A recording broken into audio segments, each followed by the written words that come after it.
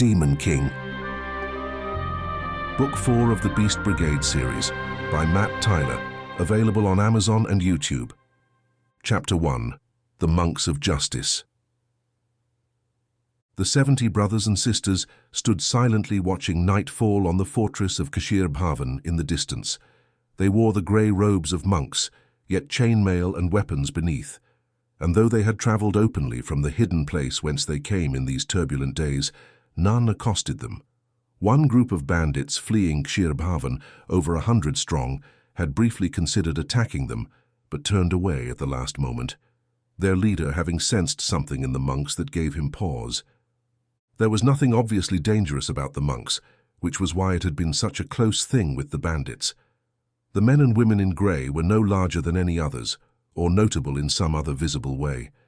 But when one got close, the bandit leader realized an unsettling air hung about the 70 bald-shaven riders who did not speak. They were no ordinary soldiers or merchant guards or even religious fanatics. No. These riders possessed a certain rangy readiness that spoke of long years in battle and comfort with death. They were severe and hard, like blocks of stone, their visages grim. Even large bands of hard-bitten killers who spotted them turned aside and slunk back into their hiding places, rather than confront them. The leader of the monks was a man called Kuta, which meant dog in Hindustani. He'd acquired the moniker after, as a young acolyte, he'd unceasingly pursued 3 undead who'd been killing livestock in a rural farm valley. He'd found the monsters and destroyed them with the first silver sword he'd carried, though that one had been little more than a dagger, as acolytes usually carried. When all the others stopped, he'd driven on, not ceasing his labours, until the 3 fiends were nothing but ash. Since that day, his comrades called him Shikari Kuta, meaning hunting dog, or simply Kuta, and since that day, he had never given up on a hunt until he'd found his quarry and destroyed it. A rider, not one of his monks, approached. She paused near the edge of the woods. This woman, a member of the Council of Mystics and the primary benefactor of his order, had summoned him. Kuta also considered this woman perhaps the hardest he'd ever known, and his fellow monks all bowed low to her, knowing her reputation for severity and power. "You've arrived about time," she said. Kuta nodded. He could speak, as could all the others, but they rarely did, believing verbal communication defiling oneself, of stepping outside the harmony with which all should act. If one must speak words or direct another, this broke the harmony of life, or so his order believed. All should know the correct decisions and take the same paths if they were truly one in purpose. The woman cared little if he spoke or not. She only cared that he obeyed. "You will attack tomorrow night. Make sure you kill all the Anglos and Ram Singh." Kuta's eyes widened, though he tried to regain his calm demeanour. Ram Singh? Prince? The mystics of the council had voted for him to die? He regarded the woman, trying to read her face, though she'd stopped her horse so that her features were hidden in the shade of the tree line in which Kuta and the others waited. The woman was one of the famed Jadugas, the wizards of India, and his order had pledged to obey. Still, to kill a prince. He opened his mouth to question this decision, but she'd expected his reluctance and put up a hand. "He's corrupted and has become a dangerous creature like all the others," she said. A few unseemly murmurs from his fellows caused his face to harden, and he turned a fierce gaze to his line of followers. The sorceress also disliked the lack of discipline and gave a stony glance down the rows of the monks, which quieted them instantly. Satisfied that she'd restored discipline, she spoke. "You will kill them all, no matter what the cost. Did you bring the silver and wolfbane?" Kuta nodded, gesturing toward a few of his comrades, who brought forth sacks of the dried plant they'd gathered from one of the most dangerous places in India, Sandakphu, a high mountain adorned with poisonous plants. The sorceress gave him a small bamboo cylinder capped at both ends. "This will produce enough fog to cover the camp, so you may approach close enough to attack. The Anglos prefer to sleep on the sand outside the fortress near to the river, and there is often fog." Next, she held out a small decorative bottle of black liquid, and one of his acolytes took it from her. When his man brought the container closer, Kuta observed that the contents bubbled and swirled. "Did you bring the iron vat?" she asked. Kuta gestured, and 3 of his largest monks dragged the big pot they'd brought forward into the light and dropped the giant iron cauldron. She gave a bare nod of her head in approval at this and ordered, "You will mix the wolfbane, ground silver, and the liquid in that vial together in the iron vat, and dip your arrow tips and your blades in the concoction." He fumbled with the stopper, wanting to smell the liquid. She hissed, "Do not smell it, and I warn all of you, do not let the mixture touch your skin. Once you dip your weapons in the liquid, let them dry before putting them away in your quivers and scabbards, and when this battle is over, you will destroy every holder used to carry these tainted weapons and bury the weapons deep in the earth." The usually silent monks gave a great audible murmur at this. Kuta held the bottle up for his inspection and finally could keep silent no longer. "What is this liquid, mistress?" His question did not surprise her. She communicated strange orders, and Kuta had never been a fool. "That is the venom from one of our enemies. It is the most toxic and potent of poisons, along with the silver and wolfbane, the yuksha. The man who is also a wolf and all the others will not survive your attack." He asked, one eye squinting with suspicion, "Why does the poison appear alive?" "The vile liquid is a thing of evil, spider venom. You will destroy every drop of this draught with fire once you've followed my orders. Do not let even a trace of the liquid survive. Also, let those who stoke the fires wear masks to protect themselves," she replied. "Once you've burned the liquid up, bury the vat as deep as you are tall and pile stones over the filled-in hole." He handed the dangerous bottle to one of his acolytes and then folded his arms and nodded, his serenity once again outwardly restored, though inside he wasn't as sure. The sorceress was no fool. She understood his distaste for things of evil, and that using a tainted poison would not be to his liking. His order consisted of those who fought the creatures of darkness, wherever they may be. They stood for justice and light, and he did not wish to defile himself. She said, "We must all do our utmost to stop this threat. I've seen a vision, Kuta. This Anglo-wolf man and his companions will go to join the Demon King. In my vision, I saw them fighting together. We must not allow that, or the entire world will be laid waste. The Anglos are a potent force of darkness that we must stop." "Akri sans tak mein ladunga," he said, uttering their watch cry. "Until the last breath I will fight." She inclined her head and repeated his words, "Akri sans tak mein ladunga." She had wondered if Kuta would refuse when he'd questioned the use of the spider venom. Her allies had given her the vial, and if he'd pressed, the fabricated story she'd told him would have unraveled. He must have been curious where she'd procured the noxious stuff, yet she was a mystic, and he knew mystics had secretive ways. If he'd known, however, that the spider venom came directly from the hands of one of the Demon King's minions, he might not have been so willing. He might have wondered about her actions. He likely would have wanted to question her more. Yet it turned out to be a risk worth taking, and her gamble successful. He would do his duty, and then he would die. The venom would kill not only those stabbed with weapons tainted by it, but also those who wielded the weapons, though it would likely take time for the monks to sicken and die. Hopefully, more time than enough time for them to kill the Anglos first. Kuta and his foolish zealots would die along with the ill-fated expedition members, and none would follow the trail of the attacks back to her feet. This was the only way to keep the earth safe, and it would make the entire matter tidy, with no loose ends, protecting her from any of the monks who might gossip or spread tales about their secret deeds of assassination. She congratulated herself on her perfect plan. Only a single path remained viable for the people of the Demon King, forming an alliance with the Spider Queen. Ruksha would not comprehend, but it provided the only option.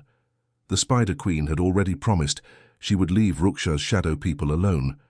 She would pass right through Narakund into the earth and spread her plague into the land of the humans. She'd leave Narakund untouched. The sorceress sitting upon her horse did not see the night shadow. She stopped in the clearing and clasped her hands together, properly nervous, as she should be. "I am here," the sorceress declared in a confident tone, though her eyes darted about, trying to spy out the hiding place of her co-conspirator. "You are late," the night shadow said. She hung in the gloom in the lower branches of the trees. "The monk is no fool, he questioned me. Will he accomplish the task?" "Of course." "This is the best course of action," the shadow servant told the sorceress. A perfect plan. The night shadow handed the sorceress her reward, a bag that dropped into the woman's hand with the clank of coins. The sorceress's eyes flared as she thought of the money and the life she'd live from now on. No longer would she wander the earth like a fakir, giving up all material things. She'd played that game long enough. The moment had arrived for her to benefit from her efforts, and if she could also save Prithvi simultaneously, she should definitely seize the opportunity. A wave of heat rolled over her body, and a sheen of sweat formed. This was all terribly exciting. She found herself in a position of wealth suddenly. All things were in her grasp. The heat became increasingly intense, and she gazed down at the hand gripping the bag of coins. The bag itself had sprung to life. A mouth with razor-sharp teeth bit down on her hand. The sorceress cried out in alarm and pain. She lifted her other hand and tried to cast a channel, but the night shadow expected that and lashed out with her long talons. Instead of cutting the woman's throat, however, she used the blunt backside of them and knocked her off her horse with a crash. The tumult of the fall did not stop the carnivorous bag. It lurched forward again, taking another bite, swallowing part of the sorceress's wrist.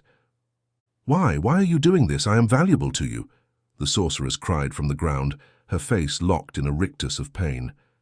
"I don't need you any longer, and I must tie up all the loose ends." The bag took another bite, and though it was small, each bite of flesh disappeared within it without growing any larger. The mouth resembled a snake, with an opening stretching as necessary to engulf its prey. "Stop, please. I'll do whatever you wish. Take the money back. I don't—" Yah!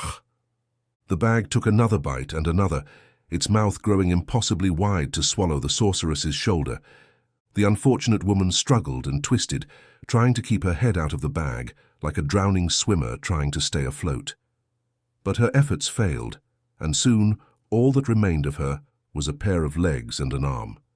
The night shadow whistled, and the bag took one last chomp, left the uneaten limbs of the dead sorceress, and floated up into the night shadow's hand. "Soon enough we'll save Narakund," she told the bag, though the dangerous artifact hadn't the intelligence to understand her assurances. She held the conviction of one who knew her cause was just.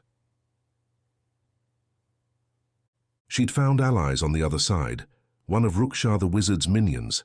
That's how she'd originally spread into Avalon, finding one on the other side to aid her. She beguiled them, tempted them with promises of problems solved and whispers of arcane powers granted.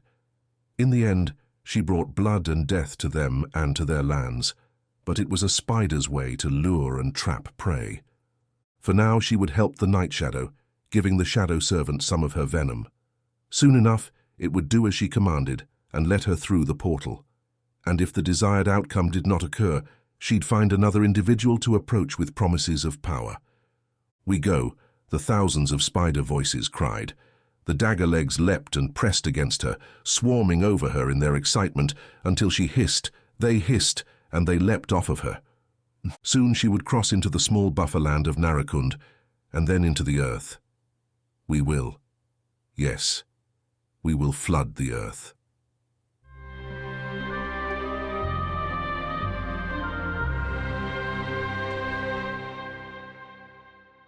Chapter 2. Spider Attack. A flash of urgency hit Bella's mind just as she put a spoonful of soup to her lips. A premonition, some emergency, something wrong. Across the dining table, Ruksha jumped to his feet, knocking his chair over and spilling his wine. "Spiders!" he declared. Bella stood as well, though in no condition to jump up. She couldn't read the sending of the servants yet, but recognized the tone of alarm. Several servants ran in from various duties about the estate. Many were almost human now, with patches of shadow clinging to them here and there, but with skin showing through as well, so that they seemed painted with dark lacquer in certain spots. "We must go," Ruksha told them. Bella strode for their bedroom where her sword and pistols lay. "You will stay here, please, lovely one," Ruksha said. She growled at him. "Do you believe you can prevent me from joining the fight? I wish only to protect the baby." She reached down unconsciously and touched the little bump, slowing to a halt. Still, she uttered with force, "I won't be coddled." "I'm not coddling you. I'm coddling my heir, who you carry inside you." She humphed at him but knew he was right. "Be careful," she said, and he strode off, forming a sword of dark shadow. Though oddly, his blade glowed with a bright luminescence today. A smile formed on his face as he laid eyes on the thing, and just before he walked into the portal, he glanced back at her and held the weapon aloft. "This is because of the light you bring to this house, Bella," he said, and sprang through the liquid film of the portal. Despite her irritation at being kept from the fight, she smiled. He was a sweet man, Ruksha, one of the best she'd ever known, hardly a demon. Even his vampirism no longer bothered her, at least in part because he had complete control of himself. She strode toward her room. She felt large already. Though Ruksha assured her that was not so, she found that her clothing didn't quite fit well any longer. The female servant, whose face now held no shadow trace at all, stepped into her path. With her mind she sent, "Please, I want to see if all is well. I will not fight." The servant nodded and stepped aside. Caution, "I'll travel with thee," she sent back. Bella and the woman had grown somewhat close and obviously had begun to communicate, though Bella lacked the ability to accomplish this form of mind speech with any others. Once back at the portal armed, Bella looked the servant in the eye. The servant warned her that if fighting continued, they would return immediately. Bella winked at her and stepped through the portal, pistols raised, and nearly tripped on the body of a large dead spider. She slipped in the blood, and if the woman servant had not caught her, she might have fallen. The black-walled temple hall near the portal was the site of a massacre. A dozen shadow servants lay dead. 100 spiders, if she counted body parts correctly, entwined with them. The rank smell of the dead greeted her, and she vomited up her lunch all over the body of one of the large spiders. The sight of that slick, chunky mess with bits of her meal sloppy and the bristling spider fur sticking out of it made her vomit again. The female servant held her hair out of the way until Bella finished. At the end, her quaking stomach brought up nothing, though her throat burned from the passage of the bile. "Ugh, I hate this," she said. She'd never been the squeamish kind, had a stomach of iron. Had, meaning the past tense, apparently. The female servant sent, "It is foul. The spiders have the stench of rot about them." Bella nodded, putting a hand on the servant's shoulder. She cocked her head and listened for sounds of fighting, but heard nothing. She stepped around the bodies of a trio of the small spiders they'd taken to calling dagger legs, burned to ash, a sign that Ruksha had fought them. One of them had tried to flee, but lay like a tomato, cooked until it burst. The sharp legs exploded off with the intensity of whatever blasted the creature, likely Ruksha's magic-wrought sword blade. The halls leading to the throne room consisted of the same wreckage. "There are many of them," the servant sent. "Many more than last time," Bella replied. The sight of the dead shadow servants now brought a stab of pain to Bella. They were humans, after all, and their faces became clearer every day. Here lay the body of the one Ruksha often sent with messages, a thin-faced man who appeared dour at first, but who always had a smile for Bella. Sitting against the wall, propped up by the body of the spider he'd killed with his dying breath, sat the servant who tended their garden. He brought in fresh flowers every day. "This causes me pain," the servant sent, though those words were inaccurate and incomplete. Her sending spoke of community and family, and holes underfoot, where one expected to find solid ground. "It hurts me as well," Bella replied. She hardly recognized the throne room. It was a disaster. The mirrors shattered, the throne itself askew. This place had experienced intense fighting and stepping without touching the remains of a creature, whether friend or foe was impossible. Ruksha sat on his throne, a trio of his servants nearby, all battle-weary. He held one of the spider legs, tapping the razor-sharp limb on the armrest of his throne. He took a deep breath and said, "We pushed them back, but only to the portal room. We sealed that door." "How long will that hold?" Bella asked. "Only the gods know, but I'm glad you advised me to put barriers in place. That saved us today." Veronica swept in, a handful of her vampires with her. Creed was not among them. "The spiders have all been dealt with," she said. "I can't help but note that none of you appear the worst for wear," Bella said. "We fought as hard as any other girl," Veronica replied. "The first door has fallen. We must not allow them past that point," Ruksha said. "We must create new night shadows," Veronica suggested. "Perhaps. To create one, we need humans," Ruksha responded. "There's one," The vampire woman pointed at Bella with a mocking smile. "That scar on your cheek just isn't healing, you poor thing," Bella said, looking at the musketball-shaped mark in the vampire's cheek where Bella had shot her. Veronica hissed, drawing herself up to either fight or spit some insult. Ruksha stepped in between them. "We don't have time to quarrel. We must find a method to stop the spiders. Something more permanent. I've told you the method to solve the problem. Once you come to the same conclusion, tell me. I grow tired of throwing away my army because of your foolish reluctance," Veronica said. She whirled and marched out, holding a hand to the scar. Once she'd departed, Ruksha said, "You needn't goad her, Bella." "I shouldn't, but I find it lightens my mood. She's a dangerous foe to have. Almost as dangerous a foe as an ally. Did her people truly fight? I saw no vampire dead or whites in the halls." "Truly. I thought her present, fighting alongside me. I certainly saw your friend Creed. He fought bravely," he replied. He stood. "Come. I must show you something." He stepped to the side of the portal and slid his hand along the edge, touching a stone symbol carved along with several others on the side. He pointed out a triangle. "This changes where you go if you—" He held his hand close to the symbol, and a tiny flicker of white energy bled off his fingers into the symbol. "Feed a little magic right here. Do you see? Look at how bright that magic is." He turned and gently lifted her off the ground and kissed her. His strength, as always, thrilled her, though she said, "Put me down, I'm no sack of potatoes." He did, gently, trying to keep his face sober and repentant. He was terrible at it, and that mischievous grin of his was dangerous. "My apologies, I'm changing. It must be because of you, Bella." Again a thrill came to her. According to him, her presence made a difference here, improving everything. He called her his Roshni Ka Farishta, which meant angel of light in Hindustani, a silly name that still made her blush. Something occurred to her. If you can change the destination of the portal, why don't you change the portal that leads to Avalon? Cut them off. Ruksha took a deep breath, then said, "Merlin hexed that portal so the destination couldn't be changed. He didn't want the spiders to swarm out into some other land. We started the issue of releasing the Spider Queen and have the responsibility to stop her." "Merlin, I'm starting to really dislike him," Bella said. "A great man, though like most men he had his faults." "Most men?" Bella asked. Ruksha winked at her with a confident tilt of his head, as if he were excluded from those who had faults, then beckoned. They stepped through the portal. She came out under a blistering, stark sun, standing on the oddest plain of multicolored gravel. "What is this?" she asked. "A fail-safe," he said, gesturing toward a small stone enclosure intricately adorned in the Indian way.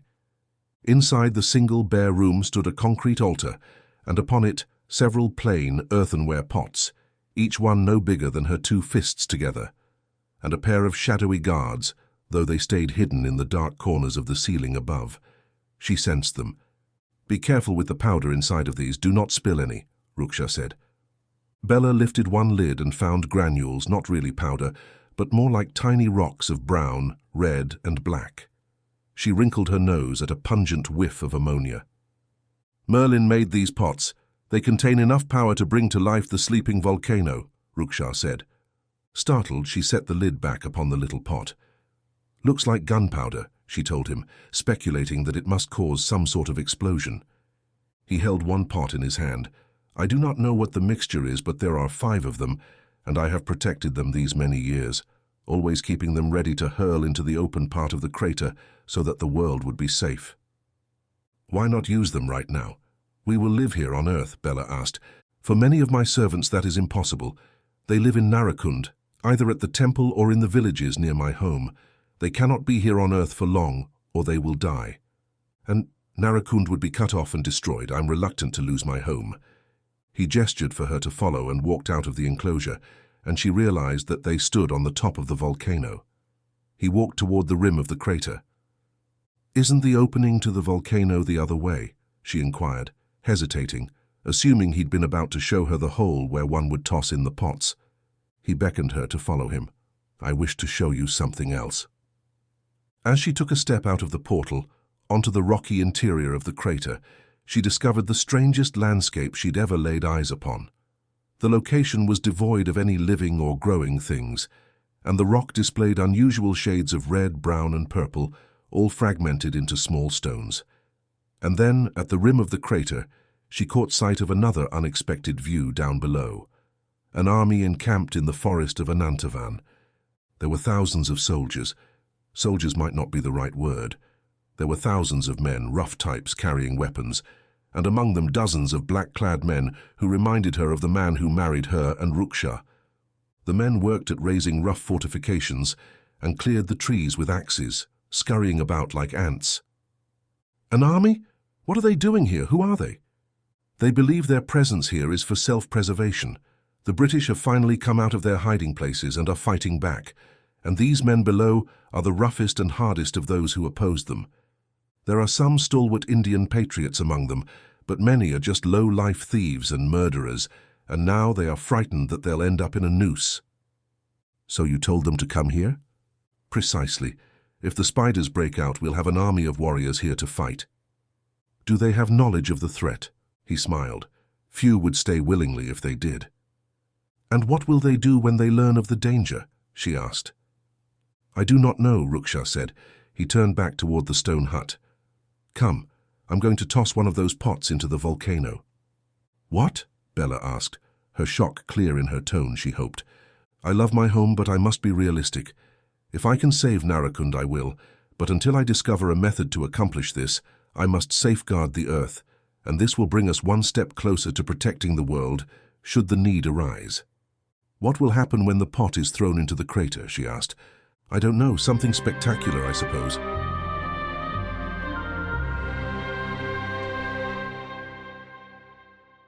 Chapter 3. Kshir Bhavan. Frail woke, looked up at the canvas of the tent above his head, and believed today was going to be a real scorcher. The heat of the sun on the sand outside his tent was already stinging his skin and forming gritty sweat along his legs and arms. Maybe he'd get up and go wash his face in the river. Of course, it occurred to him with a sudden slap of painful clarity. He couldn't just go to wash his face unless he wanted to crawl, and would dragging himself along the hot sand with his tender stumps even work? He'd never get up and go walk somewhere again. Good morning, Sahib, the boy Tamir said with a smile. He sat cross-legged outside the tent, waiting for Frail. Nimrod had told the boy to be present whenever the doctor woke, and he'd been diligent in the duty, much to the doctor's irritation. Frail attempted to roll over, putting down one of his stumps on the rope bed, biting off the howl of pain that wanted to escape him at the touch of his skin to the wood and cord. After several seconds, the pain lessened and he lay back down, unwilling to try again to move. This is what his life had become. He would depend on the boy to assist him out of bed. Without hands and with one lower leg missing, Frail was useless, an invalid. He wiped the sweat from his forehead with his forearm. It would be another stifling hot day. Let me be, he said.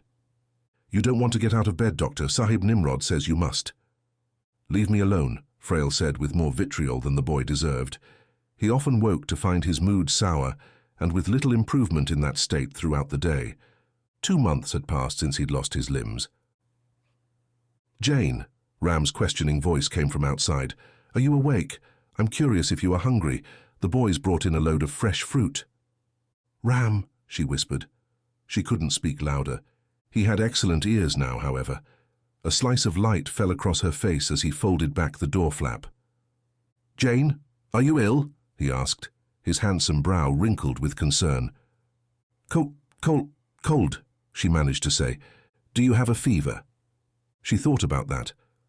Perhaps. Without a doubt, this sickness possessed a fever-like quality in how it clung to her.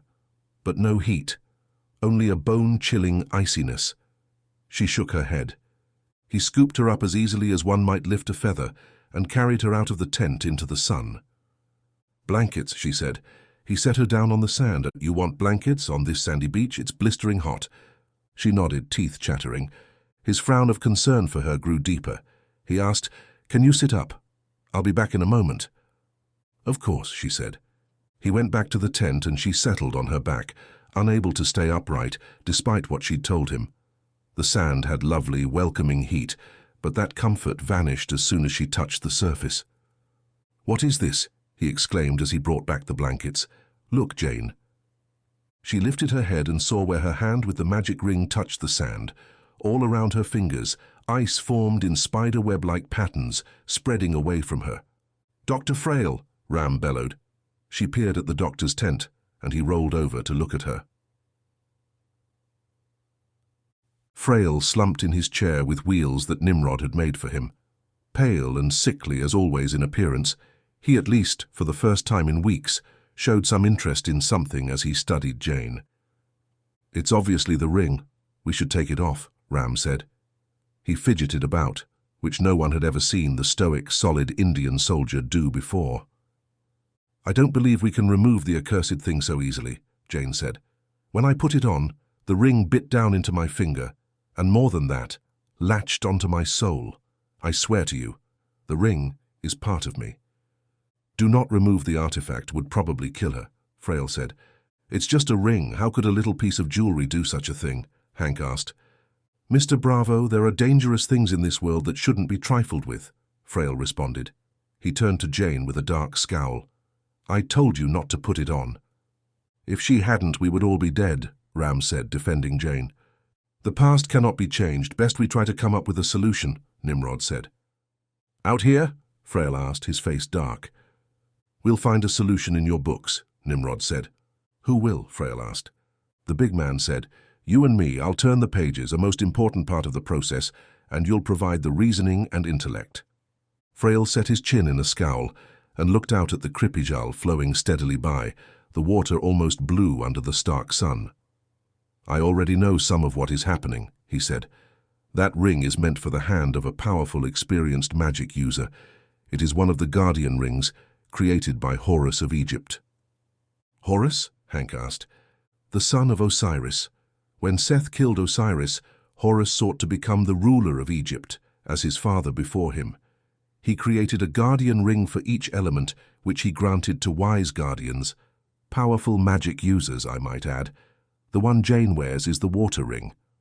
"Merlin's heir and now an Egyptian ring in India," Jane said skeptically.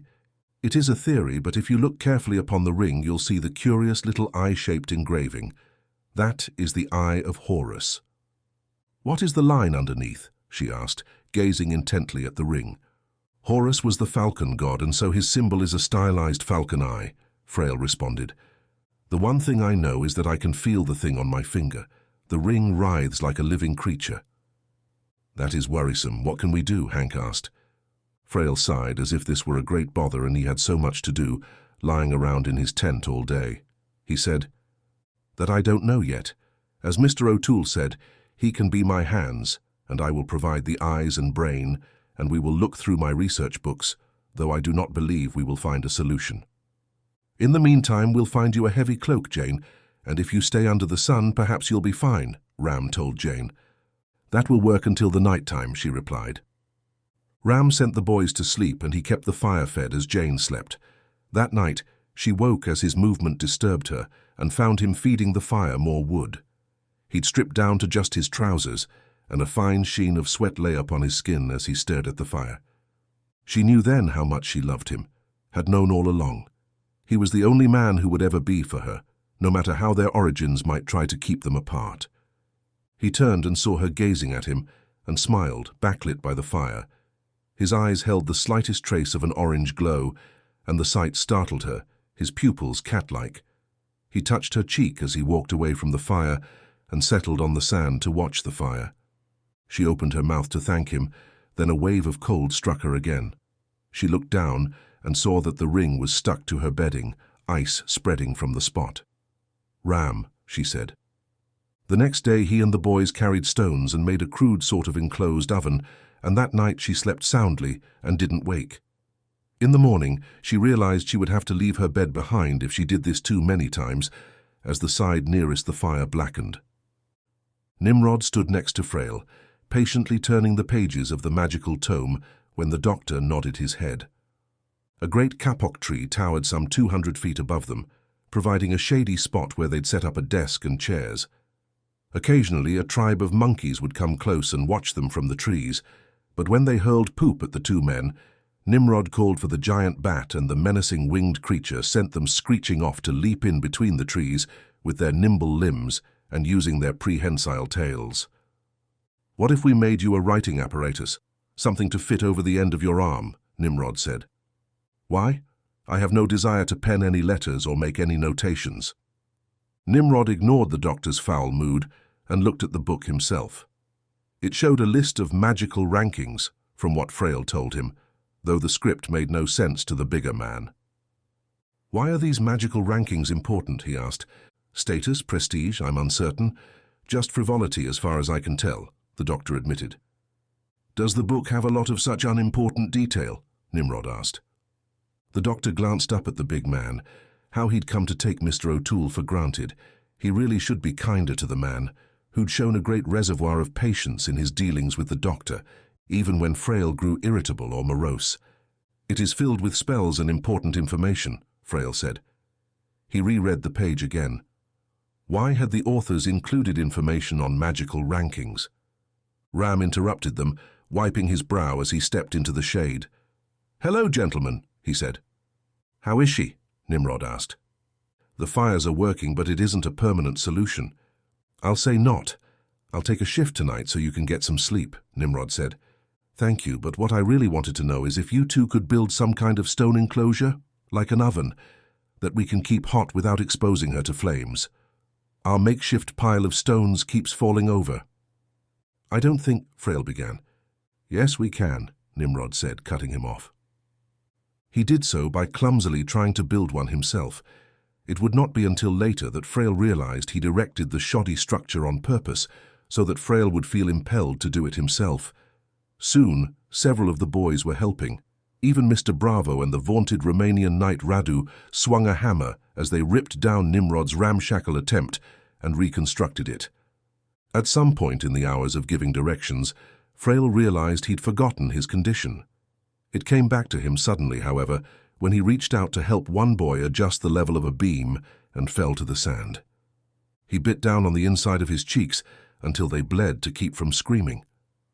Hank picked the doctor up and settled him back in his chair as Nimrod came round the building. "What happened?" the big man asked, wiping sand from the ends of Frail's stumps, which caused the doctor to grunt in pain.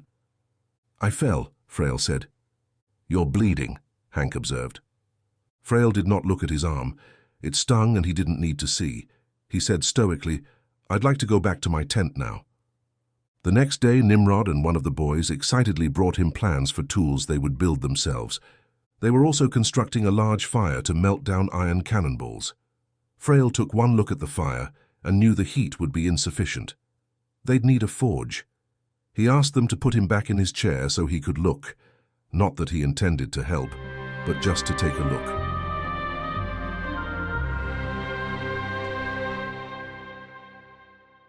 Chapter 4. The Fires. Jane woke again to find Ram stoking the fire, keeping her warm. "Do you suppose I'll live?" Jane asked. At this point she wasn't sure if she would. The cold grew more intense with each passing day, and their efforts helped less and less. She wanted to lie down on the fire, or to be tied onto a spit and have someone roll her over and over. "Don't say that, Jane. We'll figure out a solution," Ram told her. She tried to push further down into the blankets. "I don't know if I believe that. It feels hopeless." He threw another log on the fire, then wiped the sweat from his brow. "We will set you right, and then we'll be on our way to Narakund." "Something to look forward to then, out of one pile of trouble and into one more," she said. "What would we do if we weren't immersed in a spot of difficulty or two?" he asked, giving up a half smile. "A spot of difficulty? Is that what you call this?" "Yes, to you Anglos this is perhaps a difficult quest, but we Marathas regularly engage in such journeys.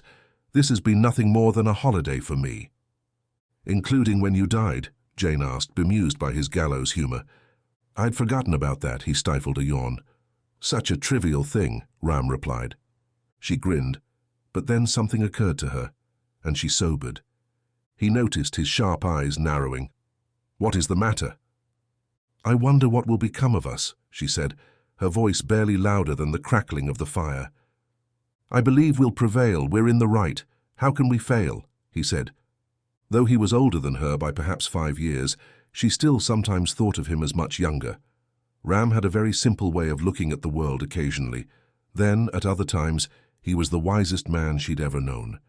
He'd saved her life more than once, and the entire expedition owed him their lives for his masterful scouting and tracking.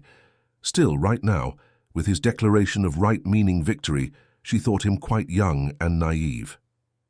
"And what of us?" she asked. This startled him. They had an unspoken rule that they did not speak of their relationship, as if they both thought their bond so fragile that words might shatter it, like very thin glass tapped with a mallet. "I do not know what will become of us.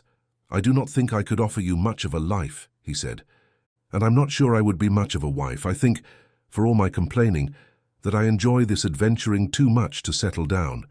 Mr. Bravo mentioned the formation of a group of government-sanctioned agents performing similar tasks to what we're doing now, and I've a mind to ask him if I can join." "I would enjoy that life as well, though my military service would keep me from volunteering for a time," Ram said. "Perhaps not. If the British government needs your help, you might be assigned to the same group," she replied. He frowned, deep in thought. "I wonder if Count Primcourt might request my assignment to this team of which you speak." She sat up, the cold not bothering her. "Think of it, Ram, what would that be like?" "I believe I would enjoy that, and if you were there, doubly so," he said, and she felt warmth rising up her neck. Nearly enough to counteract the iciness seeping from the ring. She reached up and took his hand, ever so much larger than hers, and moist from his exertions keeping the fire stoked. But that sweat felt like love to her. He labored here at this fire, enduring this discomfort, for her. He flinched. "Cold hands, Miss Avon," he told her. Mortified, she apologized and tried to pull away, but he smiled and kissed the back of her hand. "It feels quite pleasant, actually. It is blasted hot inside this ring of fire." What did his slow healing mean? Was his ability to soak up damage without lasting effects fading? He held up his left hand. The Night Shadow's attacks had also scarred him.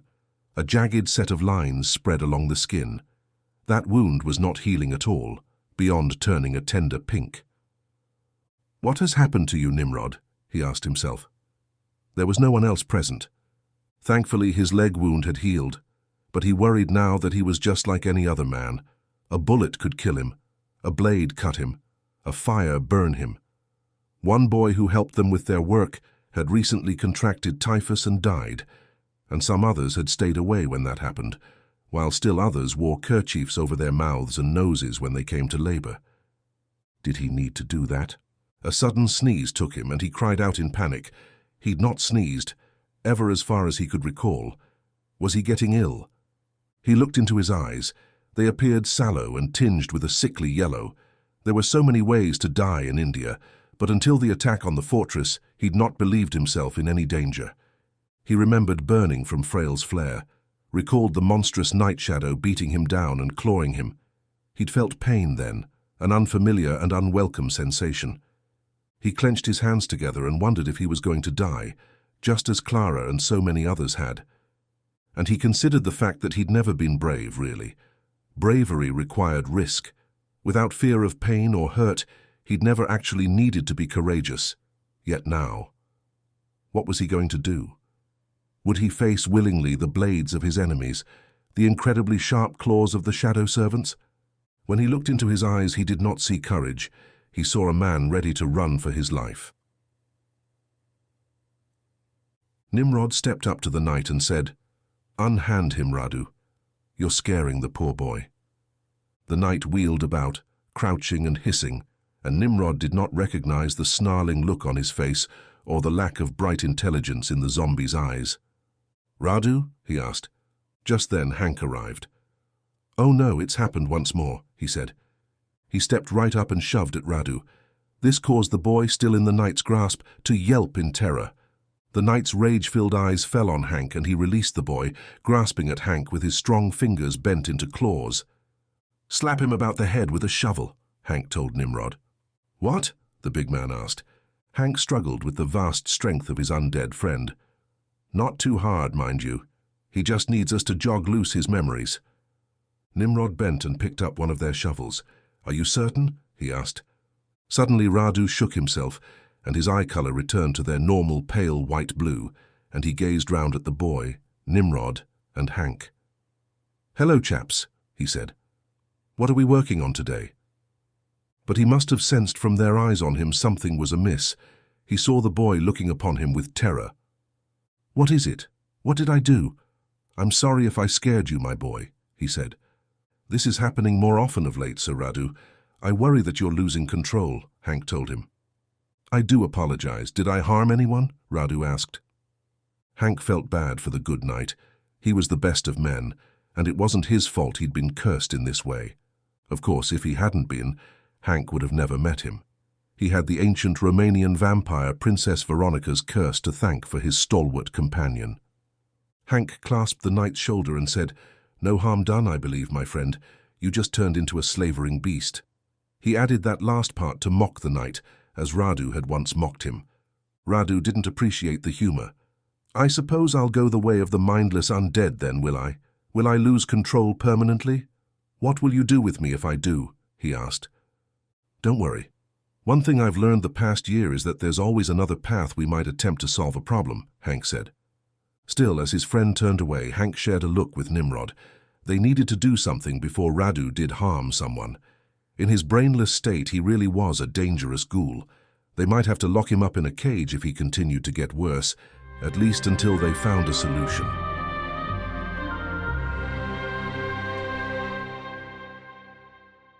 Chapter 5. Chased. Count Ernest Primcourt grimaced, his teeth clenched together and rattling with each bounce of his horse. He shouldn't have come. His wounds were like a patch of fire in his side. Around him, 50 British cavalrymen, known as hussars, rode in a steady ground-eating trot, all healthy and young, unbothered by hours in the saddle. They were all fitter than he. Even the 5 Indian servants they'd brought with them proved more ready than he to be a horse all day long. He'd almost given up multiple times, but the cavalry major, a man with the brash confidence of the young, expected him to, he thought. And so, he kept on, lying awake on his bedding every night, afraid to turn or roll and aggravate his wounds even more, his body aching. On the 5th day on the road, his rib wound reopened a hair, and for the next few days his clothes were blood-stained each night. Then it got worse, his undershirt sodden by the time he reached his bedroll. The hussar medic, an Irish sergeant named Ryan, wrapped and re-wrapped his wound each night. The man had a thick moustache and big bushy eyebrows, and though he said very little to Primcourt, his eyebrows drew together in concern every time he looked at the wound. After a week, Primcourt began to rise before everyone else so he could be a horse first, and they would not see the difficulty he had in mounting. They took the same road Hank and Abdul had weeks earlier, Primcourt hoping that rebels would not accost his small force of British soldiers. He'd risked it, because he'd gotten word that the larger units of mutinous sepoys had gone to Delhi. His gamble had paid off, and they shaved days off the time it would have taken to reach the Kripa Jal and float to the fortress. At least until they were a few leagues' distance from the fortress of Kshir Bhavan. That morning he rose excited, thinking they might come within sight of the walls that day.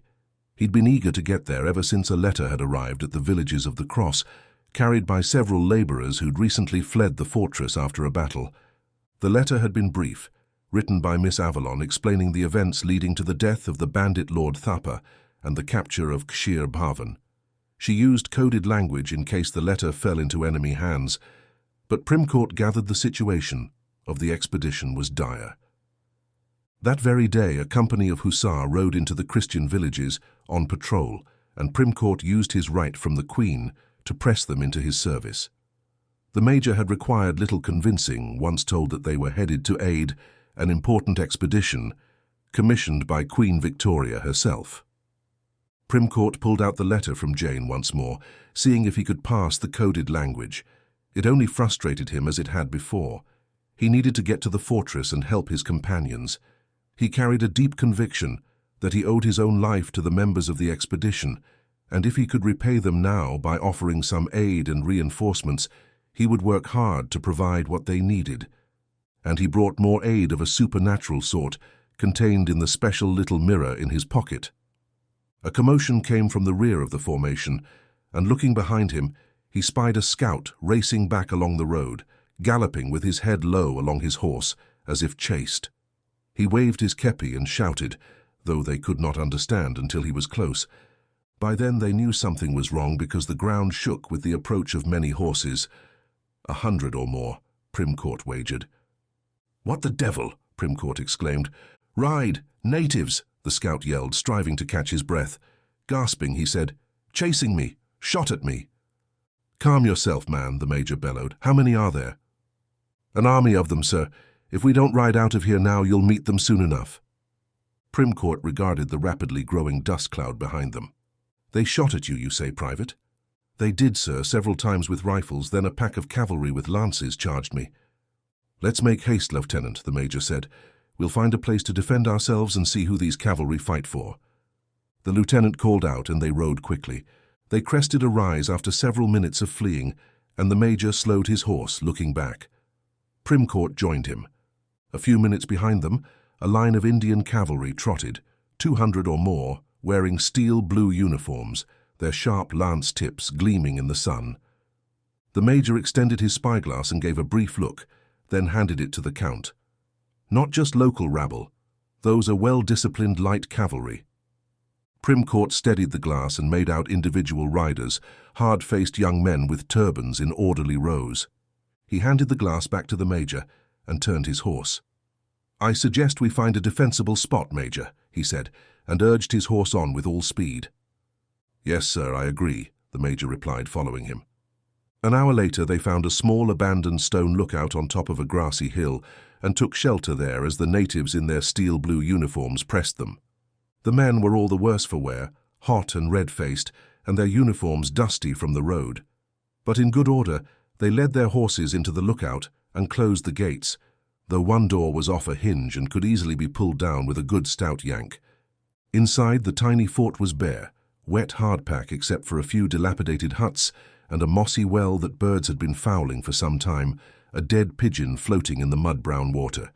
The edges were given over to weeds but not overgrown, and one side of the wall had a decently maintained ladder and wooden walkway where sharpshooters could perch. The good news, if any existed, was that the hill leading up to their shelter had only one easily approachable side with open fields bare of trees. Still, as the major put it, we've no escape from here. Our only hope is they don't notice we're here or get bored and ride on. Primcourt didn't think either very bloody likely. How far are we from the fortress of Kshirabhavan? Primcourt asked. The Irish sergeant answered, A few hours. Why do you ask? The major inquired.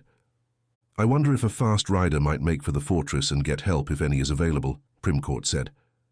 Their sentinel at the gate called down. He spoke in a low tone, barely above a whisper, but the place was so small that his voice carried easily to everyone. Their riders are here, dozens of them. Too late, it seems, the major replied. They all peered out of holes in the ragged walls, spying down to see the company of Indian riders come to a halt below them at the sharp bellow of one of their leaders. Those lances look damn sharp, said a private. Primcourt observed the men hunting them. They were fine specimens, each wearing a turban and slender Indian tunic with silver buttons. A few of the horses displayed streamers off their lances. They moved as a coordinated unit with sharp calls and martial obedience. Marathas, the major said. A quartet of riders approached, one of them waving a white flag from his lance. The second man was older, and something about the way he held himself told Primcourt he was of regal bearing. The other two riders were smaller, and only when they got closer did Primcourt note they were both women, wearing red armor of their own. My heavens, the major said. Women. Ho there in the fortress, called out the rider with the white flag tied to his lance, his English impeccable. Primcourt gestured, and one soldier opened the gate enough for Primcourt and the major to slip out. The older man, obviously the leader, was a distinguished 60 years of age, yet muscled and lean, and tall like his son, whom Primcourt knew quite well. He'd met the Rajah twice and corresponded with him multiple times, but seeing him now at the head of his army was a different matter. He was Arjun Singh, Ram's father, and the gathering dust cloud down below was his army, the lines of spearmen and musketeers just now coming into view on a distant rise. Count Primcourt, where is my son? The man asked without any preamble, his eyes flashing angrily. Where is Ram? Greetings, Rajah Singh. I am heading to see him now at the fortress of Kshirabhavan. One woman said, I knew young Raja Ram was not with you. He'd never have run like a coward. Primcourt felt his back coming up at that. They'd had little choice but to flee against such numbers. "I am wroth with you, Count. Wroth I sent for Ram months ago," the elder Singh said. "I received no summons," Primcourt replied. "Did Ram almost die?" One woman slapped her forehead dramatically. "If he'd died, I would cut out your heart, Anglo." The elder Raja put out a hand to silence the woman. "Count Primcourt, this is Yamina Ravindar, daughter of the Prince of the Bengali and Ram's betrothed." Primcourt didn't entirely understand how to classify what had happened to Ram, so he simply said, "I believe Ram is well, though I cannot say for certain." He eyed the young woman, Yamina. She was diminutive but wide of hip and with an athletic build, carrying a sword at her side comfortably.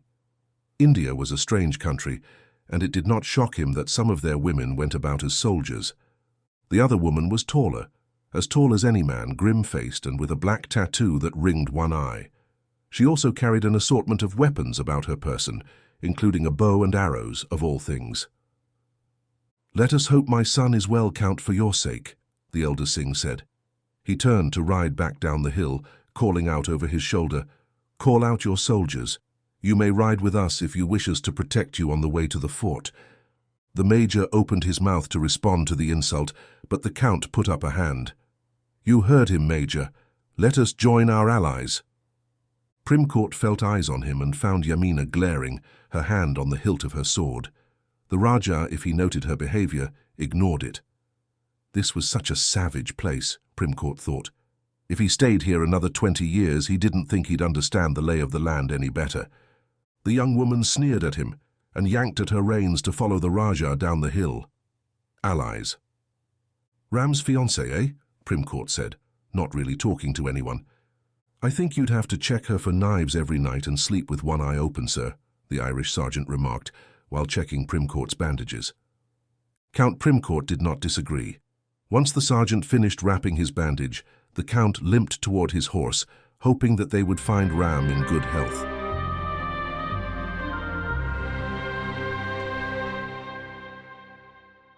Chapter 6. Moss and Guru Dev. Mostly the daily help and the construction the expedition members required came from 24 boys from the south of India. They were good lads who worked hard and always had a smile close to hand. They'd been ill-used by Thapa and his dastardly bandits, forced to labor unceasingly with little reward, and they found the demands placed upon them by the expedition to be much less onerous. And, in return, they brightened the entire mood of the camp and lightened the cares of those who otherwise had such heavy burdens placed upon them. 2 of these boys followed Nimrod and Frail around unceasingly, like their own shadows, though the doctor admitted that he no longer cared for that expression. The first was the older boy Tamer, a workhorse with a keen set of hands. If he wished, the boy might make his master's mark in any trade. His eyes instinctively knew level and fit, and Frail had found a good deal to admire about his ability to fashion tools from the crudest materials. In this way, he reminded the doctor of himself. The second boy, Karim, was the most like Frail, and though he did not quite measure up to the craftsmanship of his older brother, he had a unique gift in the way he reasoned. To call him bright missed the mark by half. In fact, the boy suggested they build an altar and hold a ceremony for Jane to award her a magical rank. He'd been sitting nearby on his heels as Frail and Nimrod pored over the book once more. The pair were once again discussing it when the boy interjected. "I wish to say an idea, Sahibs," the boy said. Surprised, both men turned to him. This was the first time he'd said anything to them out of the ordinary. "Please tell us your idea, Karim," Nimrod asked with a good deal more leeway than Frail would have given. "Altars and shrines are important here, shapes that are one thing but mean more." He waved a hand as if to explain. "Yes, symbols," Frail said. Karim smiled, nodding vigorously. "Symbol, yes, symbol all around. The elephant," he pantomimed a trunk, "is a symbol of removing problems. The peacock means protection from the heavens. There are many such." Frail considered this. "And you think these magical rankings are what, symbols?" The boy nodded. The doctor frowned as he regarded the page. "And perhaps these mean more. Maybe they unlock new abilities or would offer Jane protection from, or even recognition by the magical ring she bears." The boy scratched his cheek. Mayhap, Dr. Sahib. And so they built a shrine of sorts using a sketch from the book, but when they brought Jane out and Frail started to read the initiation ceremony for the rank of Nominatus, the lowest rank, an old woman called to them as she ambled across the sand, "That won't work." Ram, who stood near Jane ready to offer assistance, called out in shock, "Moss?" It was indeed his aunt and Guru Dev with the wise old man who he called uncle close by her side. Moss went straight away to the shrine and looked it over. "This isn't bad work," she told the doctor, "yet you dabble in things you don't understand." "We're only trying to help her. The magic is killing her," he replied, pointing. Jane slumped in a chair wrapped in blankets, her skin pale and great purple bruises beneath her eyes. She put on a smile for Moss and raised a shaking hand in greeting. "What have you gotten yourself into now, girl?" Moss asked. She turned to the doctor. "Someone who holds the rank must grant it to her, and I hold the rank and more." Frail gestured at the primitive stone table, as if welcoming her, and Nimrod rolled the wheeled chair out of the way. "What reason do you have for holding such a ceremony?" Guru Dev asked, putting a friendly hand on Ram's shoulder. "We hoped bestowing magical status would grant her some sort of recognition from the ring, or from her powers." Frail felt like a pupil under the scrutinizing glare of a schoolmaster. Moss clucked. "Fools! You grasp around blindly among razors and hot coals, and then wonder when you get hurt." "We had little choice," Jane said. She seemed to have regained some of her color, and now she stood and sloughed off the blankets, defiance in the lift of her jaw and fists clenched at her side. "It was do what we did or die." "Calm yourself, dear one. I know you're doing the best you can," Moss said. "This is just all so hasty. You Anglos are always jumping ahead of what you're ready for." "Mother, let us help the girl," Guru Dev said gently. "We are here to do just that, are we not?" she replied with another cluck. She spied the ring on Jane's finger. "What is that? Is that what I've sensed?" Jane brought her hand up and cupped it in the other. Moss reacted as if struck. "What is that doing here?" "A guardian ring?" Guru Dev asked, his eyes widening. He stood much closer to Jane, and he peered closely at it. "I think this bauble upon her finger is the water ring." Jane shivered, and the old man put his hands out in the air near her. "Cold," he said. "Ah, yes. With Jane's affinity for cold magic and the ring's power, this outcome was likely." She turned to the doctor. "I can see you've all had more than your share of wounds on this journey. And where are the other women?" Frail glanced at the sand, his mouth set in a grim line. "Clara is dead. May she rest in peace, and the Demon King has taken Bella," Jane answered. "And your leader, the nobleman?" "His injuries prevented him from continuing," Hank replied. She gestured at Frail. "And yours do not?" "Mine just occurred. As soon as it is safe to do so, I will return to England." Frail's answer held a good deal of vinegar in the tone. "You all should. The Demon King is too much for you, I surmise," the old woman replied. "If you have nothing useful to offer, you're welcome to go your way," Jane said. She'd never spoken so to Moss, but when she considered all they'd sacrificed, she wouldn't hear it made light of. They'd lost most of the members of the expedition. None of the sepoys remained alive, and only one of the original servants, a porter, though he'd begged their forgiveness and taken his leave to return home. Clara dead. Bella likely also, or worse. They'd all left their blood along the paths they'd trod, and she'd not have it trivialized. Moss nodded, her face stern. "If I go on my way, you'll die. The rest of you may leave us alone so I might look at this ring of yours, Jane." The old woman hobbled around the crude table and approached. The rest of the group looked to Hank, unsure what to do but all wanting to stay. He said, "I think we'll remain here. We all care for Jane and want to know what we can do to help." Moss's grimace was light, and her lip quirked up toward a smile. "You've forged a strong bond. I can feel the cords holding you all together." She took Jane's hand and studied the ring, holding it far out, as one with difficulty seeing things up close does. "Yes, the water ring. How in Prithvi did such a thing come to be here?" she asked. Guru Dev said, "There have been rumors the ring was here, Mother." "In India, yes, but how did it get to be here? These people," she pointed at the assembled expedition members, "attract troubles like honey attracting flies." She has put the ring on, Mother, Gurudev said and shook his head while clicking his teeth. Like children we turned loose too soon. We should not have allowed them to leave without us. We're not children, Jane, the youngest of them by far, said. You should hope I continue to think of you as a young one. A child is innocent. They make mistakes. If I felt you are responsible for your actions, I might not help you, because then you simply become a fool, Moss said, her voice sharp. Jane, reproved, tried to bow her head penitently. Can you help me? She asked, and her teeth chattered for a moment. I think the best situation will be if we have you help yourself, Moss said, patting the girl's hands. But this answer to the problem will take time. We will need to keep her warm in the meantime. We are building an oven for that, the doctor told her. An oven, Moss exclaimed. What has happened to you, boy? Moss asked. I don't know, Ram uttered, not daring to meet her gaze. I sense the tiger claw, but where is it? Where is my sword? I wish to look upon it, Gurudev said. You sense the tiger claw? Ram asked.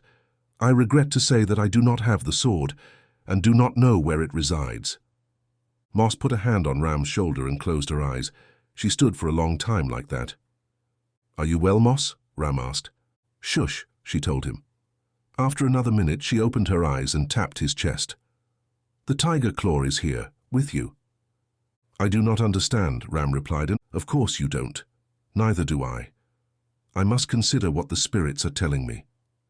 There is something different about you, Ram. An aura hangs on you, Gurudev said. The old man's kind, clear eyes showed concern. Ram recalled his many lessons at the feet of Gurudev and wise Auntie Moss.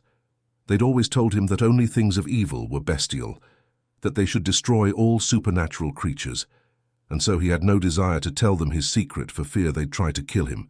Worse than that, he didn't want them to think less of him. How did you get here? He asked. Was it safe? No one would dare accost me, or I'd turn them into something that scurries about on its belly, or so I tell them at least. That's usually enough to keep them away. And as for leaving here, we'll have a large escort. Your father is bringing his army. Ram winced. My father is coming here. Hank and Ram stood close by. My father is not a man who allows dissenting opinions, Ram told them. We'll need to convince him of the value of this quest. What are you worried about? You're a grown man who can make his own decisions, Nimrod said. Ram shook his head. My father is the patriarch of our family. He believes he'll make decisions for me until the day he dies. Did your father agree to you going to England for school, or to joining the British Army? Hank inquired. Not at all. But you did it anyway. What are you worried about? Nimrod asked. The tall Indian soldier said, he brought an army with him to retrieve me this time. If he decides to take me home, there will be trouble. What kind of man is he? Will he recognize the value of our expedition if we explain the details to him? Hank asked. I'm uncertain if he will. He is a fair man and a just one, but I've never heard him apologize or admit to being wrong. Of course, he seldom is wrong, and once he decides on a course of action, he'll see it through. We can't stop now. Narakund is closed. Bella needs our help, Hank whispered.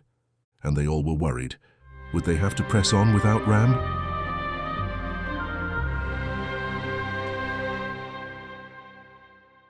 Chapter 7. Approaching the Fortress. Finally, the fortress came into view. Kshir Bhavan, a fortification meant to blockade the river Kripijal, though it made little strategic sense at the moment. There was nothing to protect except a string of fishing villages. Unless one knew about Narakund, that is. The fort was impressive, with 40-foot-high sandstone walls. Though one had collapsed, the stone blackened with burn marks from a recent fire. Primcourt wiped sweat from his brow with a handkerchief. The litter of a large but now deserted camp lay before the fortress, a handful of men and boys hiding in the shadows of the few tents. They ignored these stragglers and continued to the fortress. The Count examined what he could from his viewpoint. Sand surrounded the fortress, and some motivated defenders had erected a berm around the base. A small cannon lay on its side. On the ramparts there were cannons at each corner. As they rode through the open iron gate and into the courtyard of the fortress, a few of Primcourt's expedition members walked out of a rectangular blockhouse building, which was the only structure inside the walls. Count Primcourt, Jane called. She looked a bit ragged, he had to say. She was swathed head to toe in a heavy cloak even in the sweltering sun, and she walked with a limp, using a makeshift crutch.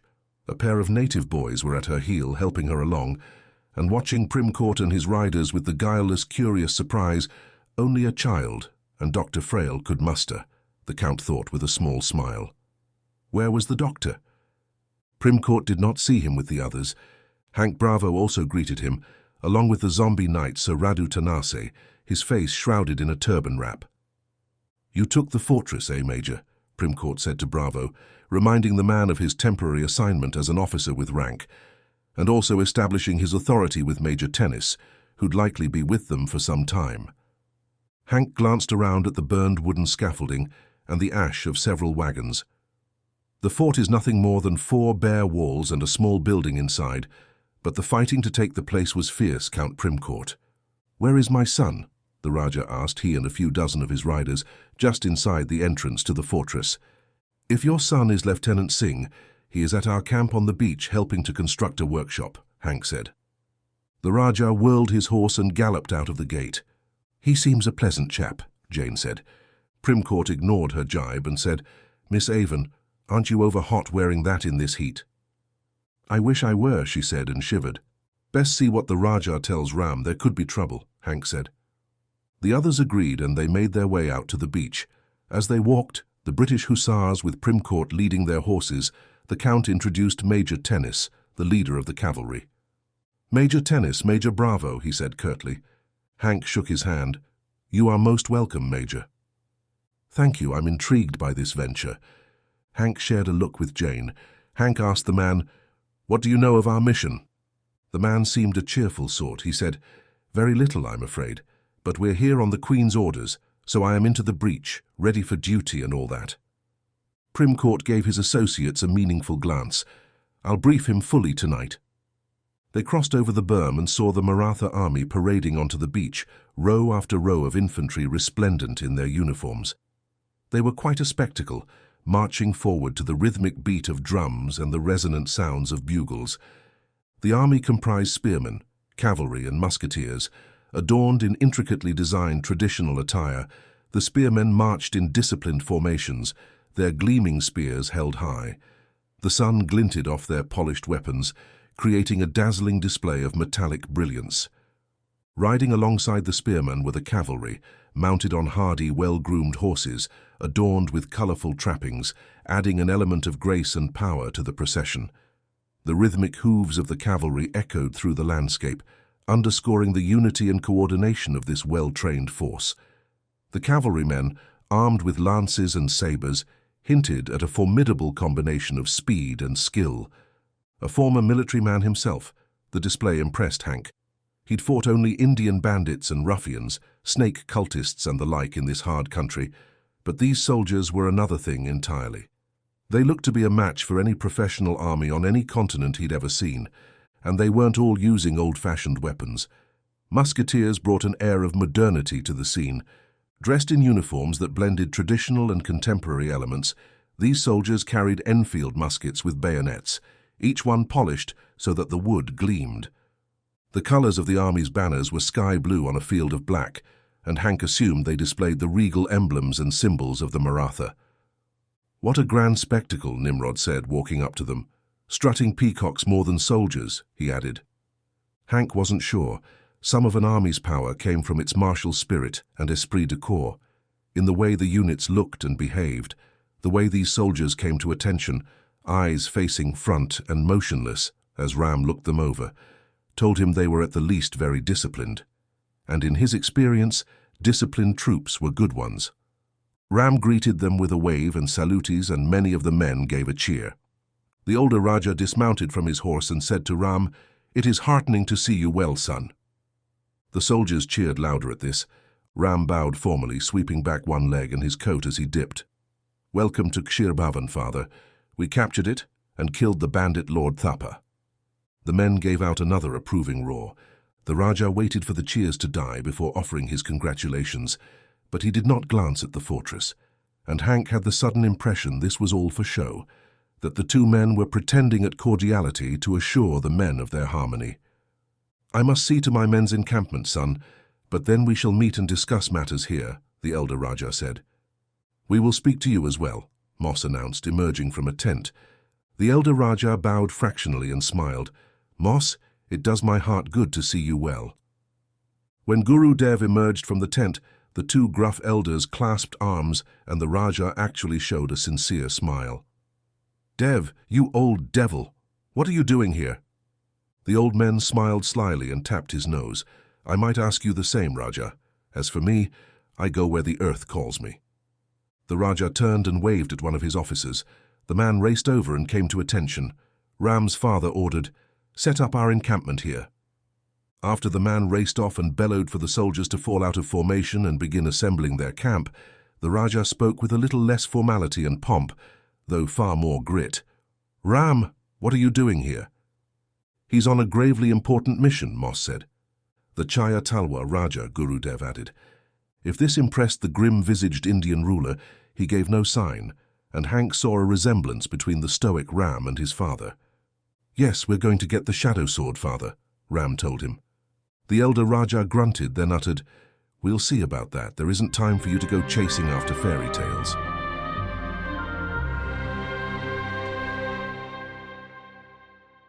Chapter 8. The Raja. Raja Arjun Singh, Prince of the Maratha, lounged on a divan in his luxurious tent, eating a roasted chicken leg.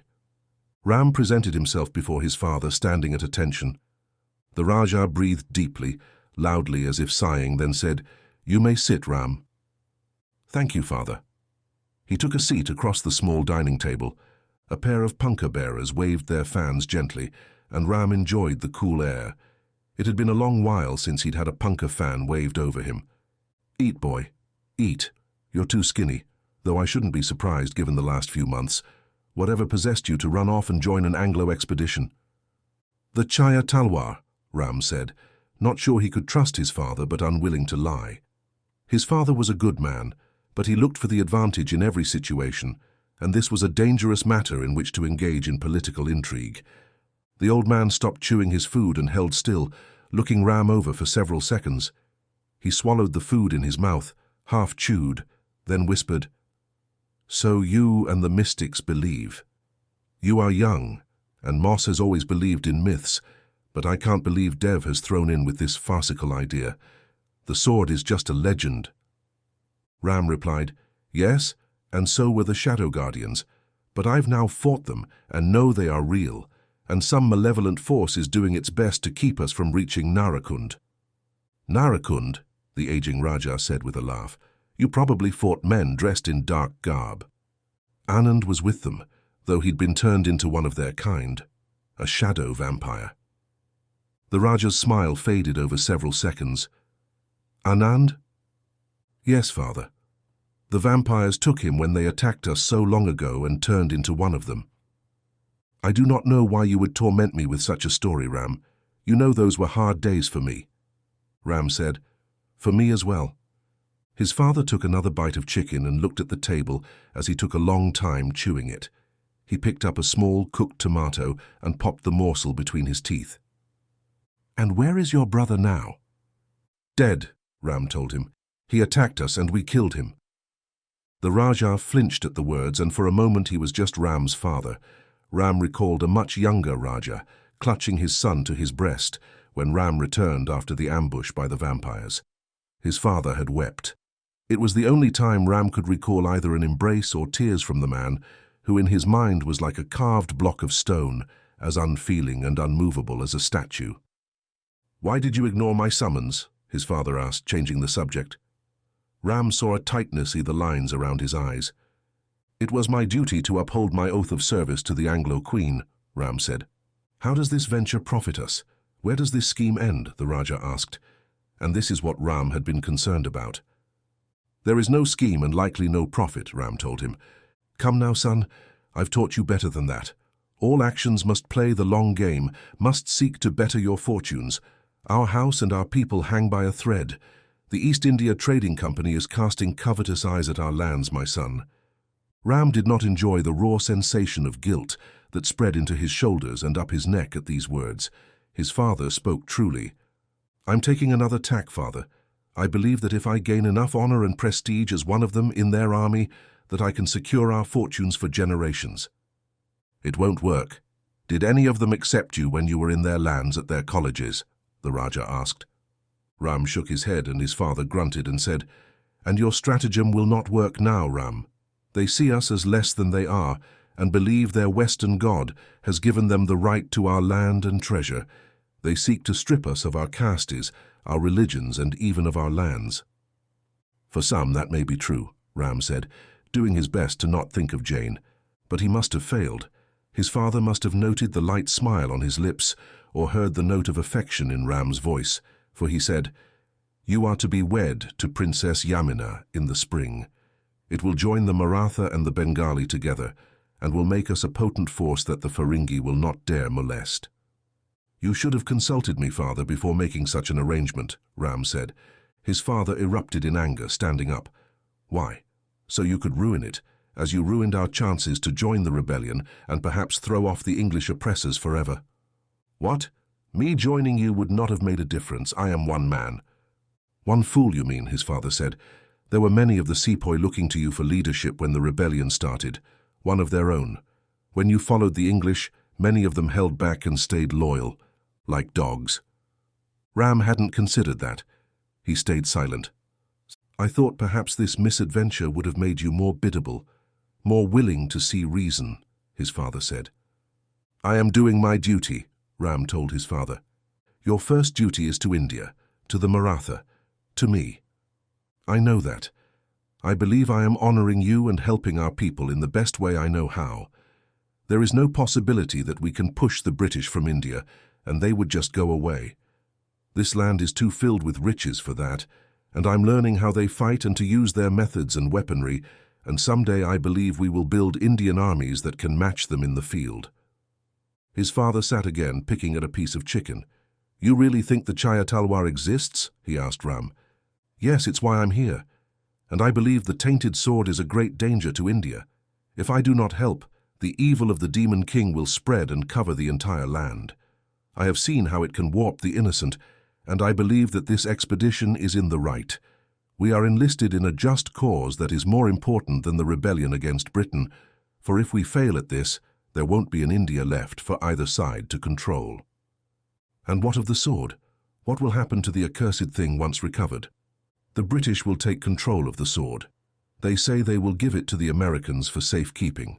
Though I'm not sure I understand all the complexities of British politics, I believe they intend to keep the sword's power out of the hands of those in London who would misuse it," Ram replied. "That sword should stay in India. The Chaya Talwar should be ours," his father replied. Ram was not sure he agreed. Though a sword of India, he was uncertain he trusted anyone to possess the foul weapon. If it was part of the power that gave the Demon King's servants their terrifying abilities, he was not sure who should have the right to wield such a power. He imagined the sword in the hands of his father, or in the hands of the British, and gave an inward shudder. Neither must happen. "I will pledge my army to this little jaunt," his father said. "If this is such an important mission, we must finish what you have started. For India." Ram could almost hear the calculations happening in his father's brain. "And when we retrieve the sword, we will give it over to the safekeeping of the Council of Mystics," the Raja said. Ram tried not to let his surprise show. He'd assumed his father would do his best to take the sword for himself. "I believe that a suitable solution," he said. "And you'll marry Yamina," his father added. Ram let the words sink into his mind. He didn't know what to say. It was his duty. He'd always done his duty. And as for Jane Avon, they'd always known their relationship was impossible. Slowly he nodded, though his heart felt as if a tight metal fist clenched it.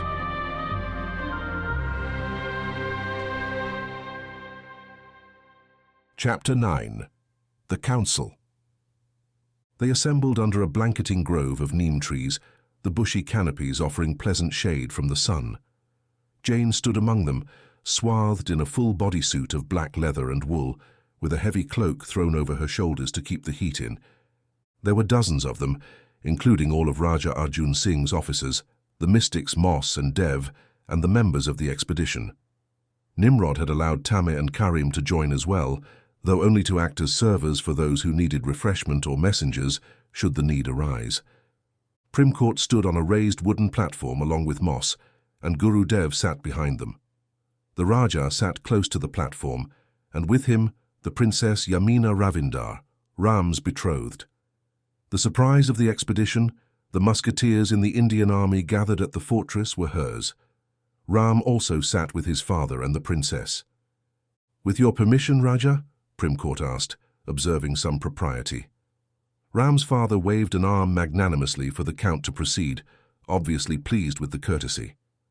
Primcourt had put on his coat for this, though the heat lay along the ground like a furnace door had been opened, and not a glimmer of a breeze stirred under the trees. He turned to those assembled. "The goal of the expedition I lead is to reach the forests of Anantavan." "Speak plainly, Anglo, you want the Chaya Talwar," interrupted Princess Yamina. She apparently had no reticence in speaking her mind. Moss clucked at her. "Quiet. He barely has begun to speak." The young woman bit back with, "Let's be quick about this. I have no patience for the round and round talk of Anglos, with hidden meanings in all they say." Primcourt waited a moment for any further interruptions, then said, "I am one for straightforward talk as well. I indeed want the Shadow Blade, or Chaya Talwar. My queen has ordered me to recover it." "How can one recover something that belongs to someone else?" Moss asked. Primcourt admitted this was an fair assessment. He said, "To take the sword from the Demon King, then, and deliver it to my queen." Guru Dev said, "That would be folly. It has a great taint that will infect anything that remains in close proximity." "Yes," Moss agreed, gesturing down the Kripajal, presumably toward Narakund. "I can feel the dark power of the thing. The sword is right there, waiting, and growing in power. If we are not careful, it will destroy the world with the evil contained within." The assembled soldiers murmured at these pronouncements, until Raja Singh fixed them with a stern eye. He asked, "What can be done then? Can someone who is not evil control the sword? Or can we destroy the awful thing?" the princess at his side asked. "That is the way," Guru Dev agreed with a vigorous finger wagged at the air. "We must destroy the tainted weapon, burn the sword up in the fiery flows of the volcano." "Would that even work? I do not know if the fires of the earth can destroy the Chaya Talwar, and if the taint is too great, the evil might seep up through the ground, even if buried deep below," said Moss. "My plan," Primcourt cut in, "was to give the sword over to the safekeeping of America for now, until the appropriate time when we'd bring it to Britain. There are factions in London who would want to put the sword on display or use the power of the artifact, whereas the Americans have promised to bury the sword deep within one of their mountains, and as we all know, we can trust the Americans." "The fools," Moss replied. "The sword was once called the Sunblade, correct?" Raja Singh asked. "Perhaps the weapon can become a thing of good and light again." Moss growled at this. "No, none here should think to control or to save this corrupted thing. The sword has bathed for too long in the great evil of the Demon King. If it isn't safe to keep the artifact, we could detonate it with a great deal of explosives in the ocean." "Blow the thing to bits," Frail volunteered. "There are places where the ocean is thousands of fathoms deep." "I fear that might contain the taint only for a time, and we would simply corrupt the kingdoms down below." Moss said, as if she knew for certain kingdoms did exist down below. Primcourt could tell Dr. Frail wanted to ask questions about these kingdoms, but the doctor held his curiosity in check. Primcourt thought the doctor somewhat diminished without his limbs. Not physically, though that was a factor. He was less in general, his gregariousness and childlike curiosity mostly gone. "Perhaps the American idea is not a bad one, but why not bury the blade here? We take the sword to the highest northern mountains and bury it in the caves, where none will ever find it," Guru Dev suggested. "There are places where a person can gather no air into their lungs so high up. No one will ever go to such a place," Moss agreed. Mr. Bravo stirred at this suggestion. He stood. "I could take the Shadow Blade to these high mountains." "Another Anglo wishing to help," the Princess Yamina said with a twist to her lips. Mr. Bravo handled the insult well, and Primcourt noted he was more man than beast now, or at least more comfortable with himself. He said earnestly, "I've no wish to spend any time with the sword, but I'm already going to the highest mountains on earth, or so I'm told, on another matter, and if these mountains you speak of are close to my destination, I could complete this task." "They are, but I'm not sure we can trust one who is under the spell of the beast," Moss said, her tone cold. Many confused murmurs erupted at this. Hank nodded and his gaze fell to the ground. "What do you mean, the spell of the beast?" Princess Yamina asked. "He is a yaksha, a wolf who is a man," Moss explained. Yamina stood and drew a long, slender dagger from her belt, her face locked in an angry snarl. Several of her officers also rose, and the 5 members of what she called her hand, women warriors all, fierce and grim, who readied themselves by stepping up to her. They bore scimitars or bows and looked like they knew how to use them. Ram stood up and said, "This man is my comrade. I trust him with my life and vouch for him." "And what of the one near him, the one who is a Rakshasa or undead?" Moss inquired mildly, pointing to Radu, his turban covering his withered face. Now all the soldiers stood. The general din of those assembled swirled, and Primcourt could feel the tension climbing. "Please calm yourselves," Primcourt said. "Why should they? You've invited evil among us," Moss said. A circle of soldiers surrounded Radu and Mr. Bravo, their weapons drawn and their expressions morphing quickly from surprise to anger. Nimrod and Jane stepped into the clearing, Jane holding 2 of her glowing magical channel balls, and Nimrod wielding a good stout lathi club with its iron reinforcement. Ram stepped toward them. His father reached out. "Ram!" But the Indian soldier pulled his arm away and walked into the circle. At this, many of the weapons lowered.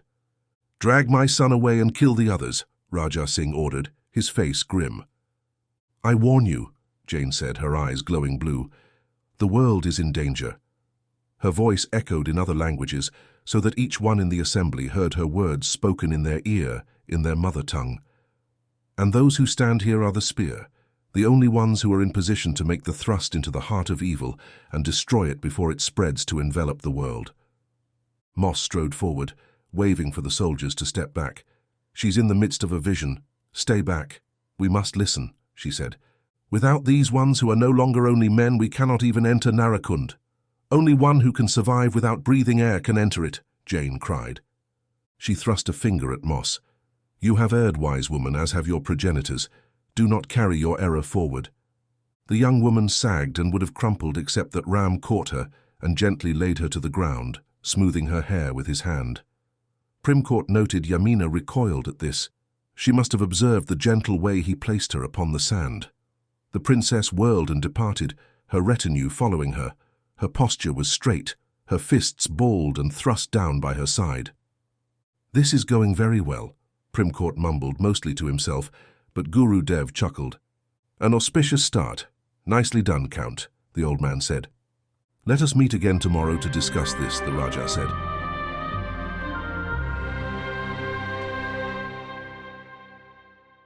Chapter 10. The Locked Cavern. "I wonder, Doctor, if you might like to take a ride with me to see an interesting archaeological artifact near here," Guru Dev asked, standing with his arms clasped behind his back. Frail was in his tent. He'd helped somewhat with the workshop, but Nimrod and the boys had it nearly completed now. It was a 2-room structure with an office and a workroom with a large enough door that a wagon could enter. The scent of the sawdust and the pungent boiling sealants made from tree sap gave him a longing he could not satisfy to lift a tool and put his hands to something and fashion it into something more. He wanted to plane out a board until it was straight as an arrow and make a mold to configure a delicate hinge or joiner. How he longed to take a walk under his own power, using just the limbs that he'd been born with. Would it be better to die than to be like this? That night shadow, the hideous thing, she'd made him into this. Perhaps she'd intended him to live in such a state. He shuddered as he thought of her descending upon him and the one-eyed camp cook Yuvan while they obliviously shot their mortars off to support his comrades. She remained unseen until she stood right between the two of them. It hadn't been much of a fight. Sometimes Frail woke from nightmares of slashing claws and red eyes, of shadowy mists becoming a gaunt, death-faced woman with no mercy. "Doctor?" Guru Dev asked politely, bringing Frail from his memories. "I'm not feeling well today, sir. Perhaps another time." "No, today is the day. I have brought my elephant for you. All you need do is rest, and it will carry us into the hills. I've gathered an escort for us, Guru Dev insisted. What is this thing you wish me to see? The doctor asked, still attempting to be polite, though he intended to use his status as a cripple to shoo the man away. If there was any value at all in his condition, it was that he could wave his injuries like a standard to make people let him be. I've never seen it myself, mind you, but have always wished to, Guru Dev responded. I've seen plenty of temples and shrines and more than I ever care to see of ruins of ancient Indian peoples, Frail said, and felt bad for being so impolite. It is a vimana. I'm not familiar with that term. Frail attempted to be more friendly. Guru brought his hand up and held it palm down to the ground. He moved it across the air and said again, A vimana. I do not know of a name for it in your tongue. Frail growled, but so low that Guru Dev likely didn't hear. He had no idea what the man was on about. It is a ship that uses the air, Guru Dev said. Frail eyed the old man up and down, wondering if he was a lunatic. What? Impossible. I agree. Just as magic is impossible. Frail grunted at that. The old man had a point. Guru Dev gave a sly smile as if he knew that he'd made a valid argument and said, There are rumors mechanical men made of metal flew it. The doctor did his best to sit up. Flying craft and mechanical men, take me to it. It was probably all nonsense, but he had enough regrets about India and did not wish to add to the list.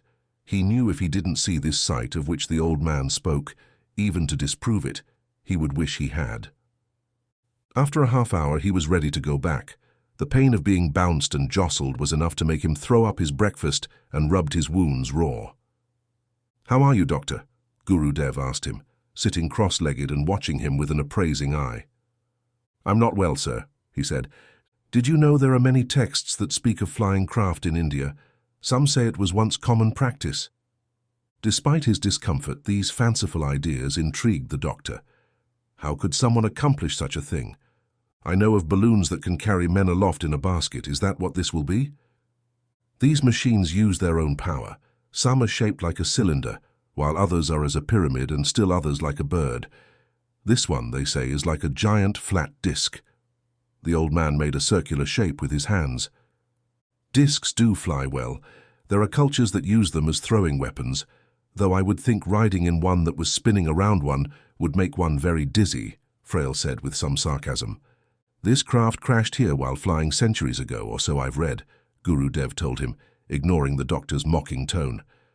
And what of these metal men? Frail asked. The Mahabharata, the great poem, speaks of them. Ancient spells written on their insides power them. One of the 8 unknown mystics created them to protect ancient knowledge.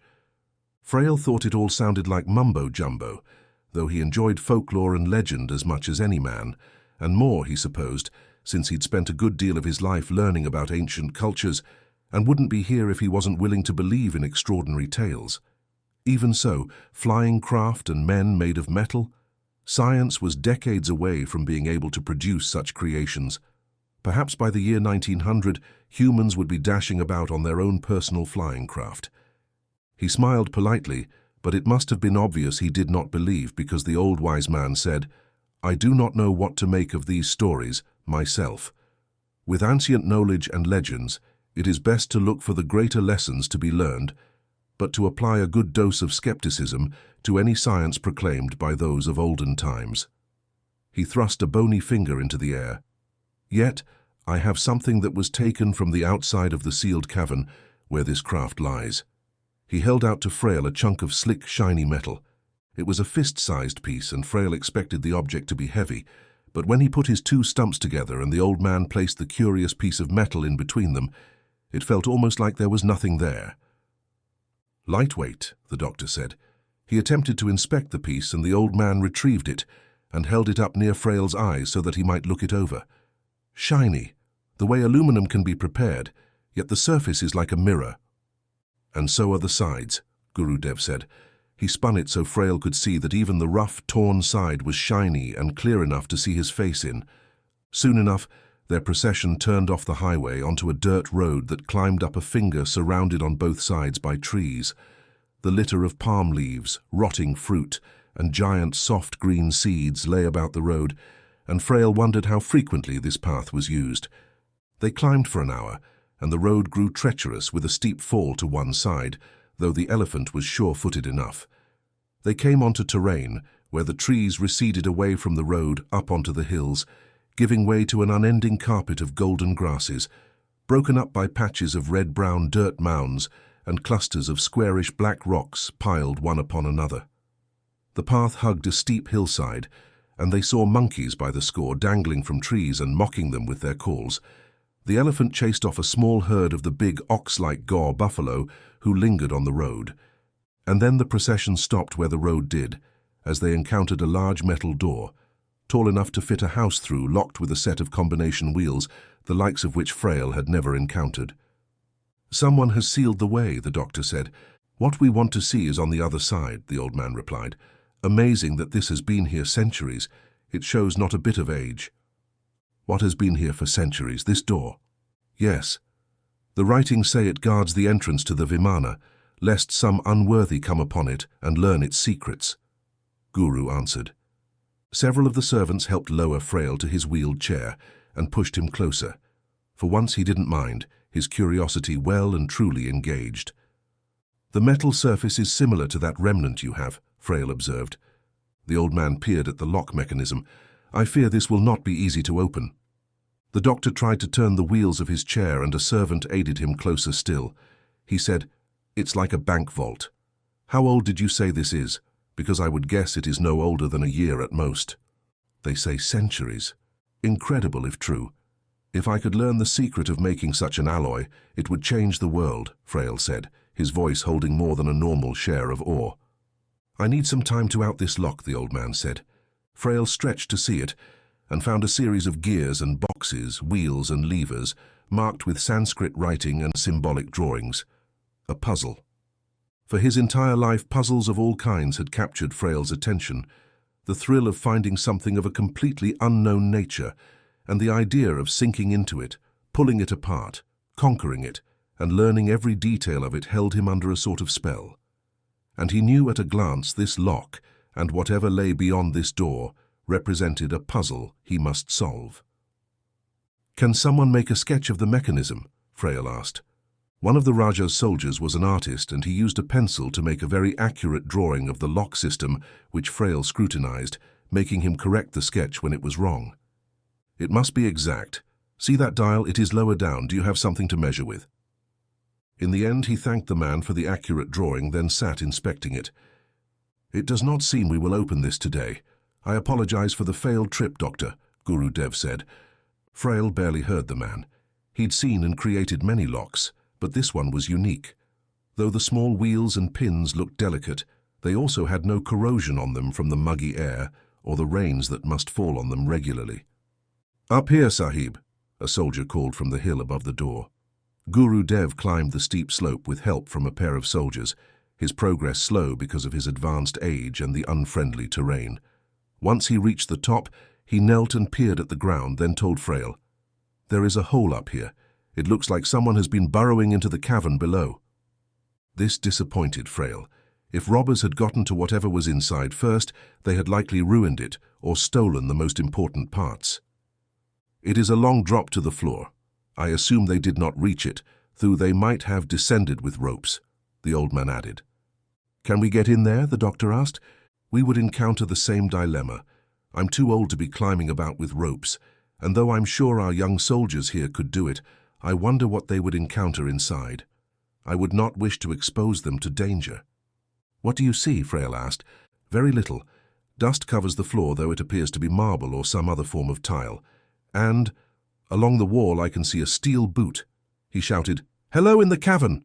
He called again after a minute, and Frail assumed there was no response. A soldier helped the old man climb to his feet. "Most interesting. It appears the legends are correct, or at least that there is a steel statue of a man inside." "Is that all?" Frail asked. How he wished he could climb up there and spy it out for himself. "The rest of the interior is too dark to see more, but it looks like a voluminous chamber," Guru Dev told him. The soldiers spoke to him for a moment. "They tell me we should go back to the fortress now. It will be dark in a few hours. Perhaps we can come back someday," Guru Dev said. Frail ground his teeth. How he hated to leave a mystery behind him.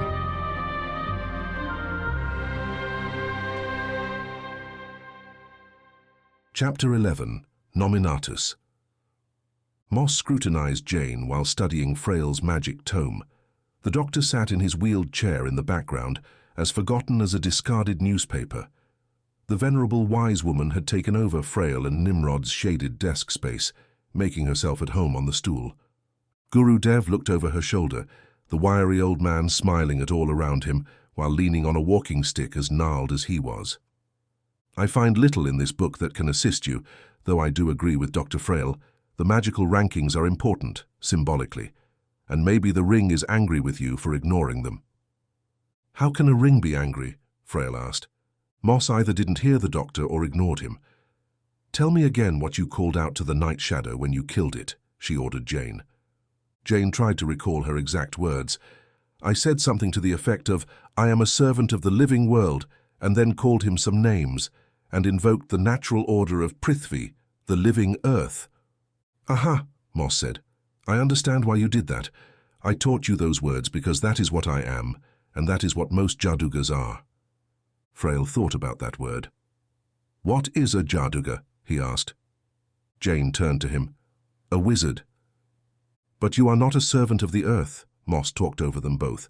You are a follower of Varuna, the Vedic god of the rain and sea, and perhaps of Rudra, who is of the storms. I see, Jane said, though her words and wrinkled brow made it obvious she meant the exact opposite. Dear one, Guru Dev explained, that ring you wear and the talents you have for producing cold and ice mean that you have been given a gift of Varuna, of water, or, as Moss said, of Rudra, and so you should give your oaths by their names. Moss added, I am no expert in water magic, but I agree with the Honourable Guru Dev. Water is interwoven with emotions and intuition, seeing inside oneself for the truth of what one truly is. It speaks to the ever-living waters. Does it matter that her lineage passes through Merlin? He was a Celtic druid, after all, Frail said. For the first time, Moss turned to him and frowned. For a moment he thought she was angry with him, her stern visage intense and scrutinizing. But then he saw she was considering his words. She inquired, It might.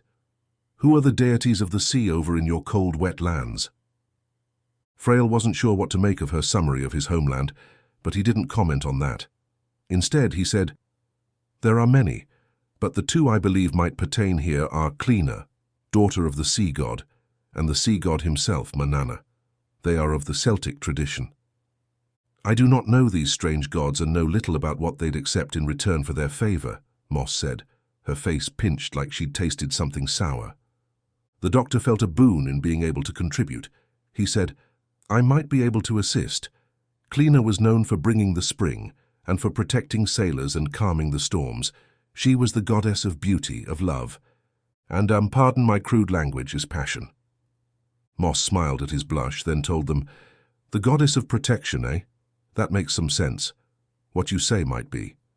She turned her gaze back to appraise Jane, weighing her like a merchant inspecting some goods. In our own law, Rudra is sometimes a single being, and other times known as a number of storm gods, with Shiva being their ruler. Guru Dev clicked his teeth, which he somehow made sound like an agreement. Then he uttered, And Varuna is the deity of Urta and Satya. Justice and truth, Jane translated, then realized Dr. Frail probably didn't need the help since he spoke so many languages. She thought about those words. Justice, truth. They meant a good deal to her, and she'd felt a lift when she'd sentenced Anand Singh, brother of Ram, to death for his crimes. Perhaps she was an arbiter of justice. That bit about truth and justice feels right to me, Jane replied. Going off your gut isn't the way here, Frail said. Moss cut him off. You are incorrect, Doctor. If she feels this, first of all, we must investigate it. This is no mechanism of science. Magic is a discipline of instinct and passion and mysticism.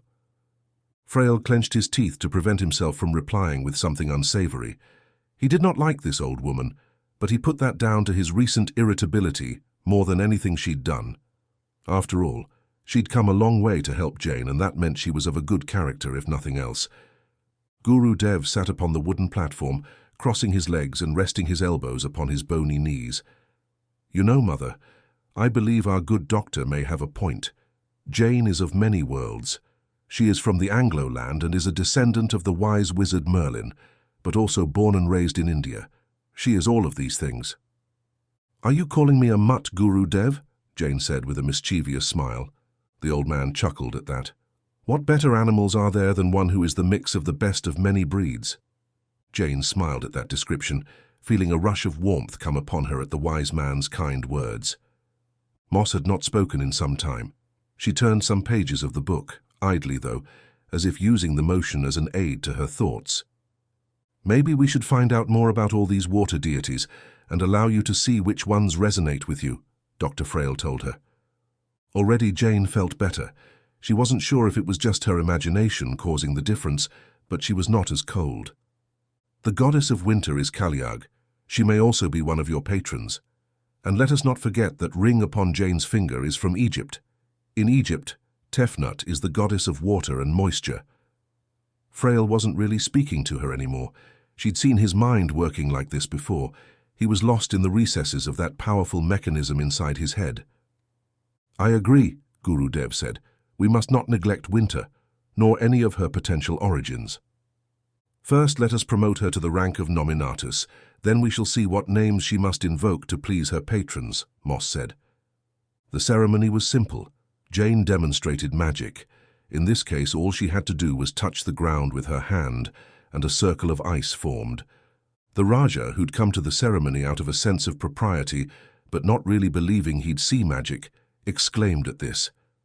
Princess Yamina also let out a surprised cry. Many of the others present had seen that and more from both Jane and the enemies they'd encountered during their journey, and so this was nothing worth mentioning as unusual. "You will honor the waters and the storm and the winter?" Moss asked her.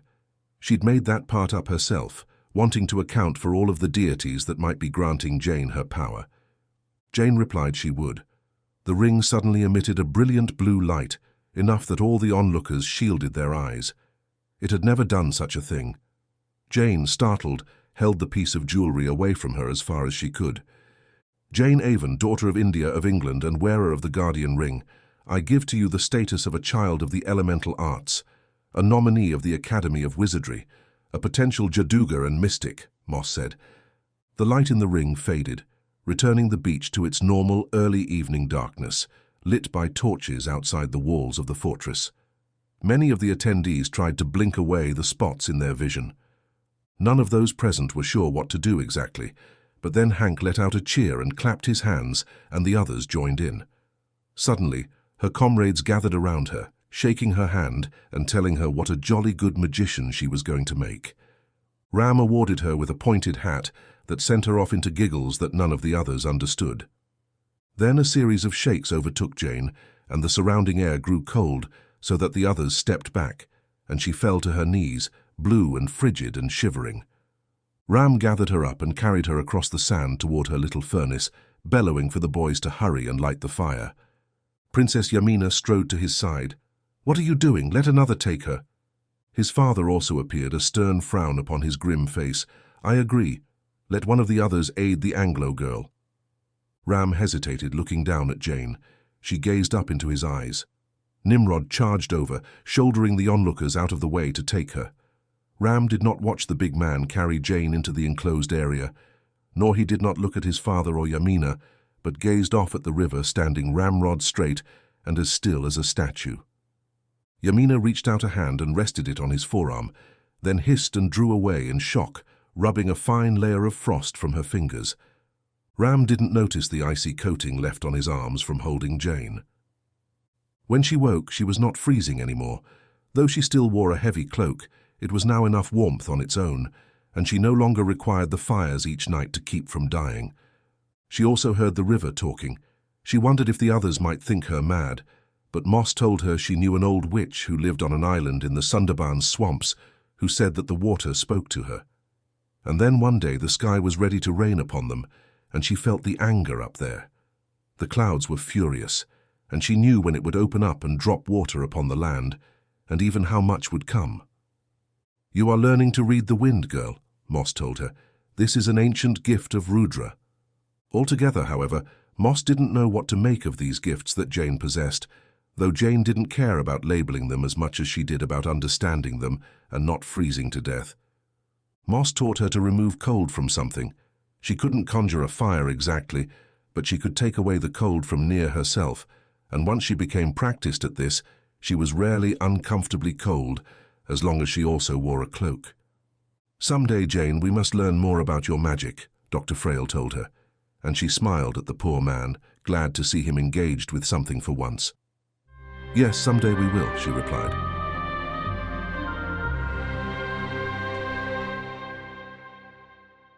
Chapter 12. Bella at Kashir Bhavan. The members of the expedition, except Frail and Primcourt, gathered on the ramparts inside the fortress just after the watchman called 2 o'clock in the morning. "Tell me why I'm awake at this late hour," Nimrod said. He'd grown quite accustomed to being a workman in Frail's shop, and he loved the life. It made him mourn somewhat his choices before he'd come to be here, and he thought that if he got the chance, he might like to go into a trade, or help Frail in his work. The doctor could use him as his hands and feet. Perhaps they might bring to life some of Frail's inventions together. One aspect he most appreciated about the life of a tradesman was that the job started and ended with the daylight hours. He kept a consistent schedule now and found it a most pleasant change from his life as a criminal and mercenary. He discovered that a normal life agreed with him. "I would rather be sleeping myself," Ram said. "I hardly sleep at all if I'm being honest," Hank told him. Ram's own nocturnal habits had grown very different as well. He said, "And for me, I'm always tired, except at night. I'm afraid this tiger's curse has me mimicking the nightly habits of the creature. I would sleep all day if I could." "You've kept us awake half the night to discuss your sleeping habits," Nimrod asked. "I slumber as soundly as a bear and look forward to getting back to my bed to practice as soon as possible." "I'm leaving," Hank said suddenly. He hadn't intended to be so abrupt, but Nimrod's irritation had gotten to him. "To Narakund," Ram added, not really asking a question. Hank pointed at him as if to concur. "Yes, to finish this. Moss, Ram's father, and even Primcourt seem determined to drag this out, and I've already delayed too long." "I will travel with you," Ram said. "Of course you can count on me as well," Radu said from where he knelt on a rampart, watching the river. "I guess this means I won't be sleeping tonight," Nimrod said. "Once we're out on the boat you can," Jane told the big man, patting his arm with affection. "That is a strange fog," Radu said. "Most peculiar." Suddenly Bella formed from the shadows on the ramparts. All the others took a step back and a few drew steel, but Hank leapt in front and urged them to put their weapons away. "Bella," he whispered.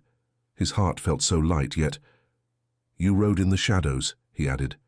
He sniffed at the air, thinking that his wolf senses would tell him if Rukshar had turned her into a vampire. The very idea of checking her condition frightened him, but he found that she was not a vampire, though there was something different about her. "Hello, Hank," she said with a smile that hit him hard in the gut. He'd forgotten how exquisite she was. She turned to the others and smiled at them all. "Hello, everyone." "Bella," Radu called out. Jane was close behind with an enthusiastic welcome. Nimrod and Ram also greeted her. "I haven't much time," Bella said. "Jane, we need your help." Radu, from his stoop near the ramparts, gazed at the river and the sand for a moment, then said, "The fog is getting thicker." Nimrod was tall enough to look over the stone ramparts from a few steps down. The zombie knight was correct. The fog was a single patch centered on the camp, drifting up from the edge of the brush and across the cleared beach to the tents. "Radu's right. The fog only surrounds our camp, and it's getting thicker," Nimrod said. To be sure, he stepped up and climbed to the rampart, then looked downriver as well. No fog, and the sky was mostly clear. "Some devilry is in this fog," Radu mumbled, clenching his bony hands together. "What is going on, Bella?" Jane asked suddenly. "I need your help, Jane. Rukshar needs your help. There is a great evil—" Nimrod saw a sentry down below looking back into the fog. Then, as the fingers covered him, his lantern winked out, and he was gone. Both he and Radu flinched at that. "We're under attack," Nimrod said. Hank and Ram both strode to get their own look. Now hidden in the fog, they spied a line of grey-clad figures sliding through the tents, converging on a specific cluster. "They're heading to our tents," Hank declared, And then he saw shadow servants also appearing among the tents, forming like ink poured out of the darkness into coal-black figures. He whirled back to Bella. "What is happening, Bella?" Bella looked bewildered. "I don't know. I'm uncertain." Jane was studying her and said, "You're pregnant." This struck Hank like a sucker punch to the gut. Bella said, "Listen, there is no time. Jane, you must come with me." "We have our own problems," Radu said, pointing at the open gates of the fortress. As Nimrod peered down into the courtyard, he saw a dozen grey-clad figures stalk into the opening. He turned back and bellowed out over the ramparts, "We're under attack! Ambush! Intruders in the camp!" Down below him a few tents stirred and soldiers emerged. Soon a barrage of shouting erupted and the Maratha soldiers mustered. Then a clash of blades came. A handful of the grey-clad attackers inside the fortress raised bows and fired arrows up at them, while the others charged up the stairs. "Please, Jane, none of this matters. The world is in danger," Bella pleaded. "I'm not coming with you. I don't trust you. You've tried to distract us so that these assassins might kill us." "No, Hank, tell her I wouldn't do that," Bella replied. But Hank was still stunned by the announcement she was pregnant. His arms and legs felt weak and unresponsive. He could say very little. "She's been changed," Nimrod said. He brought up his rifle and Hank knocked the barrel aside, though he said nothing. Nimrod shoved him away angrily, but when he repointed his rifle, Bella had vanished. Down below, several of the grey-clad figures had spread out into the courtyard, focusing on those on the ramparts. Nimrod raised his frail rifle and shot an archer, dropping her in a heap. Radu charged down at the grey figures climbing the steps. He bellowed and his steel rang against that of the attackers. Hank did nothing. He tried to convince himself the entire scene he'd experienced was a fancy, a figment of his imagination. Nimrod killed another of the attackers with his rifle. Then Ram leapt over the top of Radu, crashing into 3 defenders. And he was a half-tiger, something Nimrod had never seen before, his powerful claws ripping through the attackers. A blue glimmering light rose, and the air turned to the frigid touch of a New England winter as Jane summoned 2 of her magical channels, the glowing blue balls hovering just above her shoulders. But the magic did not startle the grey-clad ambushers, and they did not react with fear. In fact, even as they died, they made no sounds. As Jane killed several of the attackers with projected icy blades, she remarked, "They are all shaven bald, both men and women." Her breath came out in gusts of cold steam, and she shivered.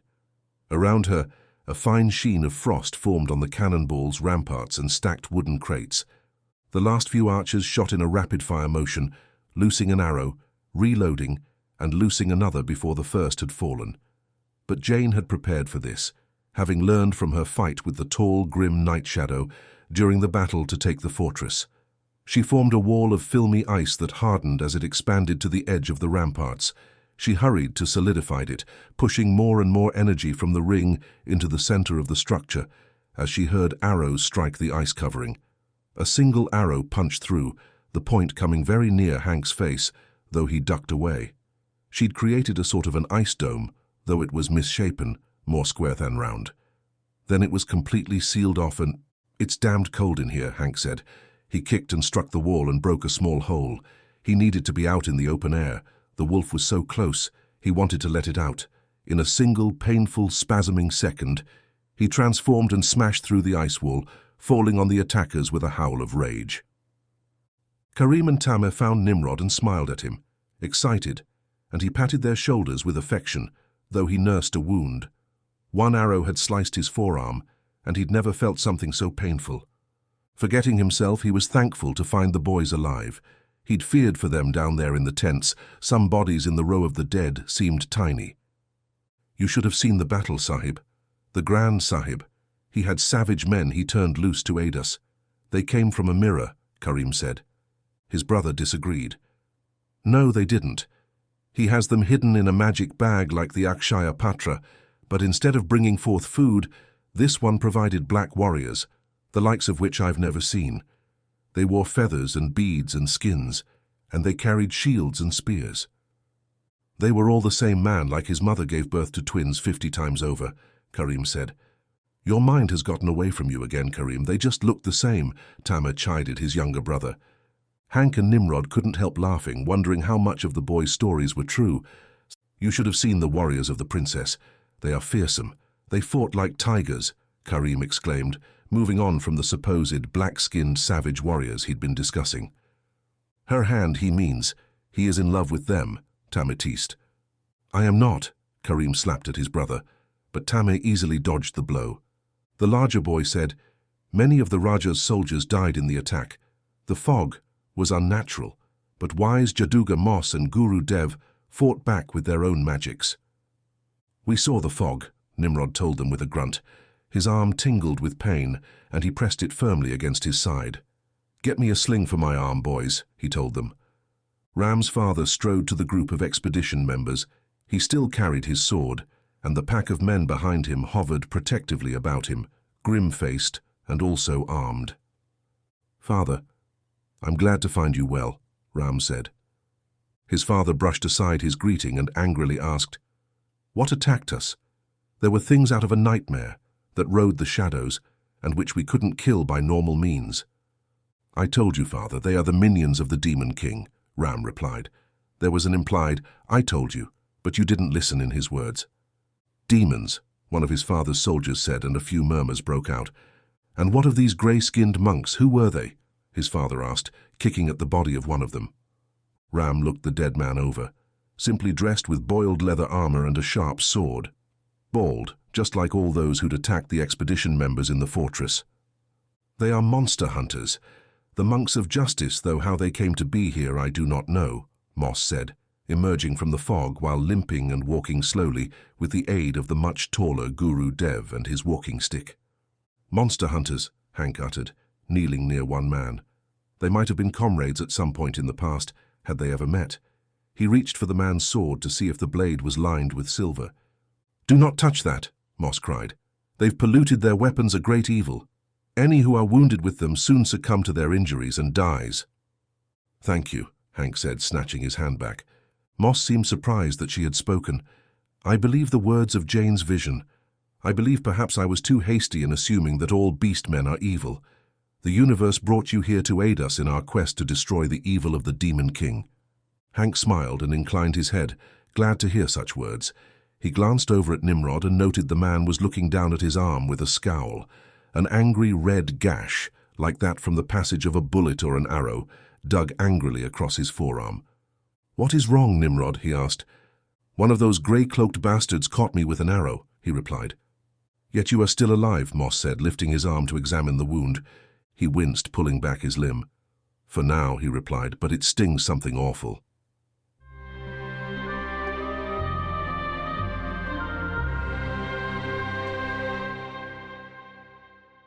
Chapter 13. Contact. Veronica strode up to the cloudy black glass of the portal and gazed at her reflection. Behind her, her minions carried the bodies of the last of the dead spiders. She'd agreed to use her own forces to clear out the room, pushing the spiders back through the portal, as long as Ruksha agreed to deliver on his promise and provide her with a night shadow. Now she just needed to select a human to fill the role. It would need to be someone dedicated to her and proficient. She had plenty of the former, thanks to blood binding, but none of the latter. Finding the candidate would take some time. She'd already begun harvesting likely humans from the closest villages, though she was unsure she'd find a suitable person in this backwards place. If only she could reach Europe quickly. It would be better to find a civilized person, rather than use a native. "You might travel wherever you wish," a voice said. Several other voices spoke with it, whispering hisses so soft she could hardly hear them. She gazed about her, wondering from where they came, but saw only her minions toiling away at dragging out the dead spiders. She scrutinized the portal. Could it be that the voices came from the other side? She knew little about portals. When she wished to travel quickly, she used a blood connection bond, a link between her and one she'd bitten but kept human.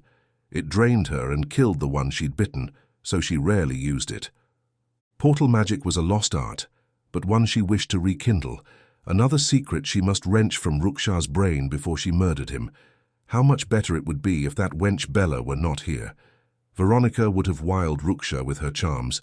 She'd have been the most devoted zealot to his cause. he would not have resisted her. I know the secret of multiple whispers again, so many she could not pass through them to understand. So low she bent closer to the dark glassy surface to hear them better. I can show you the secrets of portals, as well as a great many other things, the voices said. I can give you the power of the shadows. This time there was a strong central voice, a feminine voice, though Veronica thought it also unearthly. Could this be the so-called Spider Queen? And what would you wish in return? Veronica asked. She was no fool. No one gave things in this world without an expectation of reciprocation.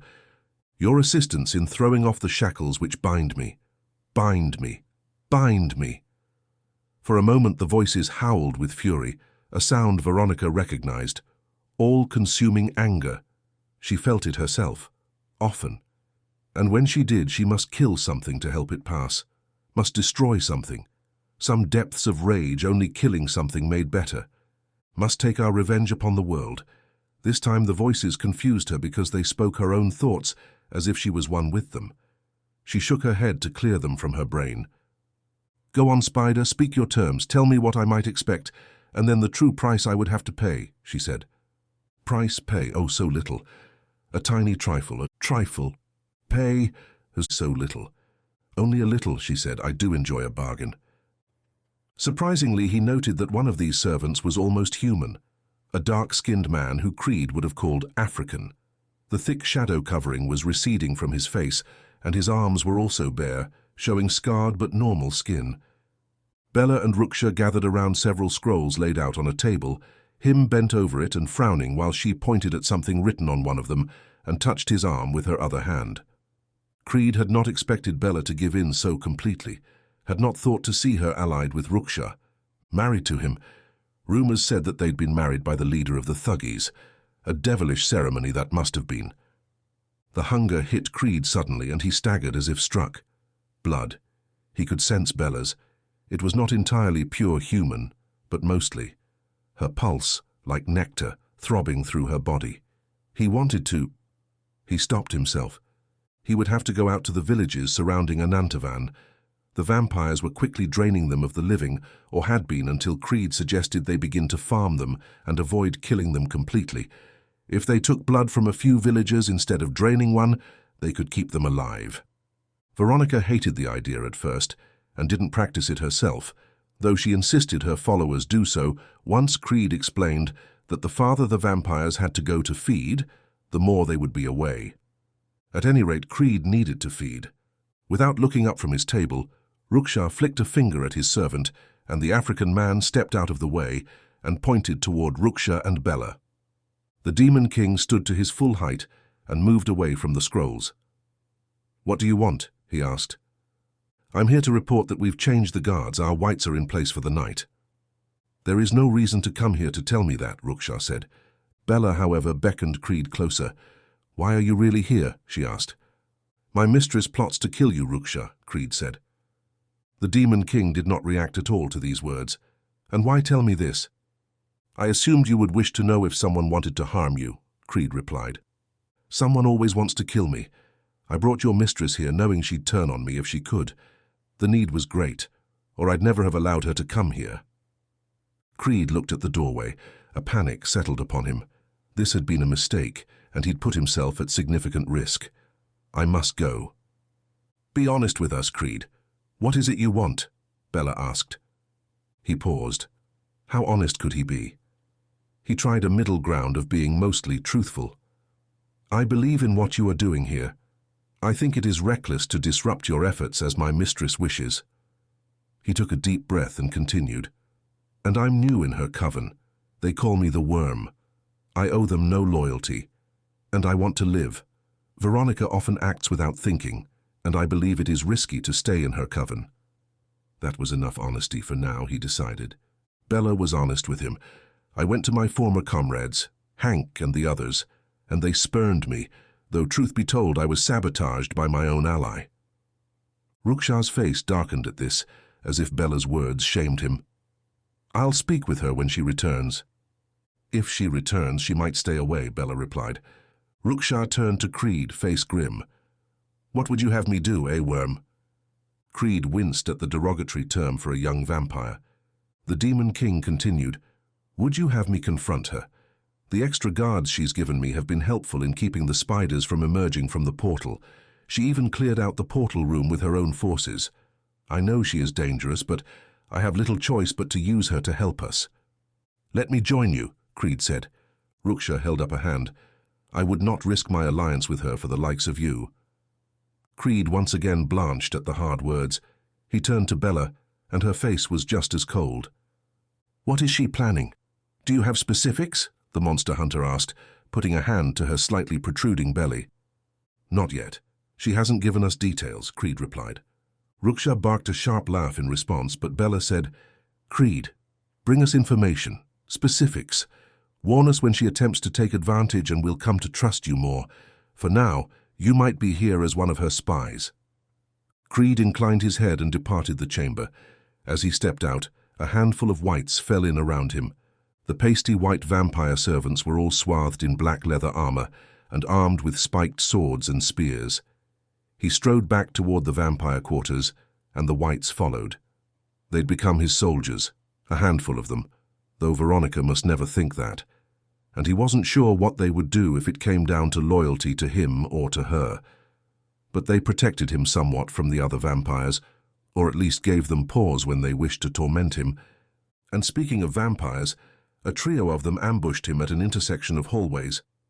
One of them was a brute with a missing tooth and the look of a farmhand. He stepped right up to Creed, daring the wights to try something with a sneer.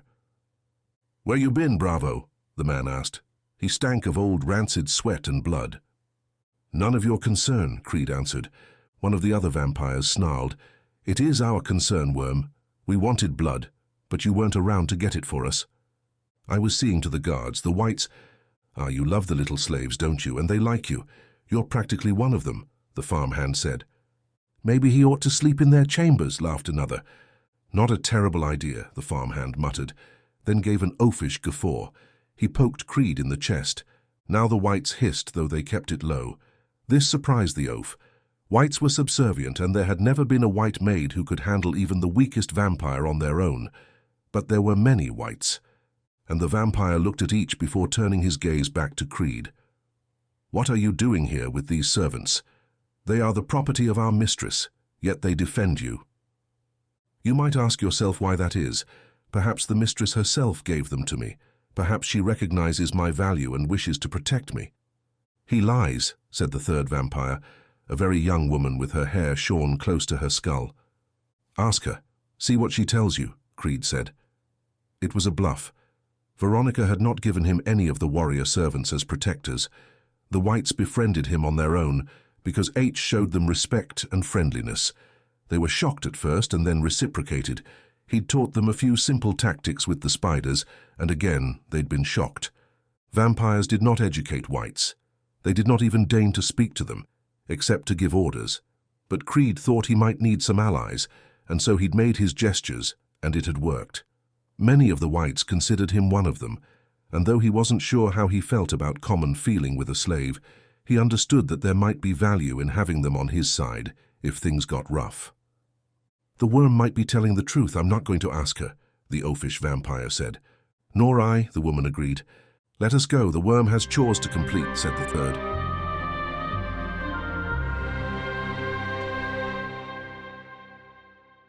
Chapter 14, Sneaking Away. Jane thought someone would discover their plan as they gathered their belongings, but between the mess of the camp, the wounded, and the exhaustion after the panic of the night before, most were sleeping soundly. It was only as they reached the boat they planned to take, one of the old patrol boats the bandits had been using to patrol the river, that they were found out. A slim figure sat up in the boat as they approached. "It is about time," Princess Yamina said. "What are you doing here?" Ram asked. "You think I'm a fool? I knew you'd leave to complete your quest. It was only a matter of when," the haughty princess said. "You can't go, Yamina. It is too dangerous," Ram told her. "If this soft little Ferengi can go, then so can I," she replied, pointing at Jane. Jane bristled at that but kept her peace, except to say, "You plan to travel in your silks." The princess wore a blue sleeping suit of the material. At this question she tapped something next to her, and an older woman sat up. My servant has my clothes, and of course I will don my armor before battle. We rarely know when battles are coming, sweetheart, Nimrod said, slinging his own bag up onto the boat, then climbing over the gunwale while being careful of his injured arm. We better hurry so no curious sentry comes along and catches us, Hank whispered, glancing back at the torches around the fortress and the sentries. My hand will come as well, Yamina told them, and her 5 women soldiers, each with the claw-mark tattoo on their cheek, rose from where they crouched along the boat's rail. We're going to need a bigger boat, Hank said. We'll take 2, Ram suggested while stroking his chin. Someone else is coming down from the camp, a guard, Jane whispered. Make haste then, fools, Yamina said. He bellowed at his officers to make haste. We are leaving today, he told them. For his part, Frail looked to the hills while listening to Tammy and Karim wail and bemoan the fact that Nimrod left them behind. Karim was crying, though Tammy was too much the man to do such a thing. Why did they not take us, Doctor? Are we not helpful? Karim asked, wiping a sleeve at his nose and eyes. Life is hard sometimes, Frail told them. Guru Dev walked to the doctor and said, they left us behind. Most vexing. For you, perhaps, Venerable One. As for me, I always expected they would, the doctor replied. Did I tell you I found the instructions for that flying craft and some other scrolls that might assist us were we to get inside that door? The old man asked, not looking at Frail as he said the words, as if they were unimportant. No, I would most like to see them, the doctor replied. He thought about the cavern. It was in an unforgiving place. He had no business traipsing around those hills. That part of his life was over. He sighed and proclaimed, But my mysteries now will come only from the written word, I'm afraid. My days of adventuring are past me, just like the use of my limbs. Do you believe so? Was it your hands and feet which made you valuable to the expedition? The old man asked. Frail scowled, ready to give the old man a salvo of anger in reply, but then he considered the words. I suppose they had plenty of muscle and porters for that. Right, what makes you valuable is your mind. And the evil creature did not take that from you, did she? Guru Dev asked, a sly smile playing on his lips. No, she didn't. The doctor looked in the old man's eyes. Why do you care? What difference does one Anglo doctor make in the world? And why does it matter to you? Guru Dev pulled a letter from his pocket and tapped it with his hand. It matters to my dear nephew Ram. He told me you are no ordinary doctor, and that you'd saved the lives of the expedition members many times. He said that the world would be poorer without the gifts you bring it. It was important enough to him to leave me a letter. And you think that this fanciful story of the flying machine and metal men can do what? Allow me to help the world? Most definitely. This expedition holds the fate of the world in its hands. If the Demon King gets his way and releases the plague that is locked up in Narakund, a great evil will overrun the world. And how can I help with that? A good question, and one only you can answer. The doctor looked toward the 2 boys who'd been patiently watching. He gazed into Karim's eyes. He recognized the brightness he saw within them. He'd seen it before in mirrors when he was a child. How he wished he could go back in time. But what would he change? Would he avoid India? Would he stay away to keep Clara alive? Perhaps. Would he do it to avoid losing his own limbs? He looked down at the stumps where his hands had been. If he had avoided coming to India, the evil would have spread, and who knew where that would lead? He was no longer a child. He was a man, and men must do what needs to be done. I suppose we should try to save the world, he said. The boys listened to this whole exchange, and now the doctor turned to them and said, I need you more than the others did, my good men. I need you to help me with the Vimana. He gave a brief description of what they hoped to find behind the steel door of curious workmanship. Karim's bright mind worked through the information quickly, and his brows drew together. You wish to fly it to Narakund? Yes, lad, to fly it there. And what of the machine men who guard it? Tama asked. We'll think of something, the doctor replied. You believe Tama and I can get it working with your direction? Yes, well. We will recruit a couple of the other boys as well, Frail told them. And I'll assist you, you'll need me. These machines are not just mechanical. They have a spiritual component, Guru Dev said. The 2 boys put their hands together like they were praying and bowed. But then Tama glanced up, squinting, and said, The hills are full of bandits. The doctor outlined his plan for getting to the Temple of the Metal Men. Right you are. I hope to have a soldier's escort from Prim Court's riders or the Raja's soldiers. Karim slapped his hands together and rubbed them vigorously. When do we get started? First, I want you to make me hooks for my hands and one to help me walk, Frail told the boys. You start on that, and I'll speak with the Count about using his men. An artificial foot? Tama asked. Yes, I want to walk even if it is with a limp, the doctor replied. Perhaps Count Primcourt will join us if he knows the plan, Tama said. Perhaps, though, there may be a problem with that if all of his soldiers stay with us, the doctor said, glancing at Karim to see if the boy could figure it out. How much weight can this supposed flying craft hold when it is aloft? Karim asked. That is the question, is it not? And I do not have the answer. If this is not just some fool's task and the stories about it flying are a fable, the doctor admitted. Yes. Assuming it can fly, adding another 50 men plus horses would add significantly to the weight, Karim said, doing some sort of figures with his fingers. Assume each man plus horse adds 50 morns to the weight, that is 2,500 morns. And don't forget the remounts, there are 20 extra horses, the doctor said. Frail was familiar with the local measurement and knew a mond was about 45 pounds. Yes, Karim replied. I wonder what powers the ship. If it is by magical means, perhaps weight is not a factor, but no matter what, the volume will be a problem. How large is the ship? Dr. Frail nodded with satisfaction at these questions. Karim was a very sharp boy. I do not know, but we have to assume it cannot accommodate such a large group. Karim grunted, and he and Tame whispered to each other excitedly. Frail gently shooed them away. Run along now and see what you can manufacture for me. I need implements that can help me climb about the inside of the, let's call it a ship, and work as needed. He didn't seriously believe they'd be able to make what he needed soon enough, but he wanted to challenge them and to see what they'd come up with.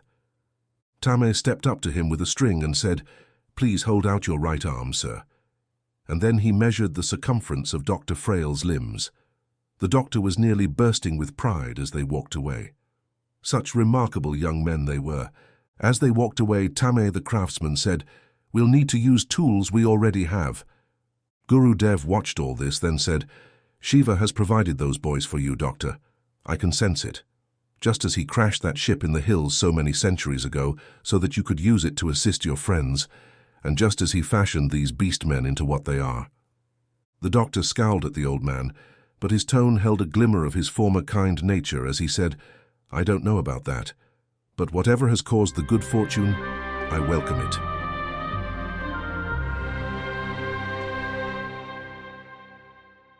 Chapter 15, Boat Building.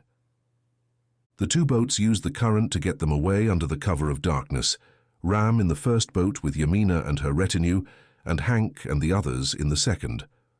Both craft were similarly constructed fishing boats, each with a simple small roof at the front, open to the air on the sides. Each also had wooden rails that rose 3 feet above the deck. Once they were a mile downriver, they turned on the motors. Each had a coal-fed engine and enough fuel to get them well down the river in a few days, perhaps close to where they would leave the craft, according to Ram's maps. Yamina sat well away from him, her eyes on the river, hands folded on her lap.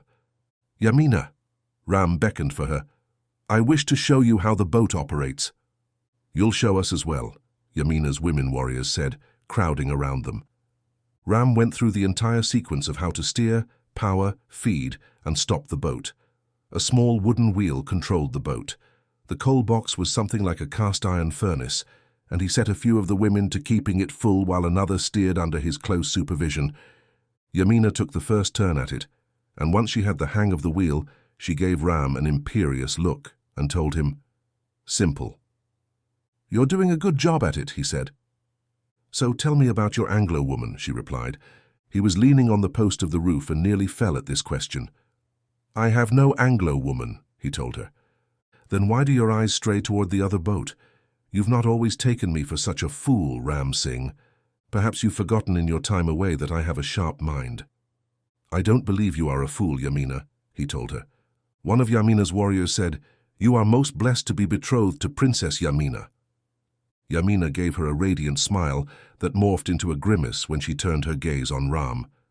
So, tell me of her. I wish to know of my competition. Yamina, in all honesty, I did not know we were betrothed, you and I. It has been the accord since we were barely old enough to walk, she reminded him. I know, but I've been away for so long. When did we last see each other? 10 years ago, when you ran off with that Pathan to go hunting. What was his name? Zothan, Ram whispered, though speaking the name of his dead friend stung him. Yamina sighed.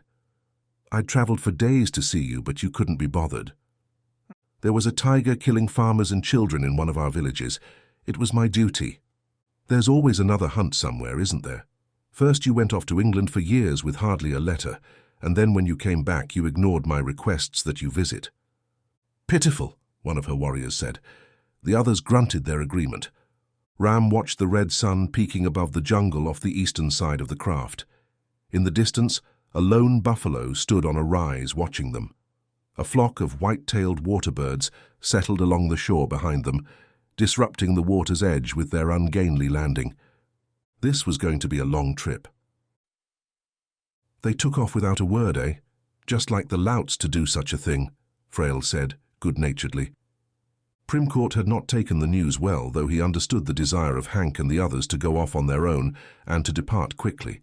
He wished they'd at least shown him the courtesy of informing him, though he'd appreciated not having to lie to the Rajah about it when asked.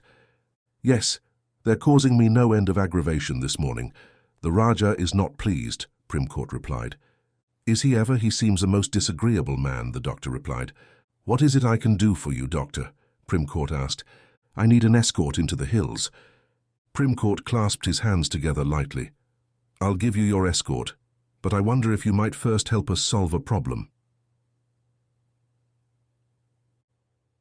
Frail put his mind to work on it right away because, of course, building barges wasn't really a single problem.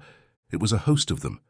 There weren't enough tools, raw materials, finished materials, lumber, iron, rope, nails, hammers, nor enough preserving oil or knowledge among those left behind to construct anything quickly.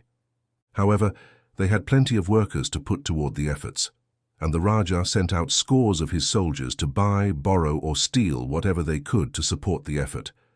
The chink and thunk of axes, the biting hiss of saws, and the pounding of hammers soon disturbed the calm morning air. The Rajah gladly put his men to work, and a few were fine carpenters and builders. The biggest surprise of all, however, was Major Tennis, the leader of the British Hussars. His father had been a hobbyist woodworker and taught his son all that he knew of the craft. Soon enough, the smell of sawdust and the sounds of industry played a delightful symphony, with Frail its masterful conductor. Tamé informed Dr. Frail that the sap of sal trees made good hardening resin for furniture or boats, so they cut open the bark and installed taps that allowed them to harness the amber liquid. They didn't have enough of these taps, of course, so Frail and Karim created plans to make more of them. They put several workers in charge of making iron bands to lash the logs together, while sending others to nearby fields to gather flaxseed to make still more preserving oil. Raja Singh spent a lot of his time looking over Frail's shoulder until the doctor asked him to lead the group cutting down trees, which he undertook with the same martial spirit as he did everything, and soon the sounds of synchronized axes striking wood in rhythm, along with battle cries, filled the air. It was beautiful, and the only part of it Frail missed was getting his own hands dirty in crafting some instrument. But it was almost as good to help Karim do it, and seeing the boy's intellect grow along with his experience gave Frail a satisfaction he'd never known. What about the horses? They will not enjoy riding on rafts, the Rajah asked him while they rested for a time to eat under the neem trees. Ram looked at Karim and the boy studied him back. Soon they were building thin blinds for the horses and using beams to create hitching posts to hold the animals fast and steady ramps to load them without touching the water. The important part was to keep the animals blinded. Horses, Frail knew, were calmer if they could not see their environment, so he planned for each lightweight barge to hold a few horse stalls. They wouldn't be able to take the full complement, but they could easily take a couple dozen of the animals, which pleased the Rajah. The Prince of the Maratha had assumed they could not take any of his fine mounts. I do not know the depth of the river, and there may be some problems with grounding the rafts if there is too much weight, though we're making many small ones rather than a few large ones, and this should make them all more maneuverable. Still, it is my most pressing concern, the depth of the river, Frail told Primcourt and the Rajah. And how will we direct them? Primcourt asked. The same way you'll give them propulsion, paddles, oars, poles on each side. It isn't ideal, but my hope is that with the keel and rudders, you should move in a fairly straight line. I hope to leave today, the Rajah muttered unhappily as the dusk gathered. This will take us a few more days, but we'll save you a week at least, and you'll arrive with a good complement of horses and provisions, Frail told him. The prince nodded, grunting. They looked out at the first barges sitting in the water. They were utilitarian but had prows. Frail learned that lesson with his first homemade rafts, and would definitely provide a week of river travel before some of the sealant and iron bands worked loose. You've done excellent work here, Doctor, Primcourt told him. You are a most proficient engineer, Doctor, the Rajah declared. When this is over, you will ask me for one request, and if it is in my power, I will give it to you. Frail inclined his head in thanks.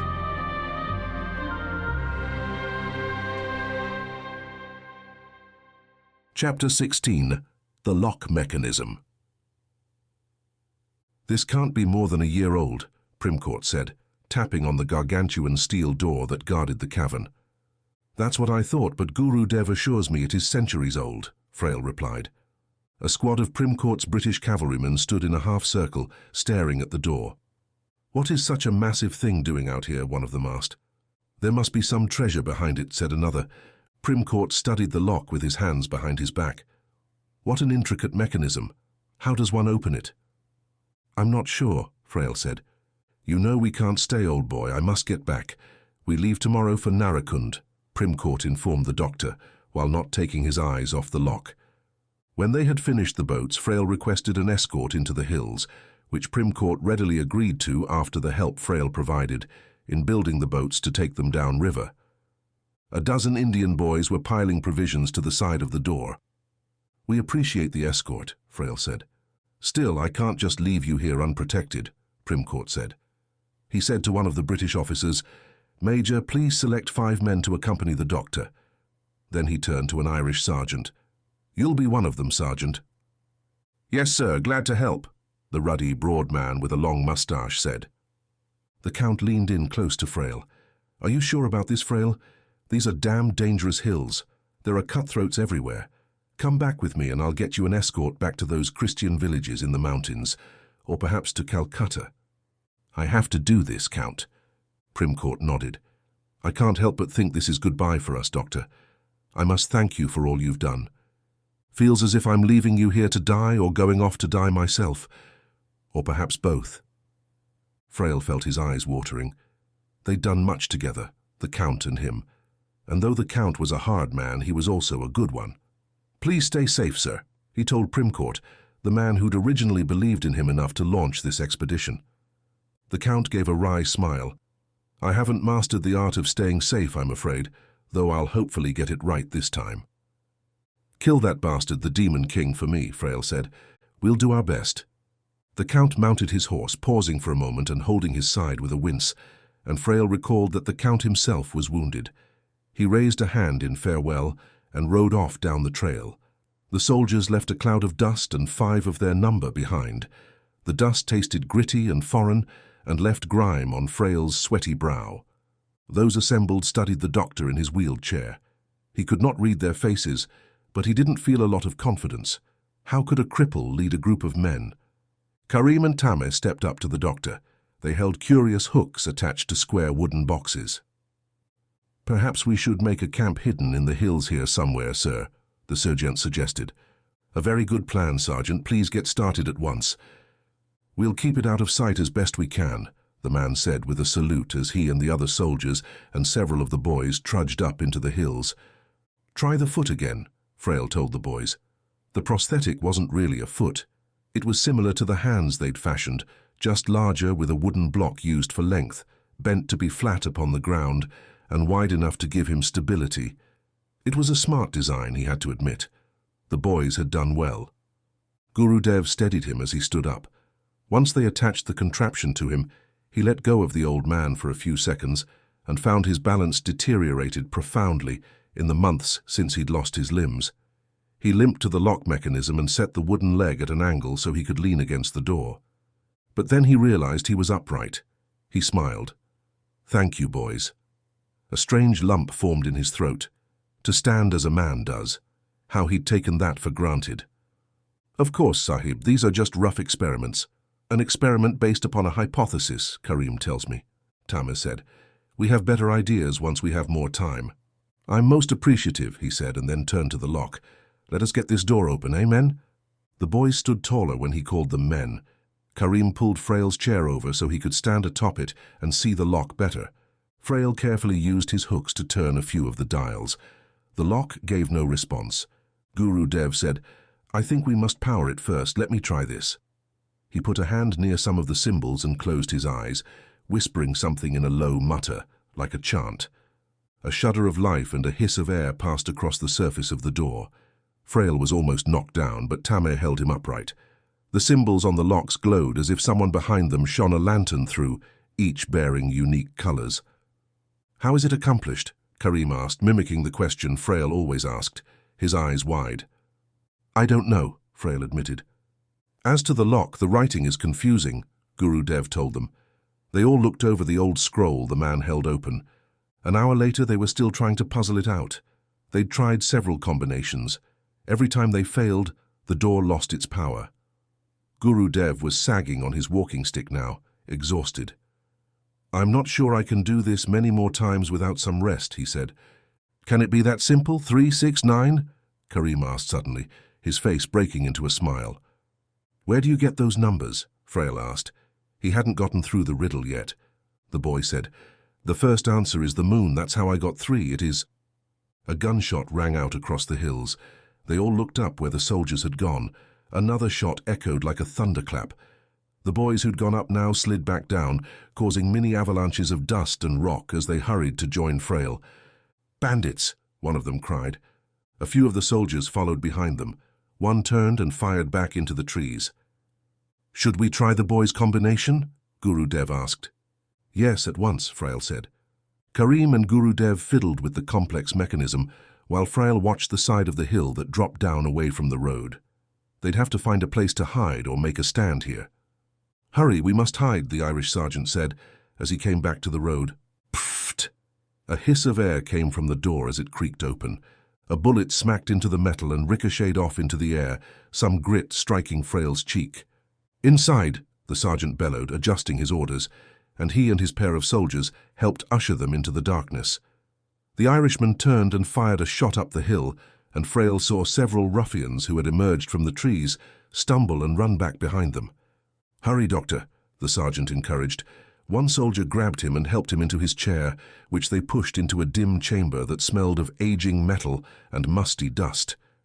"Get the provisions," the doctor told them. Several shots rang outside, and the sergeant rushed in, carrying a crate. He pushed the door closed, leaving most of their goods outside. "How do we lock it?" he asked, but he needn't have bothered. As soon as the door closed, the air once again hissed, and a bar fell into place with a loud clank. The only light came in a dusty pillar from the hole in the cavern roof far above them. Karim and several of the other boys coughed. "I can't see inside this gloomy crypt," the sergeant said. Then a gold-tinged light beam shot from the far wall and across the room. Then another from different angle. Pop, another clicked on, then another, and Frail saw men in the gloom. Shiny men, mostly obscured by the dust, but obviously large, hulking figures.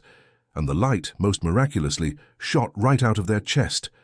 One of them raised a creaking arm. In his hand he held a wicked-looking axe with a gleaming blade.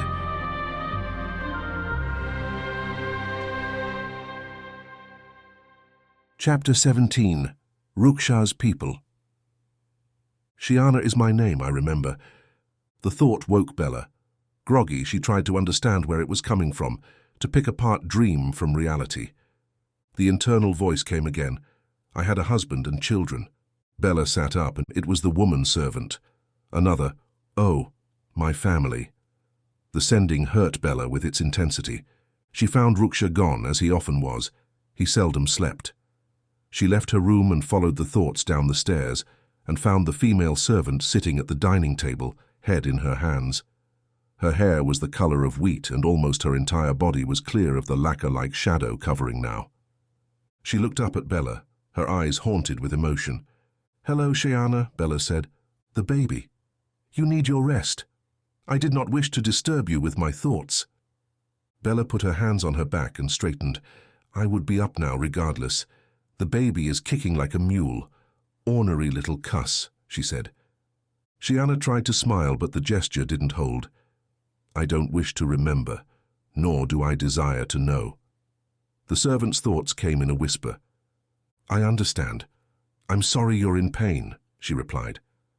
Bella had assumed that the shadow servant would be dark-skinned, an Indian, but her eyes were a brown hazel and her coloring light. Bella touched Shiana's hair and sent a question. The servant shook her head and sent, "I come from the north, in the far lands with the wide steppes." Bella experienced a tumble of images in quick succession, of a long grassland that stretched on beyond the edges of her vision, of a sky the color of tarnished silver, never-ending skies, never-ending prairies, a fine farm home, though of a very simple wooden style with grasses for a roof, a strong man with a rugged smile and kind words for Shiana, and 3 lovely children with the same corn-silk hair as Shiana. "A fine family, beautiful children, and a handsome man," Bella said. Shiana covered her face again with her hands and silent sobs racked her frame. After a time, Shiana stood, wiping her eyes, which held no tears, and gestured for Bella to follow. "I will show you something. I need to look upon it too, to help my heart." Bella was weary, but the woman needed company and she could not leave the servant alone in such a time. Remembering a lost family must be like having them die all at once. No wonder the servant mourned. Outside, the sky was the shade of purple that passed for night here, a belt of stars and multicolored nebulae bright overhead. A darting shape flew past, and Shiana pointed. "A bird." "I didn't know any creatures lived here," Bella said. "None did before you came." "What is causing the change?" Bella asked. Shiana thrust a slender finger at Bella. "Me? I am not particularly unique," Bella said. "I can only guess. I never was a mystic. Your light is taking away the shadow." "My light?" Bella had thought that she was at home in the shadow. She'd never thought of herself as having light about her. For a long time we helped Ruksha absorb the effects of the shadow, but eventually the effects changed us, and we no longer helped him. The taint robbed us of our light. After this, he made the night shadows, and they helped for a short time, but the darkness overcame them as well. Now you are here, and your will is stronger than all of us, I surmise, and this is why you are changing our world. A blush climbed up Bella's neck and into her cheeks. She still believed that she was unremarkable, though she definitely had always possessed a kind of serenity in the dark. Darkness didn't bother her, as it did so many others. She would speak to Ruksha about this. Then a frightening idea crossed her mind. Will I also lose? Will I fall to the shadow? Shiana rested a hand on her shoulder and squeezed gently. Well, if what you say is true, I hope I don't lose myself to the shadow as all the others have.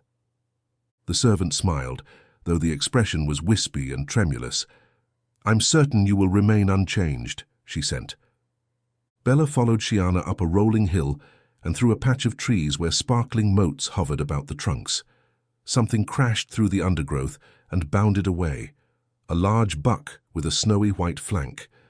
Luminescent night flowers bloomed with every color imaginable, exploding with vibrant beauty. Every breath carried the scent of sweet flowers and pine needles, while the gentle breeze on her face felt warm and light. Lovely place, Shiana sent to her. The words meant place of love, not just an attractive place, and the meaning was also a place I love. I agree, this place is so very beautiful, Bella said. They descended a gentle, grassy hill with a meandering path, and came at last to a most unexpected sight, a village, or at least one in the throes of construction. She saw many servants that she knew hard at work, building simple wooden-framed houses, or putting thatched roofs on already completed ones. Many of the servants sent happiness her way, the thoughts rawer than those of Shiana, but still filled with warmth. Most of those here were the servants who'd shed the majority of the dark lacquer from their skin. They retained their ability to maneuver through the shadows and still couldn't speak, but Bella suspected they were edging closer to that every day. "What is this place?" Bella asked. "Our home, home of Ruksha's people." "Home," others agreed, though what she got were sensations rather than a word. Warmth and family, accompanied by ease and comfort. Suddenly a powerful cramp hit Bella, and she called out and sank to the ground, holding her stomach. Waves of pain and nausea emanated from where the baby lay inside her. She collapsed onto her back. The servants all rushed to her side. Shiana took her by shadows back to her bed, and within moments returned with Ruksha, his face flushed. "What is wrong?" he asked. "I am uncertain. I've never given birth to a child," she said, indicating her lower stomach. Fears plagued Veronica while she lay resting. She'd spread her kingdom too far. She'd moved into England after holding parts of southern and eastern Europe for decades, and it might have been too dangerous, grasping at too much too quickly. And most importantly, the scar on her cheek remained unhealed where that wretch Bella had shot her. She'd kill Bella someday for that. She'd tear her apart. But revenge was one thing. The scar, however, must heal. It marred her beauty, making her less than she was, and that kept her awake hour after hour. Those were normal days, a constant stream of thoughts assaulting her and preventing her from resting. But this evening she woke from a deep, dreamless sleep, as revitalized as she had been in centuries. Ever since she'd heard the words of the Spider Queen, she slept like the dead, or the undead to be precise. And before she slumbered, such beautiful thoughts occupied her head, of the peoples of the earth bowing down to her, their eyes filled with love and fear. The most powerful of emotions, the dual towers of control. That was her ultimate wish from those around her. She wished to inspire terror, and she longed to be adored. "Come and learn from me, us. The learning." The voice spoke comfort to her. The scratching sounds reminded her of harmonious music. She reached up to touch the lid of her casket, and her hand passed right through. Gasping, she drew it back. She clasped her hands together, and they both felt normal, composed of flesh and blood. Then how? She reached her hand up once more, but this time her fingers touched the solid wood of the door, and she realized she'd imagined the whole thing. She pushed aside the lid, and her servants ran to assist her. One of them reached in to help her rise, and she hissed at him. "My apologies, mistress. We didn't expect you to wake for some time," he said. She hated him, hated all of her servants, all sycophantic and without a will of their own. She absolutely despised weakness. What she needed were people possessing the same strength of will and character she held. Strong-willed servants, ones who thought like her, of course. She couldn't abide dissension. Yes, she'd hit upon the resolution. She needed strong-willed, independent followers who acted exactly as she did. Yes, a collective, a hive, a colony, the voice said. Harmony, unity, other voices added. "We can grant your wish, they grant your desires." The voices of the things beyond the portal were a jumble in her brain. Then, a moment of extreme clarity settled upon her. "Yes, that's exactly what I want," she said. Mistaking her words, her servant reached down to help her. Irritated, she shoved him, and he catapulted backwards and smashed into the wall, leaving a bloody mark. He thumped to the ground face first and lay unmoving. The other vampire guardian stepped away from her, hands raised to show he represented no threat. "They want that unity," Veronica said. "I want it. Come learn from we."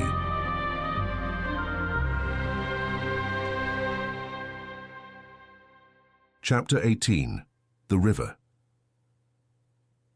The Kripajal widened below the fortress, and the boats puttered along, staying to the center, as none of them knew the depth and feared they would dash against some rocks or crash into a sandbar if they strayed too close to shore. A large herd of buffalo gore munched on the exposed grasses of yellowed hills on the west side of the river, their curled horns and large haunches reminding Hank of the giant oxen of America, though they had a hump on their back like camels. Several of them let out low-pitched bellows as they watched the boats. "Probably tasty," Nimrod said. "They're quite large and fast," Jane said. Nimrod turned his back to the animals, folding his arms and resting against the rails. "How far will we go today?" "We talked about traveling all day. We want to be long down the river before the elder Raja sends any boats to retrieve us," Hank said. Radu sighed and declared, "I'm not sure about this skulking about. In my day we stood man to man and clobbered each other until someone fell, and when there were disagreements, we shouted at one another until someone ran out of breath. We had to keep our departure secret, Sir Radu. The Raja would never have allowed us to leave, and certainly not with Ram, Jane said.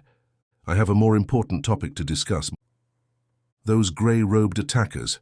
They weren't snake cultists or shadow servants. Who were they? And will we encounter more of them? They seemed hell-bent on killing us, Nimrod said. They were monks and monster hunters, Jane replied. Radu said, They kill the grovelling, slobbering beasts of the world, do they? Hank growled good-naturedly, and Radu said, I didn't mean you, of course, Hank. Monster hunters is what Moss called them, Jane told them. An unfortunate aspect of our life now, I'm afraid, Hank said. Certain individuals will always desire to harm us. Perhaps they encountered us through luck only, but I believe there was another influence behind it, Nimrod commented. Jane replied, I agree. I believe someone sent them to kill all of us. They attacked me as fiercely as any of you more beastly. She smiled at Hank's flinch, then corrected her word. More supernatural members of our crew. True, they wanted you dead as well as frail. He certainly has no powers beyond what his mind grants, Nimrod said. And they worked in concert with the shadow creatures, or at least attacked at the same time. What are the chances of that? Nimrod asked. Frail said that the grey-cloaked assassins and the shadow creatures fought one another, actually, Jane said. Perhaps their attacking at the same time was coincidence. I smell treachery, Radu said with a bony finger raised. Do any of you have any knowledge of those black-skinned warriors who fought alongside Primcourt? He called them allies, but he would tell me little else about them, Jane replied. And where did they go when the battle ended? They vanished almost like the shadow servants of the Demon King. Nimrod frowned. Do you suggest that the Count is in league with the Demon King? Perhaps because they hold his fiancée. Perhaps there exists a form of coercion in exchange for her safety.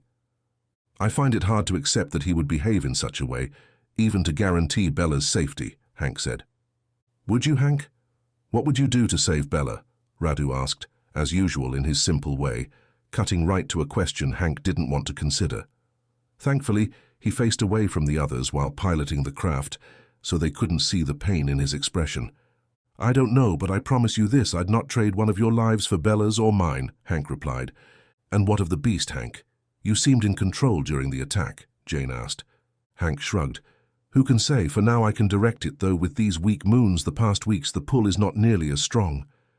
Well, I for one am comfortable for the first time in weeks, Jane responded, pulling her cloak tighter about her. The sun pushed above the trees, painting the world in a golden-red glow. So the ring has stopped bothering you? Radu asked. Jane winced at his words. Not completely. I swear to you a frigid wind blows across my bones. But with the tricks Moss taught me and a sturdy cloak such as this, I'm comfortable. As if the ring held some sentience, icy fingers of energy crawled up her arm. She sensed the thing pulling at her vitality. I only ask because you're so drawn and pale, Radu said. I do not know what the future holds, but for now I'm in control of it, Jane said, half believing it herself. Well, aren't we a fine group, Nimrod said. He still bore burns from the night they took the fortress, black scorch marks across his scalp and down one side of his face, and now his arm wounded by the arrow was inflamed, and he cradled the limb, holding it close to his side. All given special gifts, yet each struggling with them. Radu raised his hand. I'm not struggling. Then he groaned as he went away for a few seconds. His mind briefly deserted him, as it sometimes did. This brought a soft laugh to the others. Impeccable timing, Hank said. This seems unsafe to sleep in, Ram pronounced, as he stepped inside and the floorboards creaked warningly. Do you suggest we sleep upon the ground in the open? Yamina asked. Where are the tents? Ram replied, We didn't bring any. We will sleep on our bedrolls unless we can find some other shelter. Her mouth dropped open in shock. You can't be suggesting that Princess Yamina, daughter of the ruler of the Bengal, sleep out under the elements, one of Yamina's women warriors said. Ram grunted. I'll scout around and see what I can find, but we don't want to stray too far from the boats. I'll go with you, Hank said. Ram nodded. Perhaps it would be best to sleep on the boats, Jane suggested. I'll not stay another moment more than I must on that rickety craft, Yamina said. I believe you should go back to the fortress and travel in the relative comforts of the Raja's army, Jane said. Yamina snarled at her. Do not speak to me, waif, she said. Jane raised a fist and icy blue light formed, shimmering and wafting as if a flame of frigid energy. The hand of the princess drew their slender blades. Hank, Ram, Radu and Nimrod all stepped in between them. You two will get along or we'll leave you behind. Those are the only options available to you, Hank said, and his voice was low, like a whisper, his eyes flashing the color of the moon, and in the dark jungle it was unsettling to say the least. Of course, the princess said as if she'd thought of the idea herself. She flicked a single finger, and her warriors put up their weapons gracefully, as if they'd never been out. Jane's icy magic dissipated as well, though a little less quickly. Come, let us try to find a suitable place to sleep, Ram told Hank, and the two strode into the jungle. No others could keep up with them, especially when they half-turned into their respective beasts, loping along game trails, and even finding a shepherd's path at the crest of a rolling rise. You've got quite a pair of wildcats to deal with, Hank said to the Indian lieutenant, whose face was partially covered in white fur, and his eyes the orange gold of a tiger. Yes, Mr. Bravo. It is a delicate dilemma, though I'm afraid I must inform Miss Avalon that I am engaged to marry Princess Yamina, Ram said. He'd never have confided such a thing a few months before, but he felt a kinship with Hank now, an understanding between them, and it relieved a burden from his shoulders to speak of it. That's a shame. Jane's a wonderful girl, a princess of her own sort, I suppose. Who could be more royal than Merlin's heir, after all? Hank said. They stumbled upon a deserted set of buildings, more European than Indian, in a shaded grove of neem trees. A tea plantation, Ram said. Hank stepped close to the edge of the hill and saw it himself. Vivid green terraces cascading down the misty hillside like giant verdant staircases hewn into the steaming earth. Other plants had intermingled with the tea plants in the overgrown and seed-filled fields. Not occupied in some time, Ram said after they'd gone in a few of the buildings. It seems not. No fresh scents I can detect, Hank agreed, sniffing at the air. Ram said helpfully, It is some distance from the boats, but it is all right. I will sleep in them while you all come up here to rest. Hank couldn't help but chuckle. A fine way to distance yourself from both Jane and the princess. Ram gave a guilty smile, and they headed back toward the boats to gather the others. He bounded from limb to limb, and by the time he stood upon the ground, he was a man again. Still, he moved so quietly that she flinched and let out a squeak when he said from behind her, What are you doing, princess? She whirled, a slender dagger in her hands, up and ready to use. He put his hands up in surrender. You've grown sharp teeth, Princess Yamina. She slid the dagger into a decorative sheath at her waist and buckled it with a firm, almost angry snap. Ha! An interesting thing for a man who is also a tiger to say. He flinched, as if she'd slapped him. How did you find out? Moss warned me about it, said I must be careful around you. I told her she was mad, but I think it's true. There is something more savage about you now, Ram. I'm the same man I've always been, he replied, turning his back to her and walking to the boats, as if to check on them, though he could see from here they were safe and hadn't been tampered with. It gave him an excuse to avoid her gaze. I think not. You've changed in many ways. You're no longer the confident but inexperienced boy who stole a kiss from me in your father's gardens. He chuckled. I stole a kiss from you, I recall it differently. A light frown of consternation touched her full lips. Really? Have you told the story often? Of the princess whose heart you'd stolen? Of the brazen girl who kissed you? The smile left his face, a pang of remembrance of the heady feelings, hanging on him heavy and inescapable, yet making him feel light as a feather. Of a beautiful smile, and of her looking long at him, and he at her. Jane. The name slipped through the memories, skewering them with newer ones. It has been years since that night, he said, despairing at the note of guilt in his tone. Long years. You've seen many things. You're a hero now among the Maratha, and even so far away as the green hills of Bengal, they speak the name of the dashing soldier whom even the Feringhi honor. I've been fortunate, he replied. Please do not hide behind modesty, it doesn't suit you. Her voice came from very close behind him, and he wondered why he had not sensed her stealing up to him. He must be distracted. He turned then so suddenly that it caught her by surprise, and she might have fallen, but he caught her arm and held her upright. Under his fingers, her pulse was rapid. She held something silver, and now it fell from her grasp, and he deftly snatched it from the air with his other hand, the tiger's quickness evident in his graceful speed. He examined what he'd caught. A ring. The ring. He bit his lip and looked into her eyes. "Take this back. I release you from any promise or vow. I do not wish to marry a man who loves another," she said. Opening his mouth to deny it, he found he could not. Yet he must remember his promise to his father, the fate of the world, the importance of his duty. His eyes strayed up the hill. He could not see the little plantation where the others were staying, but he didn't need to. Jane was up there, hopefully asleep and warm enough without need of a fire. She'd not had a terrible attack of iciness, since Moss had helped her learn to conjure a bit of heat to counteract it. It seemed that Jane could make heat by pulling the cold away from something. She dispelled it above her, or deep into the water when they were upon the river. "Ram," Yamina's voice was so uncertain and so unlike herself that it pulled Ram from his thoughts. "I do not wish to be released from my vow to you. If you'll still have me, I will marry you," he told her, and by the end, he'd put enough energy into it that it sounded sincere, even to him. It was his duty. Jane would understand.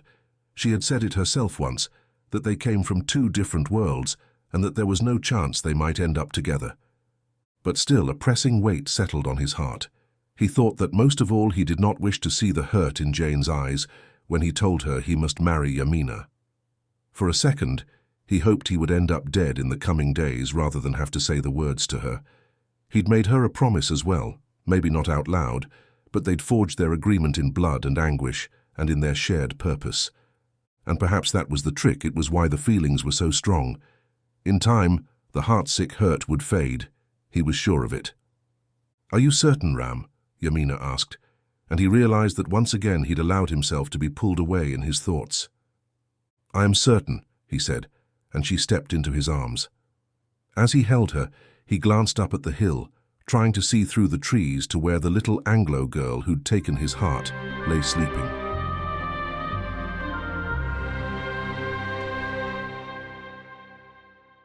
Chapter 19, Provisions.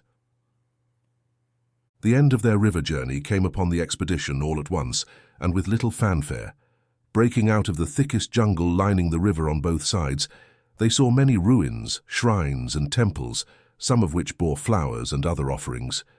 And soon they saw villagers fishing, and passed a few small boats with friendly men who waved and smiled at them.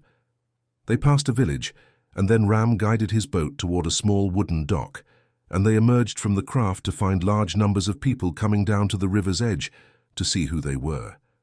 It became such a gathering that it impeded their way, and Hank and the others found themselves trapped on the docks. Ram called out something that made the crowd part, allowing the group to leave the dock and ascend the steep bank. Villagers shouted excited questions, which Ram answered diplomatically. Though curiosity shone in every gaze, Jane detected wariness too. These were times when strangers meant trouble, she knew. Reaching level ground, a helpful villager herded them toward a cart hitched to a bullock.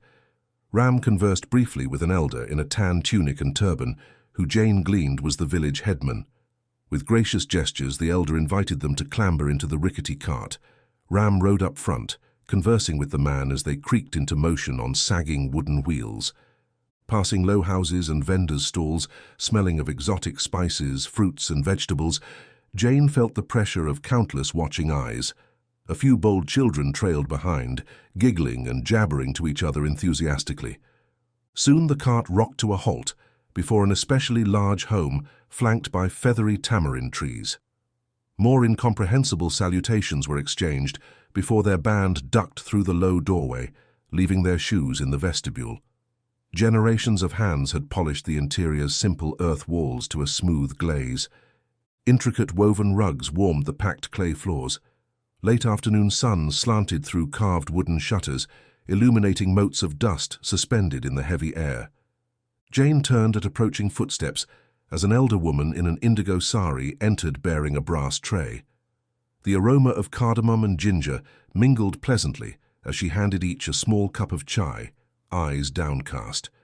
Jane felt a moment of homesickness at the scent of it, but brushed it away as one might a dust devil. While sipping from their mugs, Ram and the village elder, a smiling, round man with a well-trimmed grey beard, spoke at length.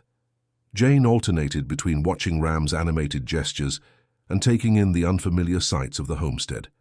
Hank and Nimrod seemed to make similar observations, perhaps gauging sightlines and potential exits should things go awry. Eventually, Ram switched to English for the group's benefit. "My uncle says many here remember me from boyhood and wish us well, but the elders cannot formally welcome or aid foreign interlopers, lest it provoke unrest." The village elder apologized in broken English.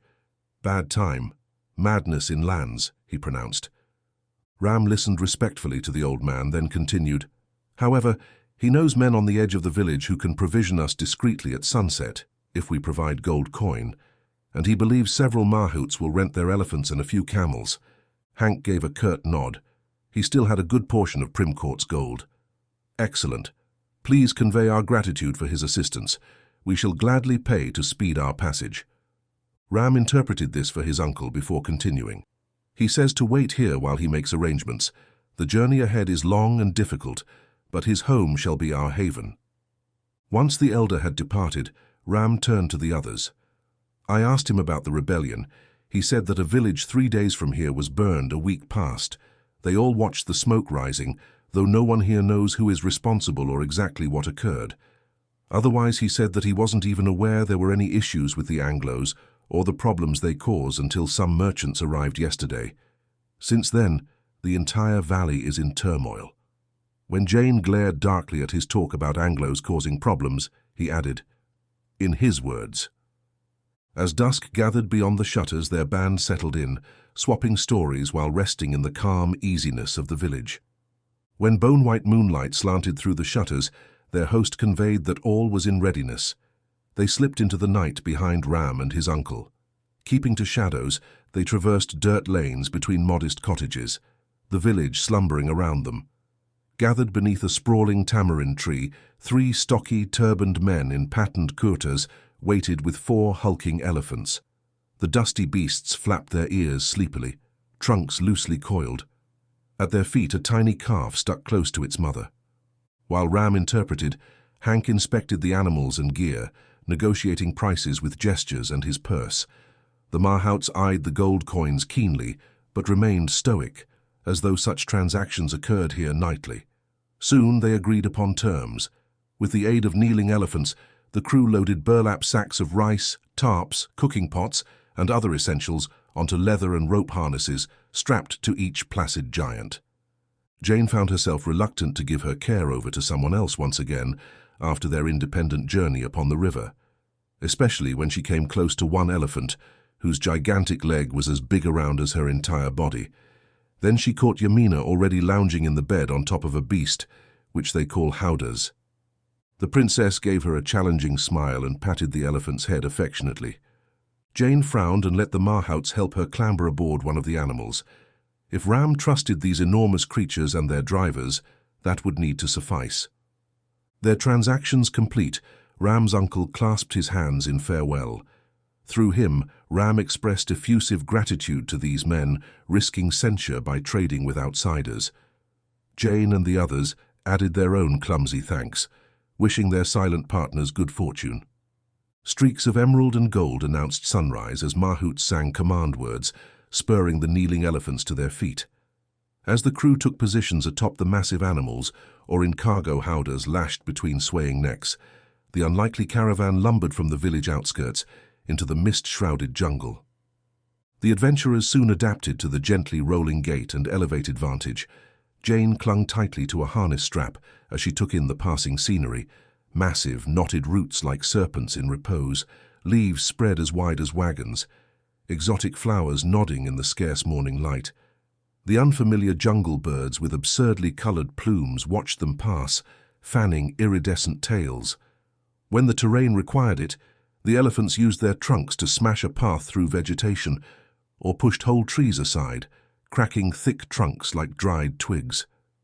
Jane felt humbled by the majesty of nature's greatest land mammal. By midday, they passed into thicker jungle such that the shadows brought welcome relief from the blazing sun.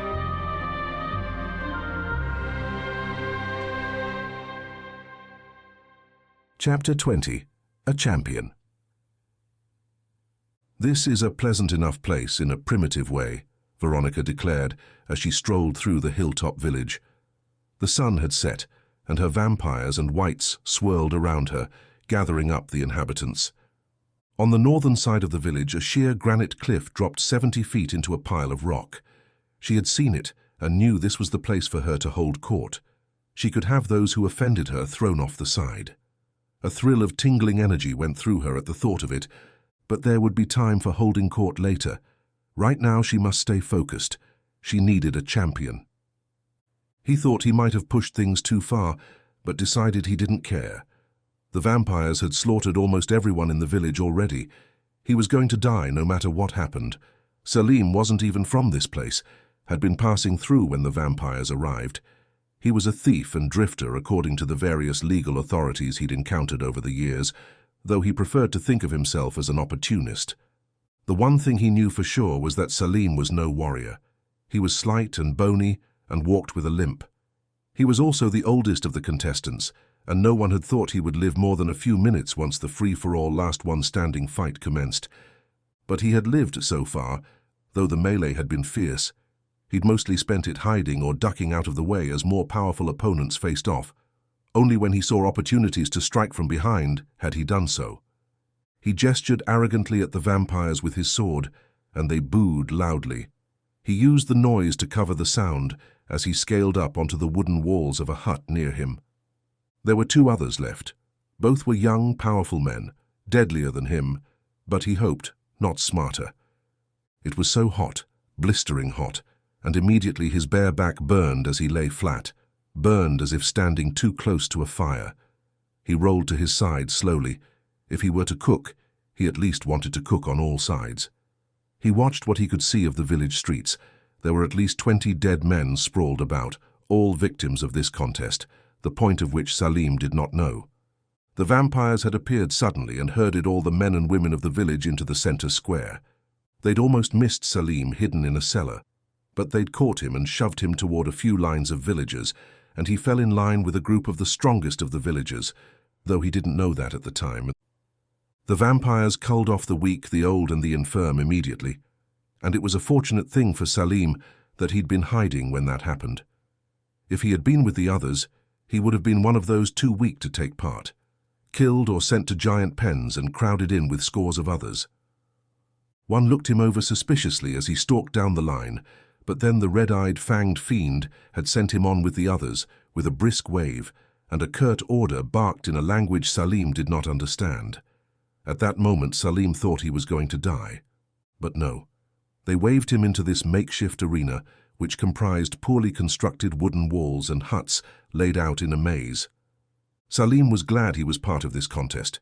He'd known right away he would die today, but then decided if he was going to die, he was going to do so in a way that made people remember him. He'd fight until the very last moment.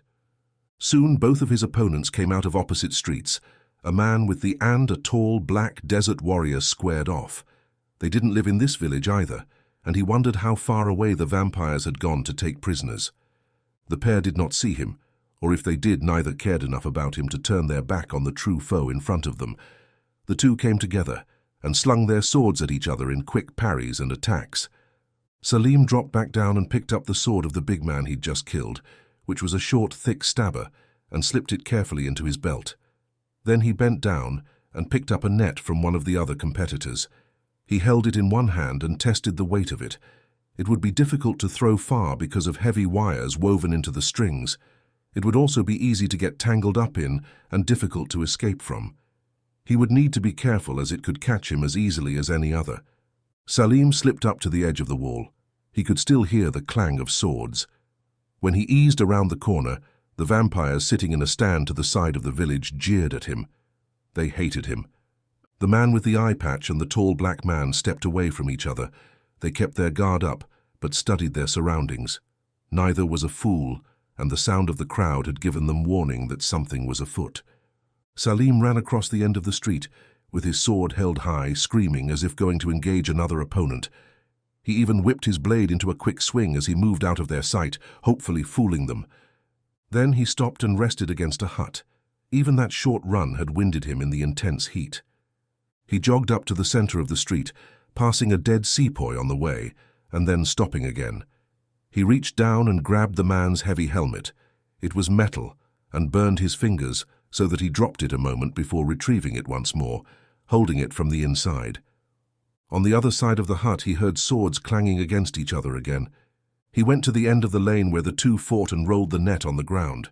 He tied it to the narrow wall. It was mostly concealed. Then he snuck back to the center of the wall, put the helmet on his head, and buried his own sword in a loose layer of sand. Then he climbed up. The crowd of vampires roared again, and this time he waited for it to pass. After a few moments, he heard a grunt, and then the sound of swords clashing. He popped his head up quickly and noted that the man with the eye patch had stabbed the tall desert warrior in the stomach. Bracing himself with the fingers of his right hand, Salim took the helmet off and held it in his left. He took a deep breath. If this did not work, these were the last moments of his life. He popped up and hurled the helmet down as hard as he could at the man with the eye patch. It slammed right into his head. Salim rolled over the wall near the man he had just brained and pulled out the short sword. Like an oaf, he sliced his own leg with it. That buggered up the entire plan. Blood poured down his leg, and he collapsed against the wall. The crowd cheered with delight. Dazed, the one-eyed man grasped his head, blood coming out of the gaps between his fingers. The tall, dark man was pressing his arm tightly to his side. He was smiling, though. He wasn't hurt that bad. "Thank you, little one," he said. He had a sizable gap in between his front teeth. Salim pushed off the wall. He would not give up yet. He limped past the man with the eye patch, headed for the end of the walls. Behind him, he heard the heavy chop of a sword and a body fall. "I am coming for you, little one," the tall warrior said.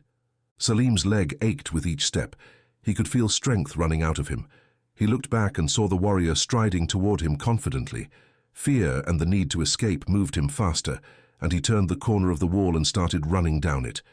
He heard a footfall behind him and lunged across the tied-off net. When he landed, he rolled off the net and grabbed the end, just as the tall warrior stepped on it. There was a look of surprise on the man's face as his foot caught in it. Salim threw up the loose ends of it into the dark warrior's face, and the man fell right on top of him. The man's blade cut his ribs, the slice immediately beginning to burn. He rolled away, escaping the long arms of the warrior who was grasping for him. The warrior rolled away as well. He would get himself out of the net in a few moments. Salim dug around in the sand and found his sword by cutting his middle finger on it badly. He picked it up and hobbled towards the dark warrior. The tall man fought to work his way out of the net. When he saw Salim coming, he pulled and yanked, grunting with the effort. But his sword got caught and he had to let it go. He stood up and lunged away, but his tangled foot tripped him. It was a good deception. The man was smart. It was a shame to kill him. By getting himself almost out of the net and then falling, the man could wait for Salim to step on the net and then tangle them up together. That would be no contest. Salim did not step on the net. When he got close, he threw his sword straight down into the warrior's back. The man reached back for it with both hands, screaming loudly. It was a messy wound. Salim rolled the net up and picked up the warrior's sword. He did not stab him again, hoping that the man might live. He limped around the wall and out into the center of the makeshift arena.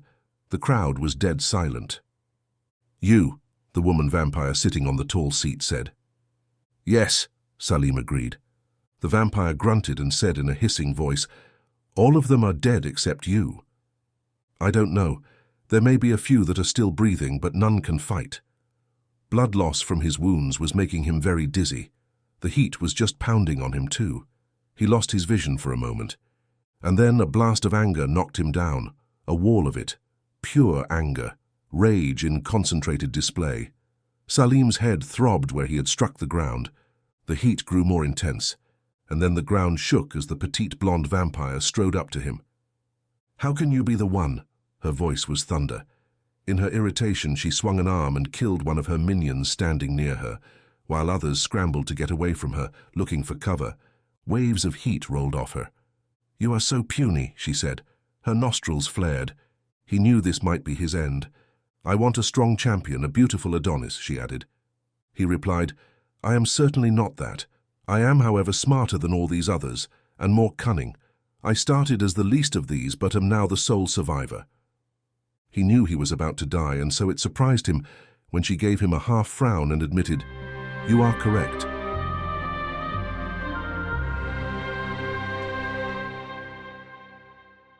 Chapter 21, The Masquerade. They held a party in their champion Salim's honor. The attendees, mostly villagers, were pressed to attend. Each of them kept up the charade that they were enjoying themselves. Their lives depended on it. Some stood in small groups pretending to speak, gesturing with their hands, though their mouths never moved and made no sound. Others danced, whirling endlessly without music, their shoes squeaking on the hastily constructed wooden floor. One woman's heel broke, but she limped along, her face locked in terror, tears streaming down her face. A group of older men lounged around a poorly constructed wooden fireplace, glasses in their hands, though there was no drink in them and no fire.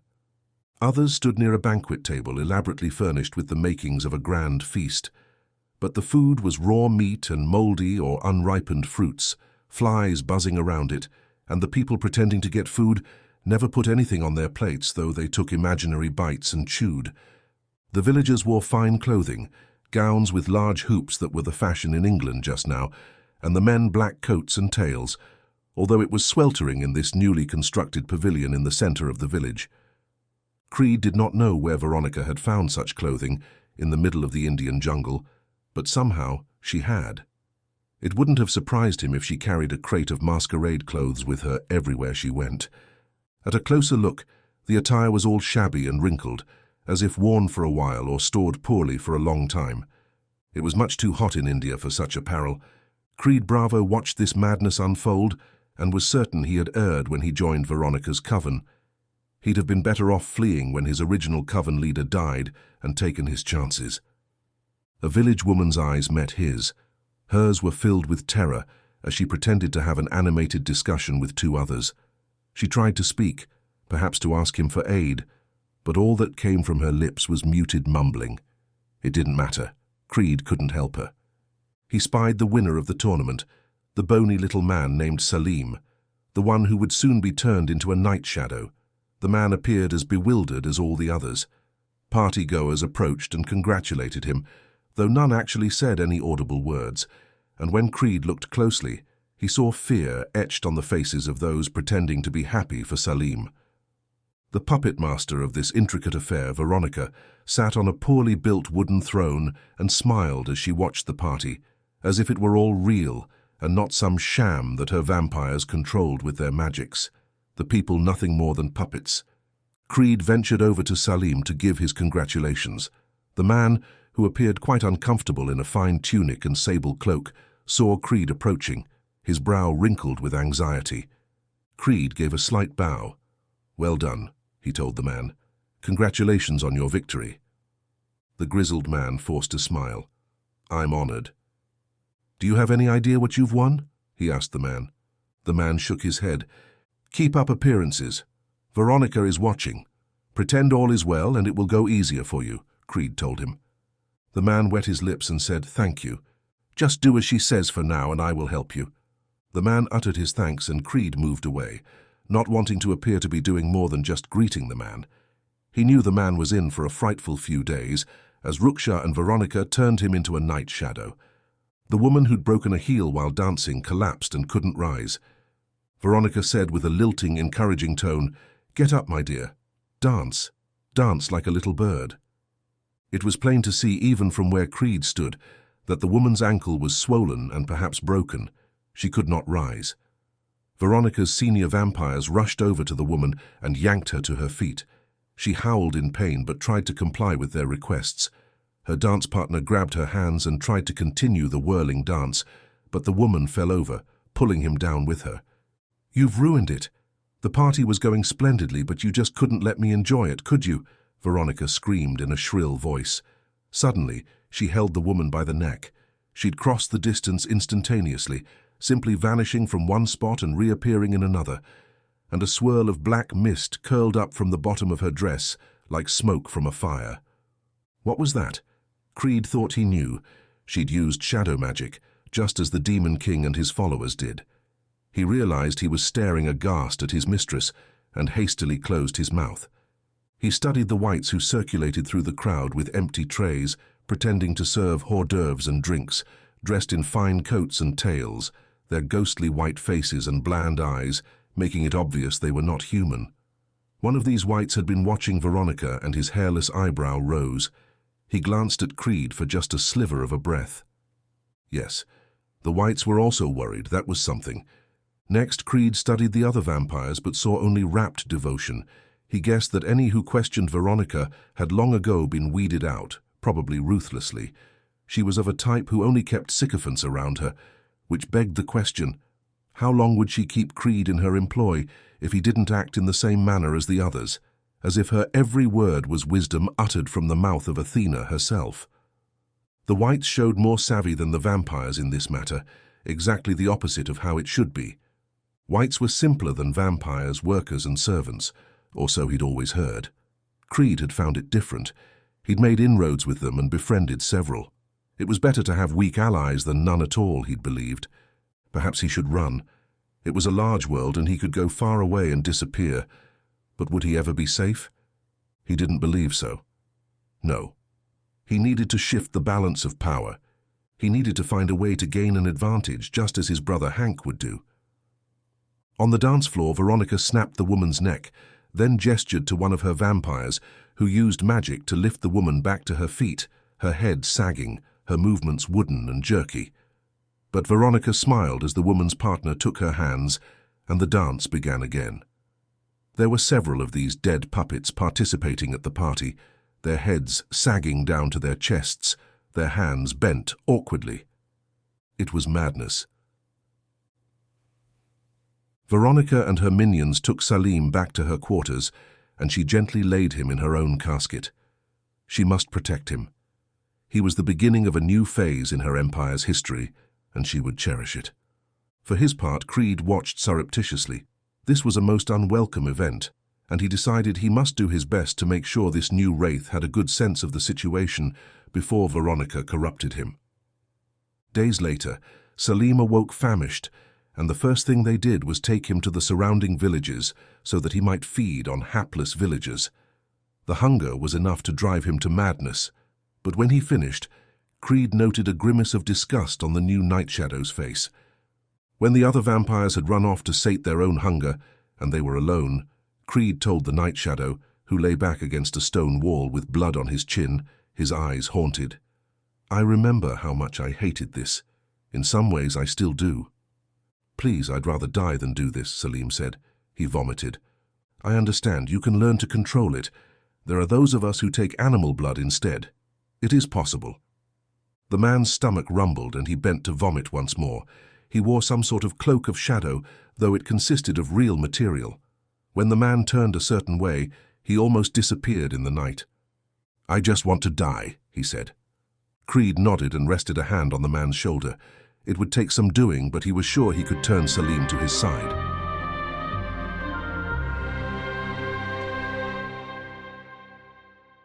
Chapter 22. Progress. Standing at the edge of their camp, with the mahouts and porters chatting and setting up for dinner behind her, Jane admired a scene of peaceful agrarian existence in the valley below. Simple, sparse homes with peaked roofs stood on stilts, while fields of cotton stretched along the serpentine valley floor. The sun sat right at the rim of the hills to the west, and a handful of people worked on last-minute evening chores, while a group of children played. It was a life to be admired. Closer to her, the air was thick and humid, amplified by the crackling fire behind her. She shivered as the constant cold coming from the ring enveloped her, wrapping her in a chilly mist until she pushed it away. Tucking the cool force behind her to blunt the heat of the fire, she remembered too late to hide the noise of the conjuring. She'd been forgetting more and more as of late. Spying a small pool of murky water, She sank the noise into that little puddle. It got away from her somewhat, hitting the water like a brick, and splattered Yamina, walking close to the edge. The immediately angry princess turned to see Jane looking guiltily at her.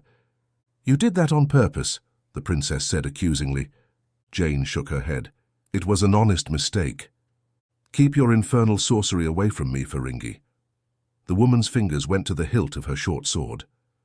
Jane swallowed. She wanted to give some biting retort but couldn't think of anything and didn't believe it wise to do so. It was her fault after all. Still, Yamina had grown increasingly hostile toward her in the last week. The princess was irritable toward everyone, truth be told, but she especially seemed to dislike Jane. It was not a surprise, Jane supposed, staring off toward where Ram was just coming back into the camp after scouting and hunting. The princess growled and continued toward her bedroll, and Jane was glad of it. They'd argued several times, and Jane didn't feel like it tonight. She wanted some peace and quiet, and she wanted to practice. Jane's magical endurance was improving. She could now hold a channel open for an hour, and while the ball floated near her, she could work many simple tricks, as she thought of them, or spells, as Ram called them. None of them were overly powerful, but she could make a much stronger shield than in the past, especially if she kept it compact. If she made it only the size of her fist, it was a near unbreakable snowball, as Mr. Bravo called it, though she wasn't sure what good that could do her defensively. Yes, every day saw progress, though without a teacher she often felt like a blind woman trying to read the magic tome. At some point, she would need Moss or some other mentor in order to improve. In the northwest corner of the camp, a flash of light only she could see, and a small bell chimed. She did not need to look that way. A rat had tripped one of her wards, she knew. The unstoppable things were everywhere, and they tried hard to get into the camp stores any chance they could. Perhaps she could learn wards that actually prevented pests from coming into the camp. Now that would be useful. She'd have to see if there was such a thing in the magic book. She'd discovered she could read ancient languages quite by accident. Ram and Hank watched her study one night when Ram asked her, "Where did you learn to read ancient Egyptian?" "I don't know how to read Egyptian," she told him with confusion. "Then how can you read this page?" he inquired, pointing out one of the more nonsensical blatherings-on in the book about using the forces of gravity and magnetism. She hadn't been able to figure it out, yet the words were plainly in English as she could read them. They'd argued for a minute until Hank looked at the page. "Not English. I think perhaps those are hieroglyphs." "Impossible," Jane uttered, but she soon found it wasn't. Apparently one of her abilities was what the Holy Bible called the gift of tongues, though this for writing. A nighthawk swooped by her, bringing her out of her memories. Monkeys chattered somewhere off in the trees, while bats took to the air to begin their evening hunt. Though she had little experience in the wilds, the land was the same. And though the people here in the center of India were unknown to her, she recognized their ways. This was the India she loved, filled with harmonious, vibrant life. In the distance, however, a pillar of smoke rose, and she heard the occasional thunder that Ram had told her was artillery firing. She heard the stick cracks of musket fire. There was fighting, and it wasn't far away. Was India in her future? Even assuming widespread war did not continue, or that the rebellion succeeded and the rebels expelled the British from India, the company certainly would no longer keep her or mother here, unless she married a man who could run the estate. The East India Trading Company would regret the loss of Harry, but they would make no allowances for her. When acting as an estate agent, one turned a profit or the company replaced the failing agent. That meant returning to England to live, which would be her first time in her ancestral home. She'd be a stranger, as she was in some ways here. Part of her believed she belonged nowhere, a phantom like Sir Radu. But where he had a purpose, she was caught in limbo, unsure where the next stop in her journey would take her. She was a nomad with ties to both Britain and India, who would find a welcome in neither. Her mother had been born in England and would find living there an easy adjustment. Even here she kept very much to her British customs. But Jane had no desire to go there, no yearning to live in that foreign place.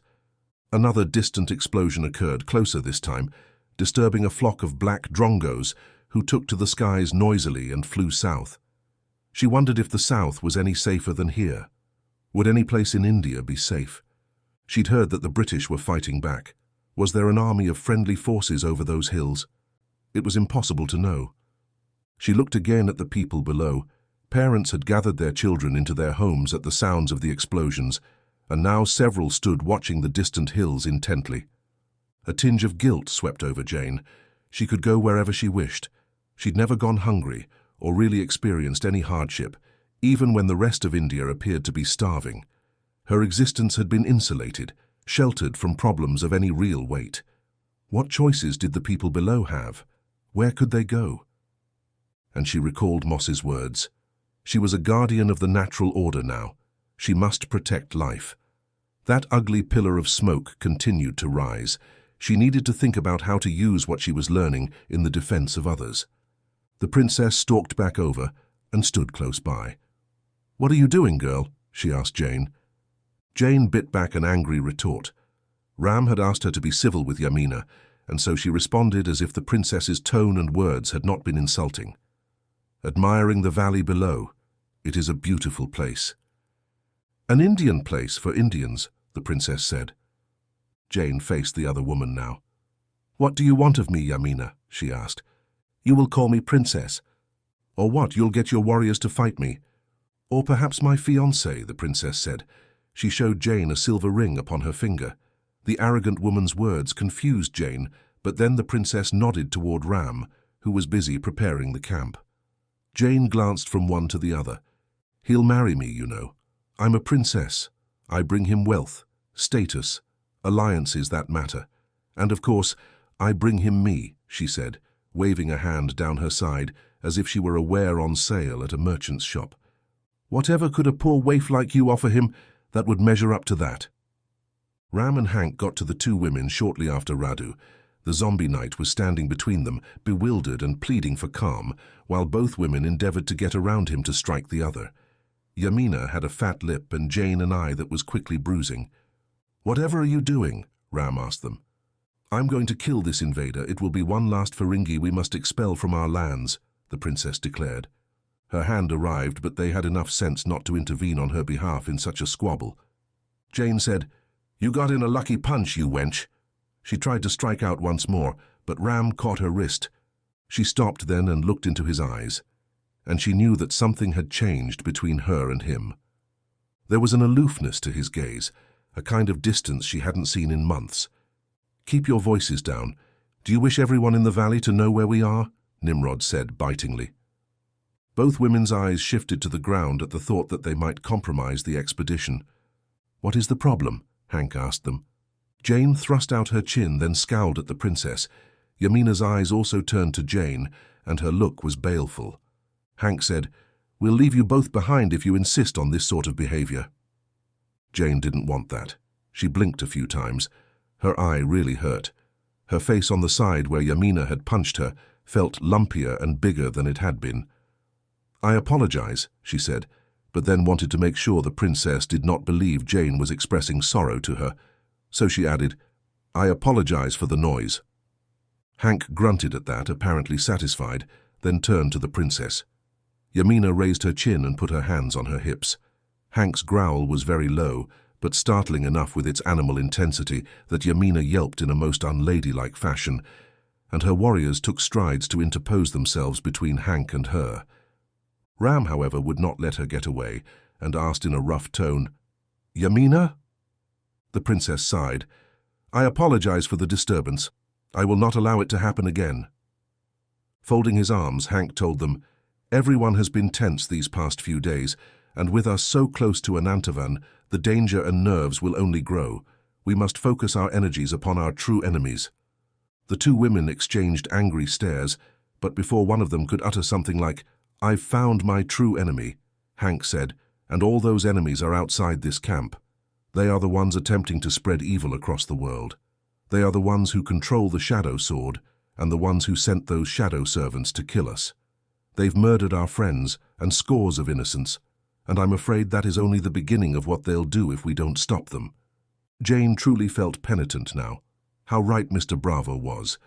It had been foolish of her to allow Yamina to get at her. She must permit no one to get under her skin. Without conscious thought, her eyes strayed to Ram. He glanced away from her, his brow furrowing. He would not meet her eyes. What did it mean? Had she lost him to this prissy, arrogant wench? Then a boiling black set of storm clouds passed over the hill and headed toward them, and within minutes it began to rain.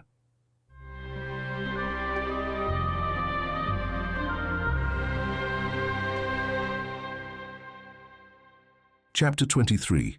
The Rains. For an entire day it rained, and then another, and by the third day of the non-stop downpour, the expedition came to a complete halt. The morning of the third day dawned, impossible to distinguish from the charcoal grey of the night before, except for a minute lightning in the air, as if a painter had added a smudge of slate grey to the palette she used for the sky. Around their camp, muddy brown pools formed, the jungle floor transforming into marshland. Jane tried to speak a few times to cheer someone, or to see if a heroic soul was going to make hot tea, but the relentless deluge drowned out all other sounds as it drummed against the jungle canopy. Rivulets streamed down her neck no matter how she hunched beneath the soaked wool blanket draped over her shoulders.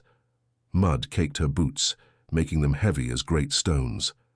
She shivered uncontrollably, her sodden clothes leaching away body heat, and even her trick of pulling away the cold was not enough to help. Ram stepped up close to her and hacked determinedly at wrinkled, gleaming branches, trying to shore up their makeshift lean-to shelters. She appreciated his valiant efforts, but he needn't have bothered.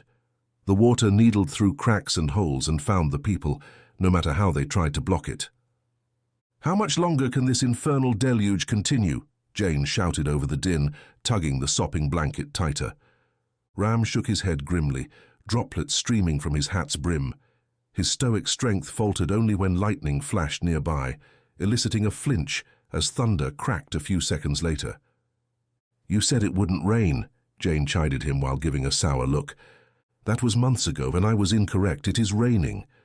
She frowned miserably at his attempt at wittiness and tucked herself more tightly into her blankets. All around her, the group huddled, trying to wait out the storm. But Jane knew no one could outwait India. Though her blood was British, she was Indian-born and raised, and understood that the land was eternal, an ancient domain that had borne witness to countless storms like this throughout the ages. The people who lived upon it were ephemeral and insignificant, mere motes in the grand narrative of the eons of its existence. If this storm continued for a day or a year, India would survive it, though the people upon it might be washed away. She sighed, hoping it would be closer to the former rather than the latter when this incessant rain stopped. She had no desire to be washed away. For each member of the journey to find the Shadow Blade, their world shrank down to the tiny sphere of their individual misery. There was no predicting when the storm might break. All they could do was exist in the downpour, hoping its fury would eventually expend itself. When sections of muddy ground sank into watery ponds, Ram shepherded his complaining charges upslope, searching for raised terrain less vulnerable to flooding. As they climbed, the saturated soil became a morass that dragged at their boots and buried them to the knees, each step its own battle against the greedy mud, threatening to swallow them whole. The elephants found moving hardest of all, their large legs sinking into deep, slushy mud, and they exhausted themselves quickly, stopping halfway up the hill and refusing to walk any further, no matter how their handlers, the patient mahouts, urged them. They stood in a tight clump as the rains pounded their massive hides, an occasionally irritated flapping of a great ear, the only indication they were not statues. Slipping and stumbling over the slick terrain, the rest of the group pressed on blindly through the grey veil of rain until they found a place flat enough and high enough that they felt safe. They were more sodden now, but infinitely preferred being soaked to the bone to being washed away by the building floodwaters. "The entire valley is a series of rivers now," Jane called to the others. Hank stood closest to her, his beard and shaggy hair a straggly mess. He nodded, then set his pack in the muddy spot with the least puddles near where he stood. Thunder boomed suddenly, the sharp crack resonating even over the pounding rainfall. One elephant trumpeted in terror, jostling its comrades. Ram came close to Hank and Jane, scrutinizing the hill for some easier route for the animals. Without warning, the edge of the small level spot of earth beneath Jane's feet crumbled. She plunged down the hill with a startled cry, hitting her head and shoulders on a series of roots, but managing to hold on to a sapling trunk 20 feet below where she'd been standing only moments before. "Jane!" both Hank and Ram called. The men clambered down to aid her. She lay in a muddy waterfall, the ground slick and churning brown water cascading over her and making the footing treacherous. If she lost her grip or one of the rescuers slipped, a sheer slide waited to take them to the coursing, tumbling floodwaters below. Together they struggled against the insatiable mud, slowly swallowing Jane's legs. With Hank and Ram heaving mightily and Jane kicking with all her strength, they wrested her free of the greedy sluice. Ram scooped up her mud-drenched form before she could sink again. "Hold on to me!" he shouted over the wind and the pattering rain. Jane clung tightly to Ram's brawny arm and broad shoulder as he ascended, step by determined step. She ignored the creeping chill settling into her bones. Right now, only his tireless strength stood between her and a cold, anonymous grave. Behind, Hank climbed with an eye on them, waiting to aid either if they fell. Others were not so fortunate. A panicked shriek rang out, barely audible over the storm's fury. Whipping around, the group glimpsed a hapless elephant sliding back down the slope, bellowing as muddy water surged over its sagging body. Moments later, the raging current swept the animal and a good deal of their remaining provisions away into the rain. The mahouts cried out like parents losing a child, trying to run along the shore of the floodwaters with ropes, but the animal kept rolling over and over, more mud-soaked each time it emerged from the water. It vanished. One mahout stood with hunched shoulders on the edge of the water for a long time, watching to see if it surfaced, without reward. Back up on the bit of level ground, Ram eased Jane down beneath the scant shelter of a strangler fig's knotted roots. Dazed from her fall, she leaned heavily against him as her skull pounded in time with the driving rain.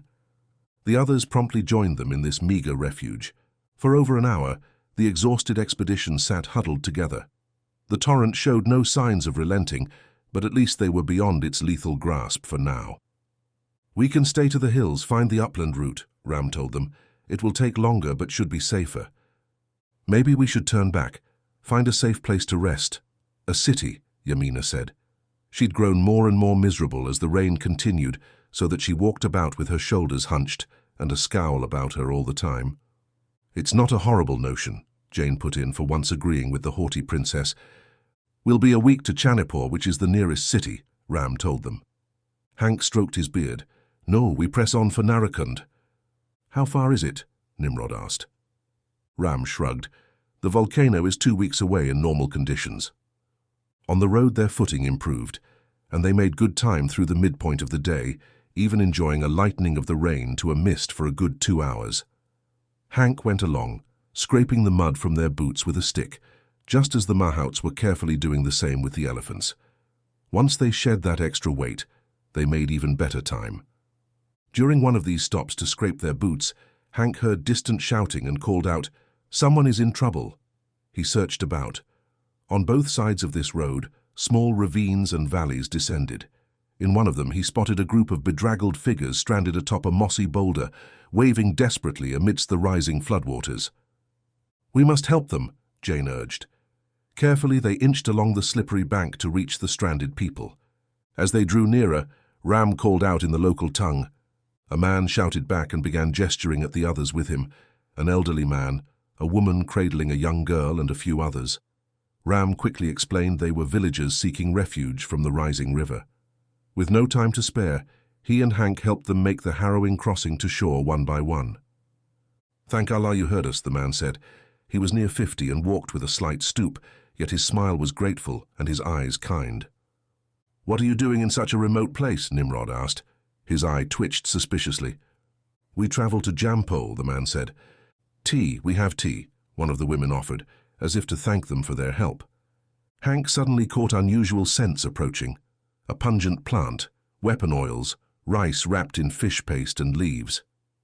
"We've got trouble," he said, and pointed at the road ahead. The members of the expedition readied without noise or panic, forming a half-circle and preparing their weapons. There was a better-than-even chance that many firearms wouldn't function, and so they also loosened their blades. The mahouts had curved swords they used to chop away foliage, but they were not warriors, and so they stayed near their elephants. The mahouts could use the big creatures as weapons as well if they got desperate enough. "Get behind us," Hank ordered the villagers they'd rescued. The man did his best to shepherd his charges to the back of the group. Coming round a bend in front of them, a string of some 20 dark-garbed warriors emerged some 300 yards away. "Who are they?" Nimrod asked. "Thuggies," Hank whispered.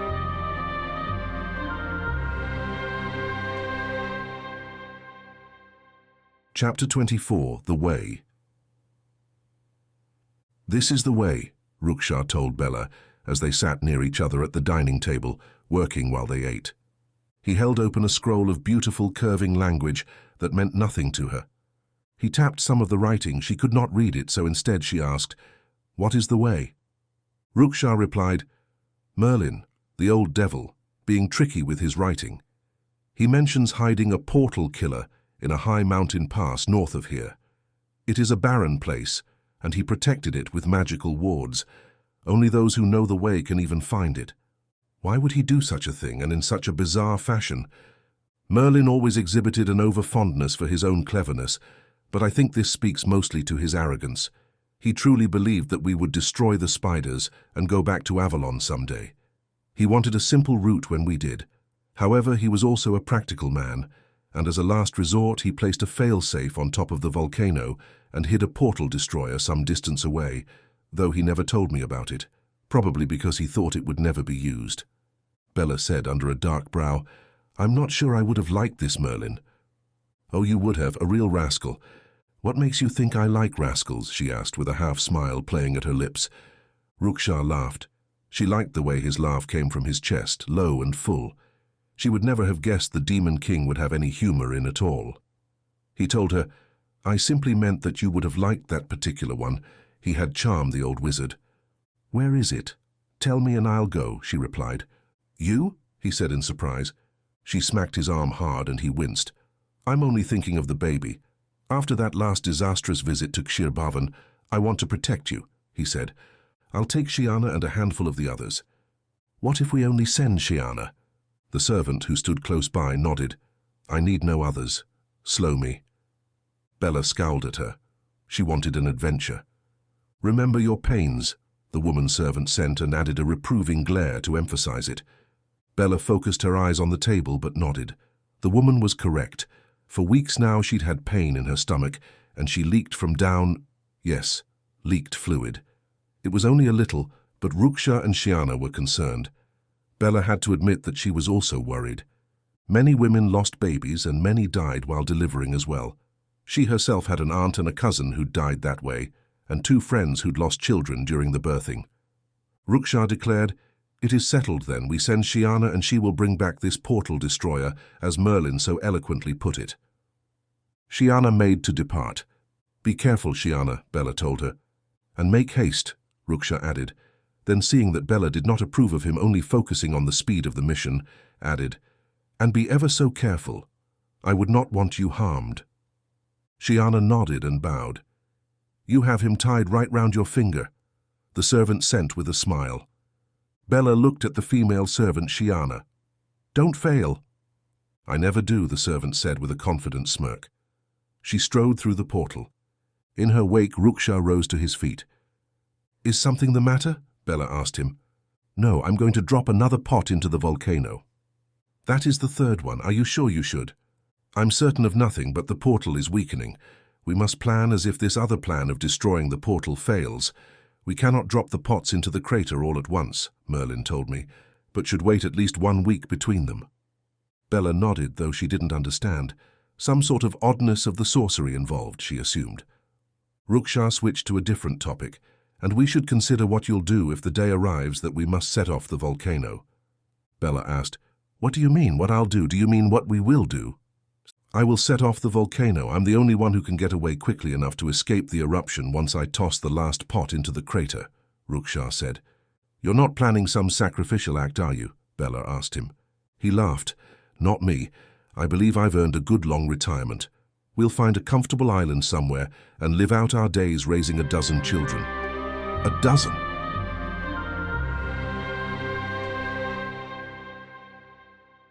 Chapter 25, Flood. The mass of black-robed figures wielded curved swords, long spears, and wickedly barbed darts. As they got closer, it was plain to see they sported ritualized scars upon their cheeks. Upon spotting the expedition, they stopped, pointing and grouping together excitedly. Soon they were marshalling into a line to charge and shouting angry threats. Nimrod stepped up near Hank. His hands quivered as he clutched at Frail's special rifle. "I once believed a fight the best thing in the world. Now I'm not so certain." Hank hated to admit that his own blood sang at the thought of a tussle. The wolf clawed and scraped to get out, but it wasn't pushing too hard. It would enjoy the blood and fighting, even from the background. With piercing war cries, the thuggies snarled and shrieked as they charged, faces maddened with rage. Hank judged them 100 yards away. He felt, rather than saw, Jane step up near them with her own frail rifle. The charging attackers let out a rising howl now, a coordinated one, and even Hank admitted it was an unsettling sound. Nimrod fired his rifle, and so did Hank. 2 of the attackers tumbled to the earth. They reloaded and fired again. Jane joined them. From so close they could hardly miss. 3 of Yamina's women warriors were archers. Their arrows lanced out, and where they slipped into the enemy ranks, an attacker crumpled. But more raced heedlessly on, raging and fierce. Hank reloaded his self-contained cartridge, snapping the barrel back up and firing another shot. The others did the same. Then the combatants collided in a frenzy of clashing steel, screams, and mud spray. Ram met the charge head-on, a whirlwind with his sword. Beside him, his companions carved into the fanatics, blades ceaselessly spinning and slicing through wet robes and flesh. "Die, infidel!" a turbaned attacker cried, swinging his heavy tulwar at Hank's head. He barely dodged the blow aimed to decapitate him and ran the attacker through with his own sword. The man slid off the blade to sprawl lifeless at his feet. If the attackers thought they would make quick work of the expedition members, they had a brief lesson to the contrary that lasted for as long as it took them to perish under the superior attacks of Hank and the others. Then, when the attackers were done for, Hank noted a wicked sight, an aged, bald man wearing fakir's rags up the road. He carried a long staff that he waved in the air. Black shadows swirled around it. A queer chill crept over Hank at the sight. Every fiber of his being screamed to flee from this conjurer and his unholy powers. Jane called out, "He's wielding water magic. I can feel it, though it's dark, like swampy water." She pushed her hand with the magic ring forward and formed a pair of her ball-shaped channels. "I'll see if I can divert it." With a baleful shriek, the fakir swept his staff down towards the battling forces. The air itself seemed to thrum with gathering power. From up the winding road, a distant roar built in volume. Hank's eyes widened in dismay as a great wave of churning floodwater came crashing over the ridge. Trees and boulders tumbled in the raging current, sweeping downhill with fearful speed. "Sorcery!" Ram bellowed. "Run for higher ground!" The raging torrent bore down on them, swallowing the upper bend entirely. Fierce pressure waves buffeted the combatants as millions of gallons of water thundered closer. The last heathens harrying the group turned to flee, but too late. The colossal wave smashed into them first, crushing their bodies and flipping an elephant like a child's toy. Hank yelled, "Get to high ground!" Clambering desperately in knee-deep muck, they scrambled for an embankment off the roadside. Jane and Radu joined their frantic climb up twisted roots and foliage. Then the cataclysm struck. The deafening force lashed men and beasts off their feet, scattering all before it. Immense trees cracked apart as boulders hurtled downhill. The waters kept climbing. "Keep going," Hank, at the end of their single file line, pleaded. Nimrod, right behind him, agreed. "Hurry!" he bellowed. Water seeped around their ankles. They could not climb fast enough. Above them, the others seemed safe. Jane leapt to a tree and scaled up it. A wall of water hit them, carried Radu and Nimrod away into the murky brown.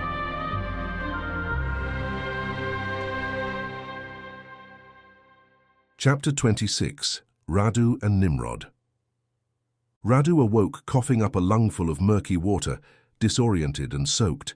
As his vision swam into focus, he realized he was sprawled in ankle-deep muck on the edge of a swollen riverbank. Vines and soggy debris clung to his soaked clothing. He last recalled scrambling up an erosion-carved slope, a deafening wall of water roaring at his heels. Groaning, the knight dragged himself up from the mud, and found Nimrod splayed nearby, coated head to toe in viscous slime. He slogged over and shook the big man's shoulders. "Nimrod, wake up!" The bald brute stirred with a grunt, blearily swatting away Radu's hand. He rose unsteadily, caking the mud around him as he blinked grit from his bleary eyes. "What in blazes, what happened?" he asked. Radu shook his head, beads of moisture dripping from his waxy skin. "Some black magic from that evil sorcerer. A bloody huge wave to drown us all." Nimrod made an unhappy noise, though unease tinged his gravelly voice. "My boots are soaked through." He took them off and poured out the muddy water. Radu's sharp eyes scanned their surroundings through the misty morning light. The jungle road was gone, replaced by a swirling river and endless floodwaters as far as he could see. No sign remained of their companions. "The others must have reached higher ground," he said, desperate to believe that version of events. "We'll need to track them down." "You really think they survived that deluge of water? If it struck them as well, it is likely some perished," Nimrod declared gloomily, stretching his massive arms to check for injuries. Mud-caked muscles rippled beneath his soaked shirt. Radu bristled, clutching at fragile hope. "I'm certain they live. Hank, Ram, Jane, they'll keep everyone safe." Nimrod only grunted, his skepticism clear. "Think what you want, but we need to move," Radu pressed, "before our adversaries pick up our trail." "Move where?" Nimrod sneered. "We've no clue where the others went or even which way we came from. Face it, we're lost in this god-forsaken wilderness." "We take the high ground and follow the river upstream," Radu countered. "Stay the course, and we're bound to find them again." Nimrod shook his head bitterly. "Still spouting blind optimism. When are you going to wake up? This whole damn excursion's a death trap." Radu had to admit they were in danger. He wasn't even sure this so-called shadow blade was worth the price the group was paying to retrieve it, but as long as his vaunted companions thought it worthy of their efforts, he would persist. Nimrod jabbed an accusatory finger at Radu's chest. "I don't take orders from you, ghoul. I'll find my way without chasing fairy tales." Radu was a man slow to anger, and he attempted to use logic as he said to his hefty companion, "We stand a better chance together than apart. But go your own way if you wish. I won't attempt to stop you." For a tense moment it seemed that Nimrod might just do that, the big man's ham-sized fists clenched at his sides. Radu watched him with a friendly grin. A chilling shriek echoed somewhere upriver, followed by more frenzied cries. "What was that? More of those scarred assassins?" Nimrod asked. Radu met Nimrod's uneasy gaze. "I don't know, but I propose we get out of sight." Nimrod gave a curt nod, the argument tabled. Without another word, the unlikely pair slipped into the shrouding mists, moving as stealthily as the sucking mud allowed. Radu took the lead, senses primed for any errant sound or scent. Nimrod's heavy footfalls trailed behind, along with the occasional grumbled complaint. Together they picked their cautious way through the changed landscape, clambering over submerged logs and past brackish pits concealed by floodwater. An uneasy silence gripped the jungle. Even birds and monkeys seemed muted by the recent cataclysm. When they reached more solid ground, Radu froze, carefully inspecting trampled undergrowth smeared with mud.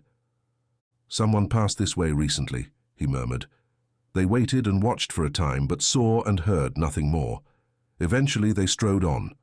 As the weary hours passed, Radu attempted conversation with his giant friend, but Nimrod seemed to have no interest. He put the man's taciturn and brittle responses down to their current predicament and took no offense from it. Late in the afternoon, they rested in a rocky hollow shaded by stooping palms. Before Radu could object, Nimrod muttered something about scouting and lumbered off into the brush. While waiting, Radu allowed his thoughts to drift to his missing companions. Had clever Ram devised shelter for their battered group? They had to be out there somewhere.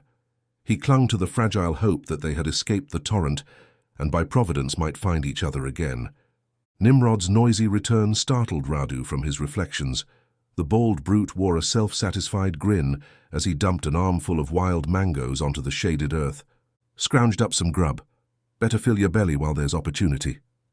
Though Radu needed no nourishment as a living creature might, the sweet fruit had his stomach growling. They ate in silence until only pits and peels remained. "We should move again before sunset," Radu finally said, wiping sticky nectar from his chin. "Mayhap we'll stumble upon the others, but most assuredly we'll put some distance between us and our foes." "You really think those scarred ruffians will keep wasting time hunting us? Why wouldn't they think we died in that flood?" Radu met his skeptical gaze. "I have always found it prudent to err on the side of caution." Nimrod made a non-committal noise and rose, scanning the darkening sky. They lumbered on, the going slow as they climbed, their feet caked in heavy mud. Eventually, by common consent, they halted for the day. Radu tried not to let his disappointment at not finding the others show. He'd come to think of Nimrod as a gruff and poor-tempered companion, and he couldn't wait to return to the others, who at least made attempts at cheerfulness, even in the worst of times. Nimrod declared, "I'll take first watch. Grab some shut-eye while you can." Before Radu could argue, the big man laid his club about his shoulders, then stomped off, muttering something about scouting. Uneasy, Radu tried to rest. He rarely slept and never needed it, though he enjoyed a good long nap once in a while. He knew rest would sharpen his faculties for the trials ahead. Eyes shut, he slipped into oblivion. Nimrod's echoed footsteps mingling with memories of better times. Radu lurched awake to Nimrod roughly grabbing his shoulder.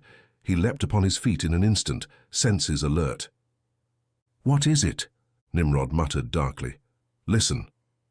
Radu strained his ears but heard only the faint buzz of insects and morning calls of birds. Then he caught it, a viscous squelching noise, too rhythmic to be the river. The sounds circled their position. Nimrod pointed into the gloom shrouding the trees. "I counted over 24 while you snored. Small beasties, lurking just out of sight." Radu peered into the gloom where Nimrod indicated, but saw only faint shapes shifting in the mist. Then beady eyes reflected back at him, at least 30 pairs flickering from the undergrowth. A fetid smell like mildewed crypts and stale urine wafted over them as the lurking creatures drew incrementally nearer. Radu's gut tightened, not human foes, but perhaps even more foul minions of the Demon King. They were little humans like children, but entirely composed of mud, Radu thought at first. But that wasn't quite all. They were ill-formed, not quite finished people, their heads and limbs lumpy, facial features overwide and uneven, in the most sinister fashion. Radu had never seen anything like them. "What are they?" "Little mud children, far as I can tell," Nimrod replied. "We can't stay here. Let's distance ourselves from them." Perhaps they were some kind of territorial creature, Radu hoped. Slipping into the concealing fronds, they crept ahead in tense silence. The encroaching sun revealed little through the gloom. Even the buzz of insects had grown oddly muted, as if the jungle held its breath. They climbed, their steps soggy and difficult. For the better part of an hour, they trudged away from those little creatures, until finally, coming upon a ridge, they hesitated. Nimrod gestured at a patch of close-cropped trees, and they settled into them, hiding. Hunkered behind sodden bark, Radu calmed himself. He'd found those little creatures disturbing. The only sound was Nimrod's steady exhales nearby. There, the viscous sucking sound again from multiple directions, haunting whispers in a guttural tongue, and beneath it all, the unmistakable stench of the grave mingled with fetid mud. Radu risked a glance at Nimrod, seeing his own dread mirrored on the big man's grizzled features. Their prospects for evading this menace seemed dim. Leaves crunched underfoot just yards away. Radu's palms were slick around his weapon hilt as vague silhouettes shuffled into view. But the shapes passed without incident, the squelching footsteps slowly receding. Long tense minutes crawled by until the jungle's normal cacophony resumed. Still Radu waited, wary of traps.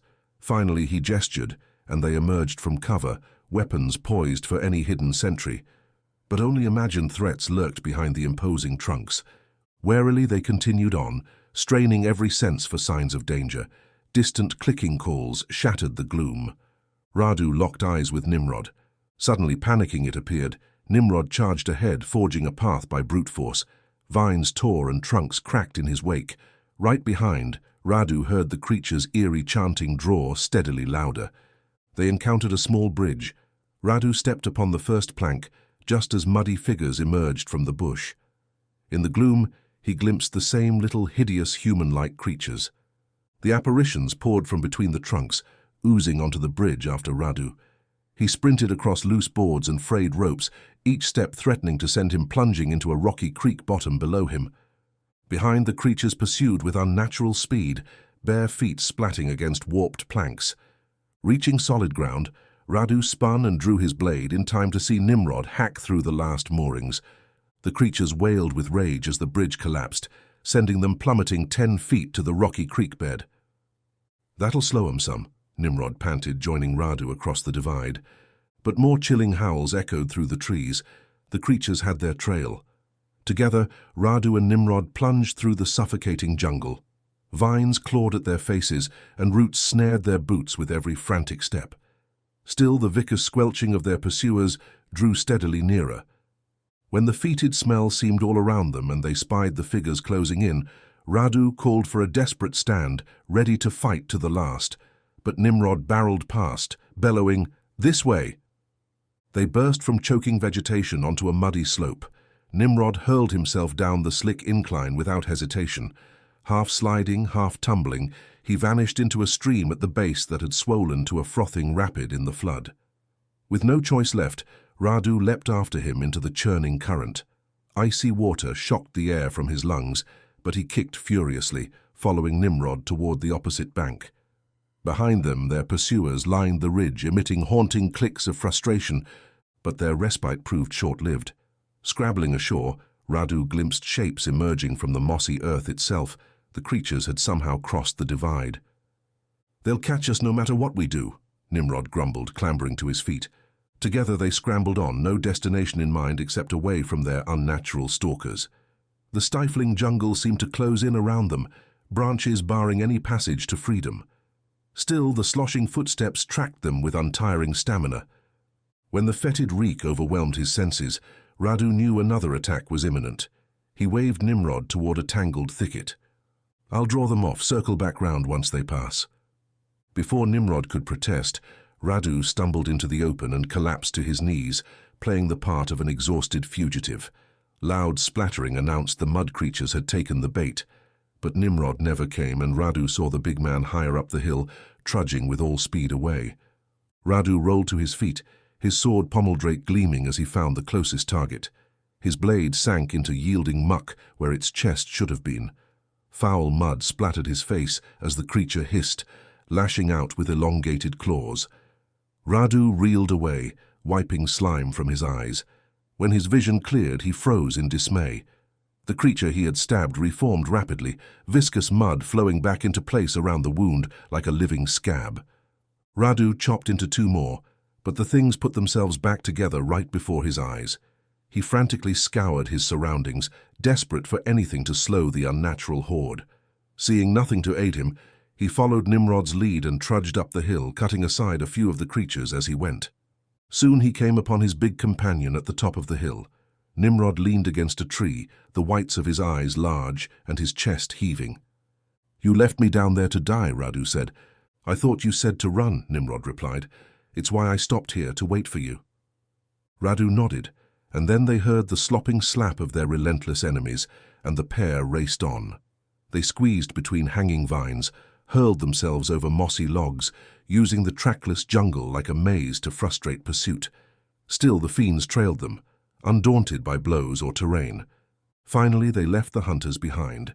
Still gulping air, Nimrod leaned against a gnarled tree and met Radu's exhausted eyes.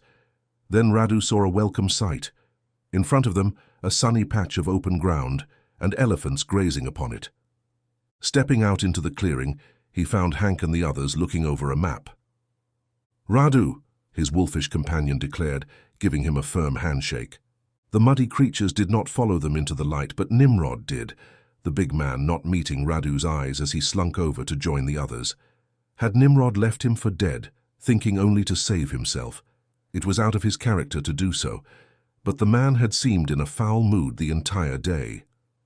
"Welcome back, Sir Radu," Jane told him. "It gives me great pleasure to see you well." "Thank you, Miss Avon," he said, still watching Nimrod with suspicious eyes.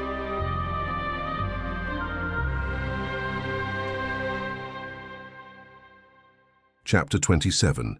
Into the Jungle. The expedition's caravan of elephants lumbered deeper into the jungle's lush labyrinth, and Hank enjoyed the gentle swaying gait and elevated vantage that allowed him to gaze out over the sea of undulating greenery. It was a refreshing change after so many days on the boats and the miserable sloshing through the mud during the monsoon-like rains. All seemed as well as could be expected when traveling toward a smoke-belching volcanic crater controlled by a vampire lord. The sun had pushed away the rain today. The villagers they'd rescued had thanked them and gone on their way, and Radu and Nimrod were none the worse for their encounter with the wall of water. Once again, the expedition headed for their final destination, and a trace of sharpness in the air told Hank this time they'd make it. It felt like he was on the eve of completing their quest, and he welcomed it after so long upon the trail to Narakund. Thankfully, they'd seen no more sign of the Thuggee or their mystics. Hank had shot the old wizard soon after the wall of water swept by them, catching the old man in his chest and spinning him to the ground where he lay unmoving. The water had sunk away immediately when that happened, dropping down into the lowlands. A mahout called out, pulling Hank from his thoughts. He marveled at the elephants and their handlers, the bare-chested, turbaned men known as mahouts.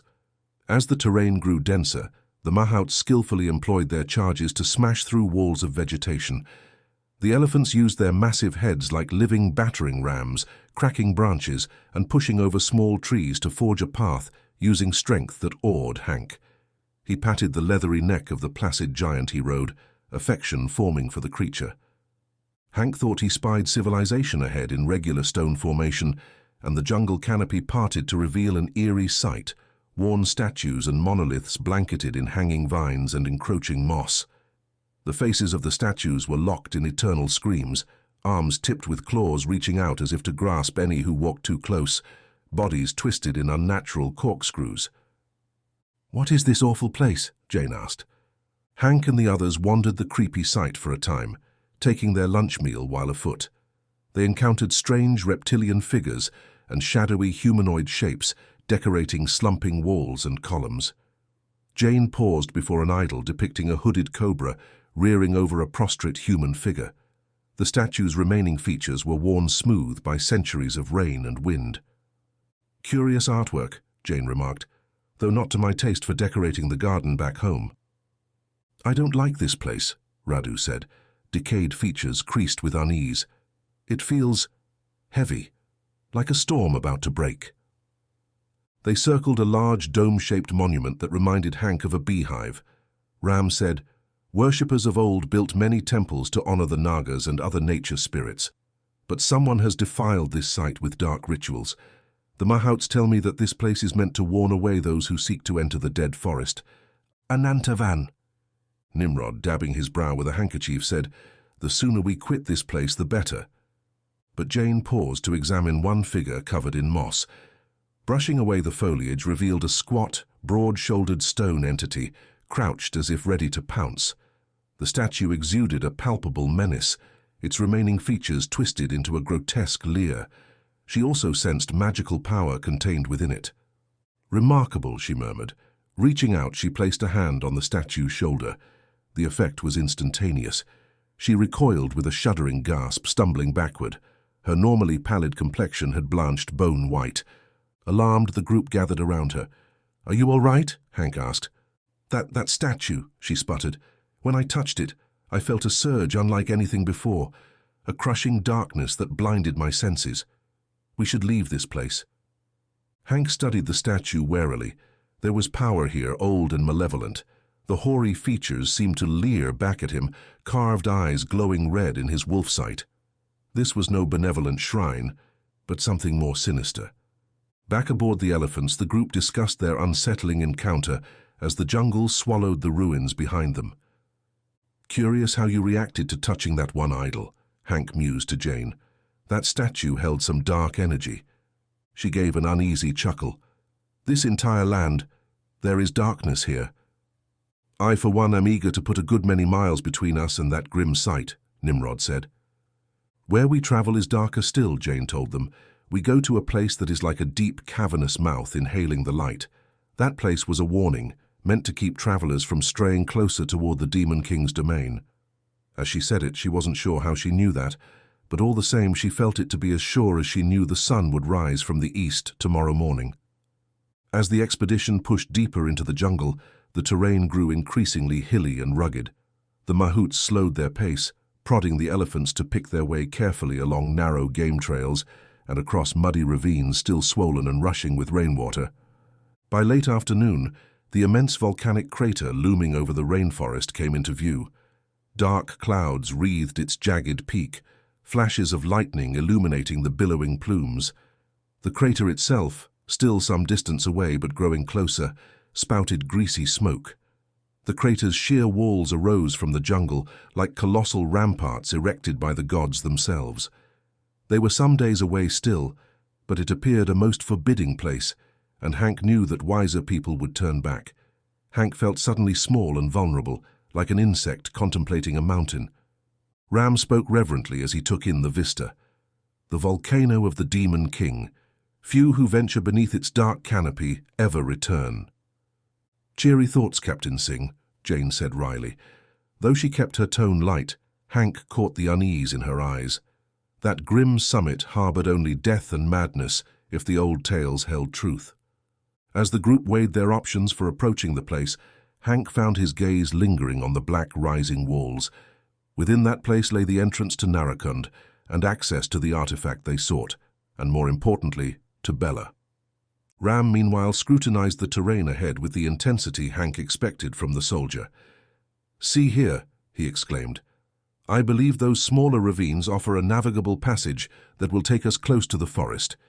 If we are fortunate, they may even harbor remnants of an old trail used by the locals." "I hope you're right," Hank said. That night the expedition team made camp beneath a rocky overhang near where a frothing cataract spilled from the jungle canopy and tumbled down into a rocky pool below. They were all weary, even though the elephants had done all the hard work. Still the sun and heat were draining, and a heaviness hung upon the entire crew.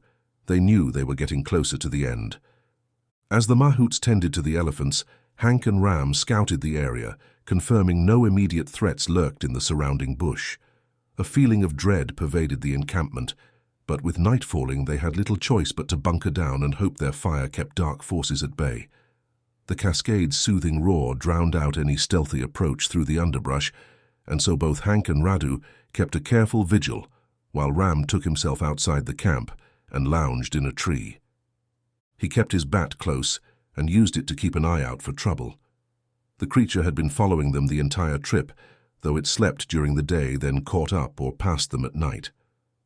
As the others gradually retired for the night, Jane also found sleep elusive. Her thoughts kept returning to the road ahead, and the heavy air of menace shrouding the crater. What primordial forces lay in front of them, and what trials might yet await them as they neared the forest of Anantavan? She awoke groggy and disoriented, dreams of shadowed hands reaching for her already escaping her grasp like wisps of smoke.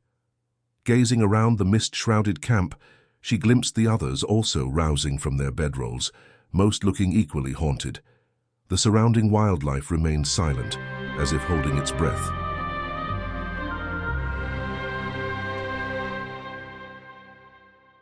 Chapter 28. Anantavan. "Anantavan," Ram said, pointing across a wide swath of yellowed grasslands to a wall of black vegetation blanketed in mist. And in the center of the trees, a black jutting finger of rock thrusting upward toward the sky, the volcanic crater belching a line of greasy black smoke. "I did not know the volcano was active," Jane said. "It never has been that I'm aware of. I've been here before, and it certainly wasn't at that time," Ram told her. "What do you suppose it means? Is it some sorcery to make this more dangerous?" Nimrod asked. Hank shrugged to admit that it was possible. "We'd best be cautious, though that was always our intention." "The 10 of us sneaking into the lair of the Demon King alone is not exactly what I'd call cautious," Nimrod said, with more than a note of derision in his voice. "We must get there first," Princess Yamina reminded them. "True, we're a day away from that forest line, do you think?" Hank asked Ram. They watched from just inside some trees, huddled in the shadows. "That is a good estimate." Hank rubbed his hands together. "Not much cover. What if the Demon King has lookouts watching the plains? A possibility, But I see no other way to get there without taking another week to go via a more roundabout method, Ram replied. Elephants are not exactly quiet, even in the jungle, Jane said. As long as we have them with us, we are sure to make a good deal of noise and be visible, no matter where we are. She didn't like the look of the place, but that wasn't quite right. It was Varuna and Rudra, the Indian deities of the storms and the sea, that did not approve. Their eyes were upon Anantavan. They sat in judgment of it, and she believed they loved it less than she did. The sky looked full, as if ready to shed tears on its behalf. It would weep for the wound upon the earth that was Anantavan, she thought. This place will never be the same, she said. What, Jane? Ram inquired. Nothing, she replied, not wishing to explain that the skies were warning her what was going to happen here. She saw death and blood and fiery rock. Can rock catch fire? She asked. It can, but must be heated to an extreme temperature to do so, Nimrod told her. He'd become something of a scientist himself in the past few months. Are you suggesting we continue on foot? Ram asked, bringing her back to the task at hand. Jane splayed her hands out wide, palms up, as if to say she didn't have the answers. I'm not sure. I'm simply stating the truth of it. Elephants are difficult to conceal. You are correct, of course. One idea is that we keep them at least until we reach Anantavan. Once inside the forest, we can continue on alone, Ram replied, looking with his spyglass. He pointed at a smudged line in the grass that stretched off toward the forest. There is a slight depression bisecting the plain, a dry creek bed perhaps. We should abandon the elephants here. Stealth is our best chance of getting into Narakund, Jane said. I agree with the girl, Yamina said, and Jane scowled at her, eyes blazing. The princess ignored Jane's glare and continued. We best make our way as quietly as possible. I think they're correct. We try to stay hidden as best we can, Nimrod agreed. All right, everyone will need to carry their own provisions, and it will be an arduous trek, Ram told them. He turned to Yamina. You should stay here and wait for my father. You can tell him which way we've gone. You insult me, Ram Singh. I'm strong enough to make this trip the same as any others, Yamina replied, specifically looking at Jane as if waiting for a comment from the Anglo woman. No, I'm thinking of your position. You are the war leader of many of those who will come with my father, and they will need your leadership. She chuckled. Nicely put, though I disagree. I'm a figurehead in my army. All know it. Your father has commanded my soldiers from the day we departed to come here. I can provide more value here with my razor-sharp fingers, she said, gesturing back at her silent women warriors. Let us go back to the elephants and gather our things. I'll suggest to the mahouts that they wait here a day to give us more time to get across the plains without the elephants creating a disturbance, Ram said. They encountered no one, though they disturbed a flock of 200 Sarus cranes, the white-bodied birds with red heads taking off all at once and causing the expedition members to hug the walls of the wadi, unsure what the sudden roaring sound was at first, until they noted the birds wheeling into the sky and making a sharp turn away. Ram gestured for them to remain motionless, hoping that the Demon King had no patrols about. He backtracked down their trail away, and using a small broom he'd asked the mahouts for, smoothed out their tracks. Meanwhile, Hank set down his heavy pack and clambered sneakily to the edge of the ravine and looked out at the plains to see if there were any obvious patrols or interested parties watching where the birds had taken off. They were once again making good time, though Ram frequently stopped them to erase their tracks. Jane thought it a silly precaution until they heard several horses galloping to the ravine somewhere behind them. They pressed themselves against the wall and waited, and within minutes they heard the clop of a single rider slowly edging along the grass above the wadi. They readied weapons, unsure of the rider's allegiances, but assuming he must be an enemy. A shadow fell over the ravine, a lean man on a horse, a slender spear clutched in his hand. Jane didn't dare move, but she managed to gaze at the others. They were not as frightened as Jane. Each held a weapon ready and leaned against the wall, hugging to the barren roots and dirt tightly. Ram stood right next to her, holding his saber, and he winked when she met his eye. The man was like a slab of granite. Nothing rattled him. The rider paused right above them, and Jane thought maybe he'd seen one of them. He jangled as he dismounted, and Ram crouched, ready to charge up the side of the ravine to kill the enemy sentry, if indeed it was one. Radu gave out a low moan, and Jane turned her head and noted the zombie knight carried the slack-jawed expression that meant one of his fugues possessed him. He took a step out into the middle of the ravine, out of cover, and Hank snatched him back, covering the knight's mouth with his hand. The knight resisted, and they began to wrestle, and Jane was positive the rider would discover them. She heard the man fiddling with his saddle and patting his horse. "Good girl, the man said in Hindustani, cooing at the horse, she assumed. Then he remounted and wheeled his horse away, galloping off. And then Radu stopped his struggling and said, "Why are you embracing me, Hank? Have I done something amazing once again?" No one moved for some time, and Jane found her legs cramping because of the awkward position she'd been in for so long. Her calf wound was healed but still hurt, and she hadn't walked like this since it happened. She'd be sore tonight and in pain for days.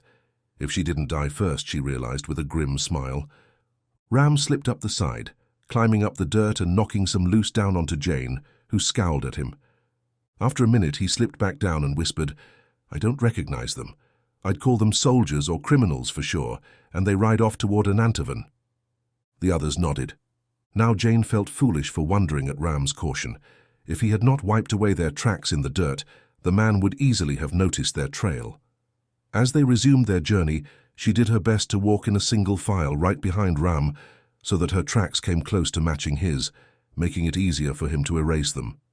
They paused for lunch when they found a slightly wider place. "The wadi is shallower now. It will disappear soon, though we are close to the trees," Ram told them as they ate cold hardtack and salted beef and chapati flatbread. Nimrod held his arm as they ate. It appeared red and slick with sweat, and though it was hard to tell because his entire body was thick, Jane thought the limb might be swollen. "Are you well, Mr. O'Toole?" she inquired. "I am good as gold, girl," he said, though he clearly lied. After lunch they came to a spot where the wadi shallowed into nothing more than a ditch, and they crouched at the edge, looking at the trees some 200 yards distant. "Radu, Hank and I will push forward into the tree line, and then Hank and I will go along both edges, looking for scouts or lookouts. We'll gesture for you to come over when we know it's safe," Ram told them. Jane nodded, and she was not the only one. This was a matter of fieldcraft, and she knew nothing about it besides a little from her childhood when she played hide-and-go-seek. She must trust Ram and Hank in these matters. The three men loped off, keeping low, Radu waddling so that she couldn't help but smile. They must have seen something when they were halfway across, because all three of them fell to the ground and lay still for several minutes. Jane did not know what had caused them to hide. She tried to peer around the scant wall where they waited to observe what caused their concern, but she could see nothing. The sun fell fast now, and the grasses turned into a field of molten orange. In an hour it would be dark, and she would once again be cold. Already the slightly falling temperatures chilled her, though the others wiped sweat from their brows. A head poked up from the grass Ram like a bird bobbing upward for a moment. He gazed around, then rose to a crouch. Hank and Radu followed his lead, and the three of them walked bent, now all three waddling like ducks, until they reached the trees. "This is thick jungle," Radu observed. "It is that," Ram agreed. "I'll go that way," Hank said, and disappeared into the trees, staying right along the edge, looking for enemy scouts. Ram told Radu, "I'll go down this other edge, be back soon." Left alone, Radu watched the packs and monitored the grasslands, but he also observed the jungle, Anantavan, the place they'd spent so long trying to reach. He felt a bit like the Israelites wandering in the desert for 40 years before finally finding the promised land, though this was no paradise. Not far into the trees, a gloomy darkness hung like a shroud, and, despite this lack of sun, the innards of the forest were hot as a sun-baked desert. The smell of rotting wood and pungent mold greeted him. The vegetation was an unwelcoming tangle of twisted vines coiling around grotesque blackened trees, and a knee-high carpet of noxious grasses and thorn-covered bushes. Unlike other jungles he'd traversed, deafening with the din of bugs, birds, and other creatures, this forest was oppressively silent, quiet as a crypt.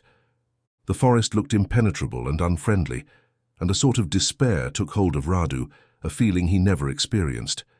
He thought this place was one of evil, and he didn't fancy being alone. He was glad when Hank and Ram both returned around the same time.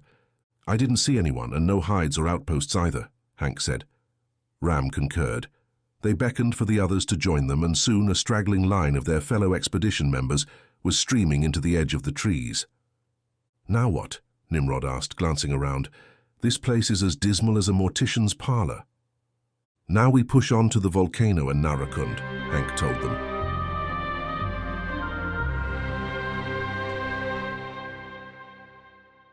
Chapter 29.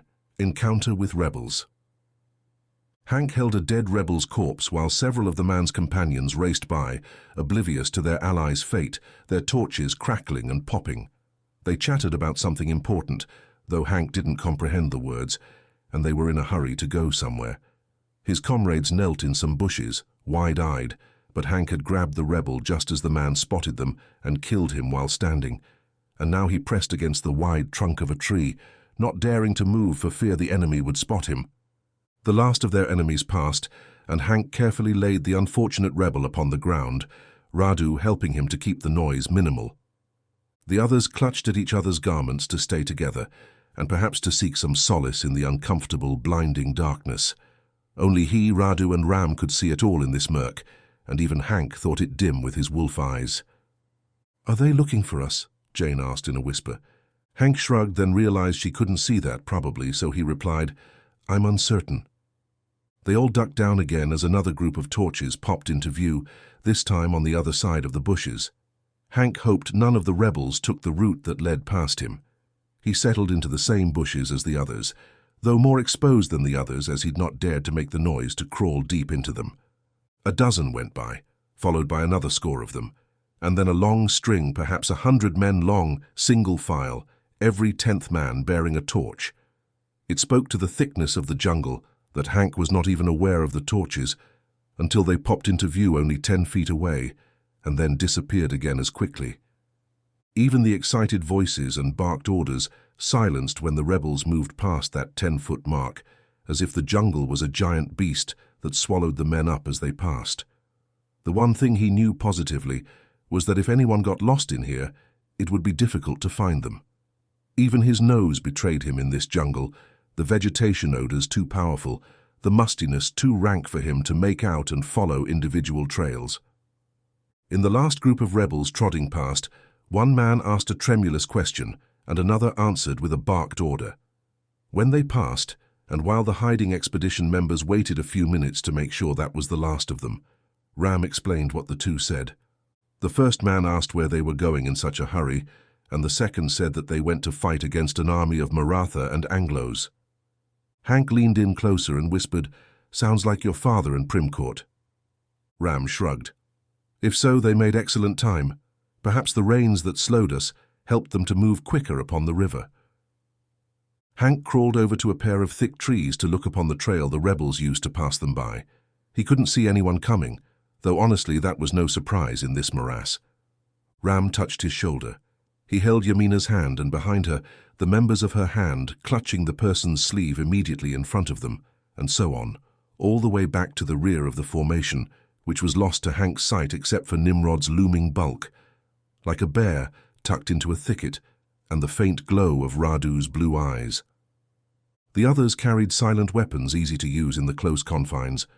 All 5 of Yamina's fingers held slender, tapered daggers, while Yamina herself carried a vicious hooked short sword. And, obviously, Nimrod carried that giant tree trunk he called a lathi. Hank brandished no weapons, but needed nothing but his claws and fangs. Thankfully, the only one who could see him was Ram right now, so there was no reason to feel shame or embarrassment that he was part beast. He crouched and stalked back down the trail the way the rebels had come, keeping Ram in sight. Ram's task was to keep the others with him, so he trudged slowly in Hank's wake, and as Hank looked back, he saw the lumpy, uneven snake that was his comrades plodding toward him bent very low. When he turned back, he looked right in the eyes of a man coming the opposite way, a man holding a torch in one hand and a curved sword in the other.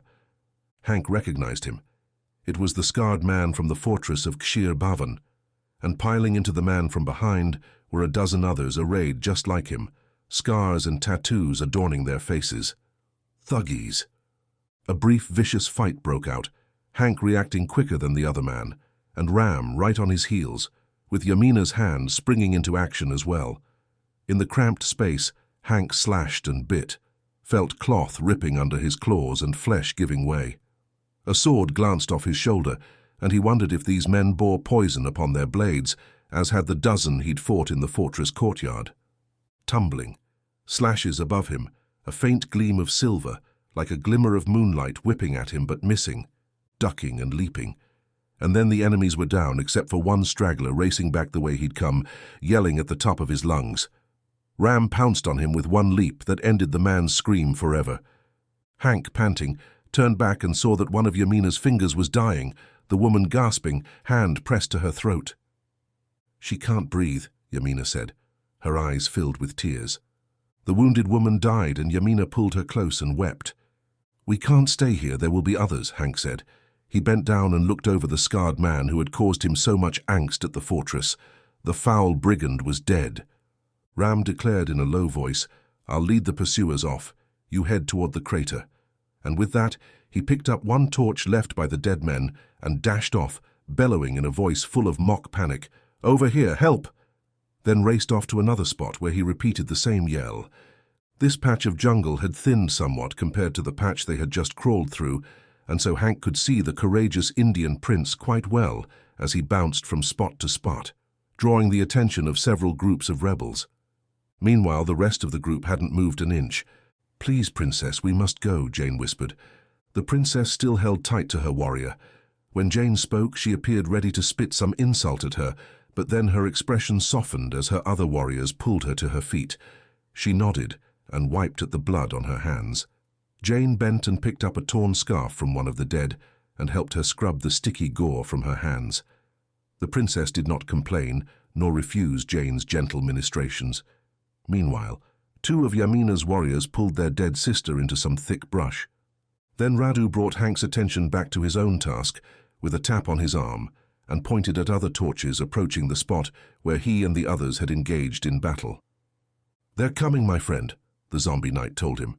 Hank gathered up the others and led the slow caravan of his comrades. He whispered, "Stay close. We need to get away from this spot."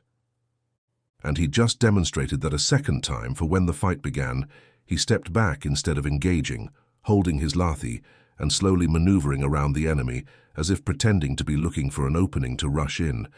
And when Princess Yamina's warrior stumbled back toward him, two enemies hot on her with blades whirling, he'd imagined how those blades would cut and tear at him, and he'd pivoted and slipped away to another spot instead of helping. He hung his head and felt his neck hunched low on his shoulders. She'd died. He might have saved her, but he'd turned coward and run. Radu turned back to him now as they packed in tight to move and whispered, "Shall I take the rear, my friend?" And Nimrod nodded and let Radu fall behind him so that he'd have someone at his back to protect him. As they trudged through the forest, the shame of what he'd done burned in his gut and tore at his brain. He felt the undead knight's glowing eyes upon him and knew that Radu, most of all, knew of his cowardice, and he was glad for the darkness that hid his acts. A group of rebels entered the area then, the golden glow of their flame casting dancing orange and red across the trees and water. Ram stood and ran through them, catching them all off guard. "Creatures, in the water!" he yelled, and raced past. Bewildered, they watched him go, then heard the screeching clicks of the mud creatures as well. One turned back to hold his torch high, unable to see anything. Then a cold, sloppy claw grabbed his shirt and yanked him into the brush. Screams followed Ram as he bounded across the jungle. Someone fired a shot, but he had no idea where the ball went, and the yells eventually fell behind him. In the sheer, unpierceable darkness, he tried to find his friends. Jane considered moving to another spot. This was hardly the time for their arguing to continue. Then, however, the princess leaned down and whispered, "Thank you for helping me." Jane had been ready to fire off an insult in response to whatever words the princess uttered, but didn't know what to say at this offer of gratitude. Seeing that Jane was flummoxed, the princess smirked. "I know you aided me back there during that battle. You killed a man who was about to stab me. I saw the sharp dagger of ice that took his eye." Ah, yes. Jane had done that, though she hadn't really thought about saving Yamina as much as just stopping a threat. She'd have done the same for any of the others. However, she knew what it meant to have your life saved. What might seem like a trifle to one person, and the obvious action, could be profound to the person receiving the aid. Jane nodded, not trusting herself to speak. Soon Ram emerged, huffing and with the glow of excitement about his cheeks. To see him flushed like that stirred her, and she would like to have held his hand then. But she looked over and saw the princess eyeing her with one eyebrow raised. "Come, on to Narakund," Ram told them. "Yes, let's end this," Hank agreed.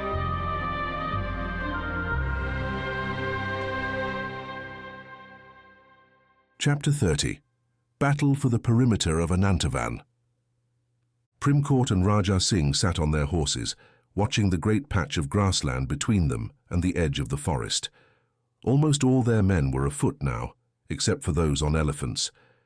Prim Court had allowed the Rajah to take most of the horses, keeping only 10 for himself, Major Tennis, and a few scouts. The rest of his troopers stood in a tight formation near the Rajah's infantry, or to be more precise, near the Bengal musketeers of Princess Yamina, though she was not here to lead them. And facing them in the forest were several lines of bandits and rebel sepoys. So the intelligence they'd received had been accurate. The Demon King had gathered an army of cutthroats. The good news, of course, was that Prim Court didn't see any of the shadow servants with them. That would make this easier, though their position was tenuous at best. They were attacking entrenched men hiding behind trees and a waist-high though hastily constructed earthen berm.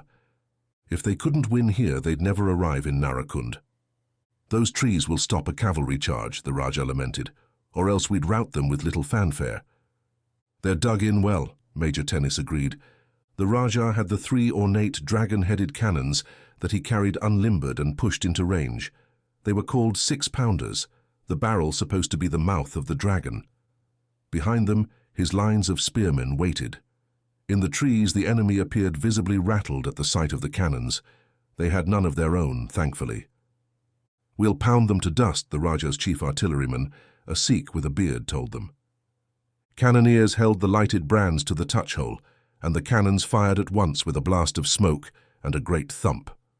The results, however, were less impressive than the din and great gout from the dragon's mouth. The balls struck trees and passed over the heads of the defenders, vanishing harmlessly into the jungle. A rain of leaves and branches fell upon their heads, and a ripple of nervousness passed through them, though a few hardy souls jeered the poor aim of the attackers. The next barrage was better aimed, but still the results were tepid at best. A ball caught a single enemy soldier and hurled him backwards, and some dirt exploded off the berm with another impact. Though Prim Court was underwhelmed, the enemy were more easily impressed, and several of them retreated into the jungle despite the bellowing and threats from their leaders. Some of the enemy had muskets, and they fired them at the artillerymen of the Rajah. One shot struck a man who reached up to his eye, surprised, and blood squeezed through his fingers in frothy bubbles. "One more salvo and then we charge," the Rajah bellowed. The cannons fired again and finally did some actual damage, though Prim Court still was less than impressed by their efforts. The effect of the cannon fire on him mattered little, however. It was what they did to the enemy that held importance. And the enemy did not like the bombardment, nor the flash of smoke from the cannon or the thunderous thumps they gave as they issued forth a cannonball. Still, most held their ground even as the lines of the Rajah's spearmen aligned and began their steady march. Now from the trees and several of the Rajah's men fell clutching at arrows. "Charge!" the Rajah bellowed. Prim Court, surrounded by a dozen of the African mirror warriors he'd summoned, followed closely behind the lines of spearmen. The defenders held their ground and soon the melee was close in. Prim Court's sword handle was slick with the blood of a defender he slashed as he leapt into their trench. His spearmen chanted, and at least a few of the defenders ran from them, not knowing who these savages in animal skins were and never having heard such a blood-curdling cry. One defender, however, held a musket. He shot one of Prim Court's warriors, and the man collapsed into a pile of dust. Prim Court was shocked. Even as warriors killed each other all around him, he paused in dismay.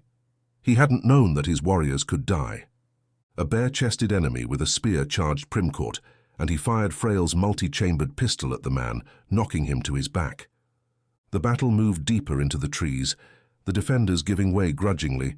Stepping into the depth of the forest was like passing from day to night. He'd once spoken at the new Alhambra Theatre and Music Hall in London, and he recalled standing in the relative darkness backstage until he'd been introduced. As he'd passed through the curtain, a blinding glare of light had hit him from the directed lanterns at the front of the stage. Once he'd finished his brief speech, he'd stepped back through the curtain and nearly stumbled, as he was unaccustomed to the darkness. This was like that. A bare 20 feet into the trees, and he could not make out his hand in front of his face. He called out, "Fall back, light lanterns, we need torches, light men, we need light." The Rajah agreed, and soon his officers had taken up the cry and they lit torches and lanterns to carry with them into the jungle. All the while the enemy was not idle. Arrows flitted through the trees, killing the Rajah's soldiers, so that they ducked back behind the berm using the dirt wall as cover. And the enemy was wily. They must have known this would happen, for they counterattacked, a wave of screaming warriors charging the surprised soldiers of the Rajah and driving them off the berm and back into the fields. But Primcourt's warriors held their ground, and soon other allies joined them, and they once again dug the enemy out of the trench. His formidable tribal warriors raced off into the trees, this time bearing torches, but Primcourt stayed behind to help some musketeers who were trying, with their bayonets, to peel the edge of the defenders. For a time he stood side by side with an aged veteran who whirled his spear around using both ends, whipping the weapon about deftly. Then that man tripped, and 3 defenders stabbed him to death. Next, Primcourt fought near the Rajah and his bodyguard, and this was much safer, as the dozen competent swordsmen who protected the Rajah drew him inside their ranks. Moss was also in the middle of the circle, spending her time kneeling near the wounded and touching them, emitting a green spectral energy that soaked into them. Some were beyond help, but she saved a dozen or more that Primcourt saw, healing them miraculously. The Rajah and his soldiers were calling their men back, enforcing discipline. Primcourt tapped the mirror in his pocket, making sure the artifact was safe. He was bleeding from the tiny cuts it had cost him to call the warriors inside, and he wanted to get away from the woman so he could staunch the flow of blood without her seeing. He told her, "A gift from the Queen, though truly I did not believe in its power until just recently. It might have helped us immeasurably on our first expedition, but I thought it all nonsense." "Where do these fighters come from?" she asked. "That I do not know precisely, though I believe from Africa. They are called mirror fighters. One day when I was convalescing, and so tired of the dull days at my rest, I opened the mirror, and I'm glad I did." "And what price do you pay to use it? All magical artifacts exact a cost from those who wield them. Just as Jane's ring drains her life force, this mirror of wonder must expect some sacrifice from you to give you power." Primcourt shook his head and put on a smile. "Not this one, it requires nothing." She squinted at him suspiciously, but then limped over to the wounded to help them. "No cost at all," Primcourt said, lifting his shirt and looking at the dozens of tiny cuts on his stomach. Each warrior that came through was called by blood. Tiny slashes, as if made by a pin or a letter opener, dragged across his flesh. He withdrew one of the bandages he kept with him all the time now, and pressed the cloth to his side. Still, it was of little account. They held the edges of Anantavan, and the next step was onto the crater itself.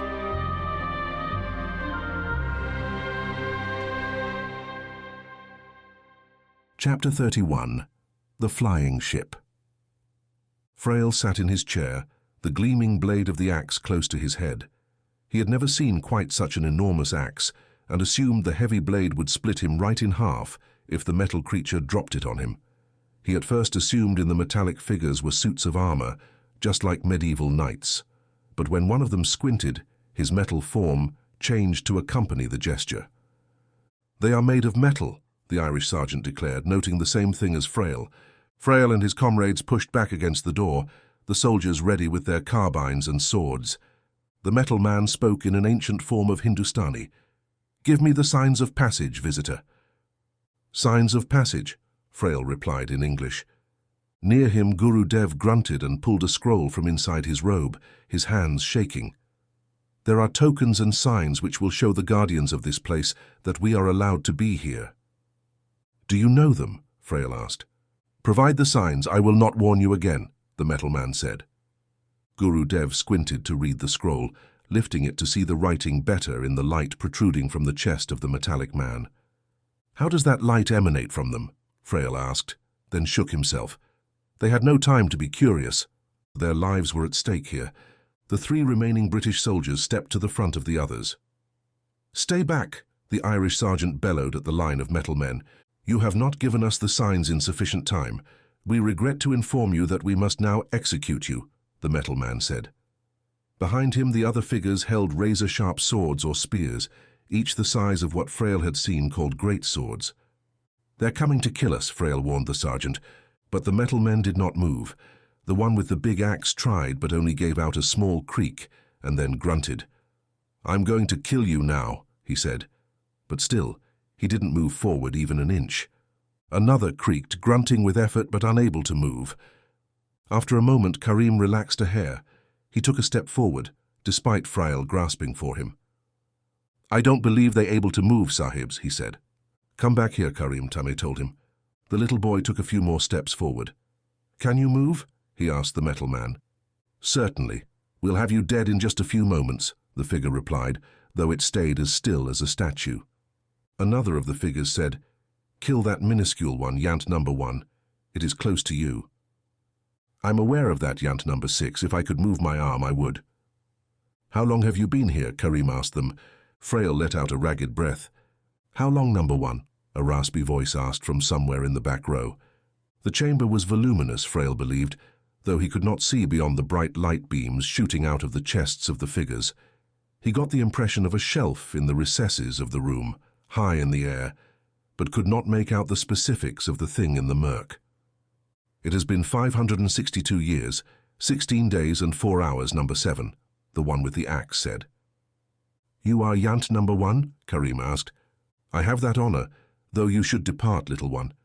As soon as my limbs get free of this strange paralysis, I'm afraid I'll have to cut you into pieces." "When did you last move?" Frail asked, getting some of his own courage back from the little boy. 87 years and 33 days ago, Yant number 1 said. "No, 33 days and 23 hours and 40 minutes ago," said a vaguely feminine metallic voice. "Perhaps you are right, Yant number 5, Yant number 1 said. "Why are you here?" Karim asked them. "Don't tell him, he's an intruder, Yant number 1, a voice said. "He looks harmless to me, they are all so very tiny," Yant number 1 replied. "But they'll learn of the Vimana," said another. A chorus of metallic groans, beeps and hisses greeted this pronouncement.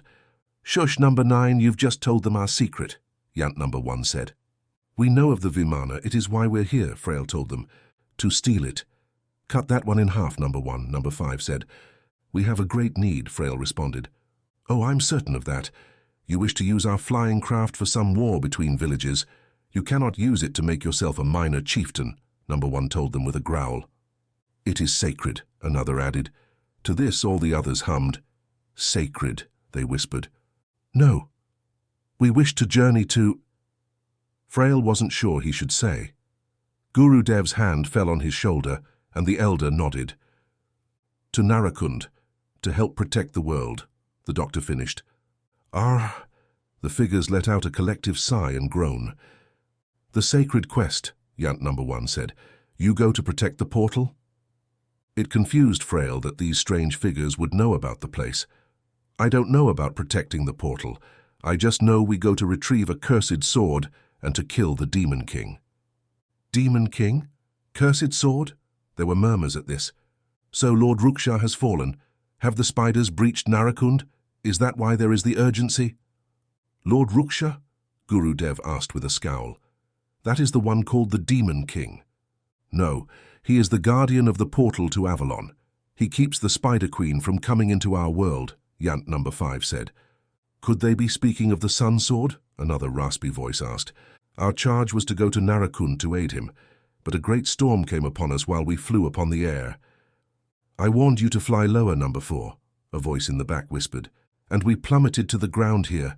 Our Lord charged us with protecting the secret of the Vimana at all costs, and so we built the great door here and tried to repair the craft. We were certain that our Lord would send help when we didn't arrive. The hard impact upon the ground damaged many of us, and soon our days of waiting turned to centuries.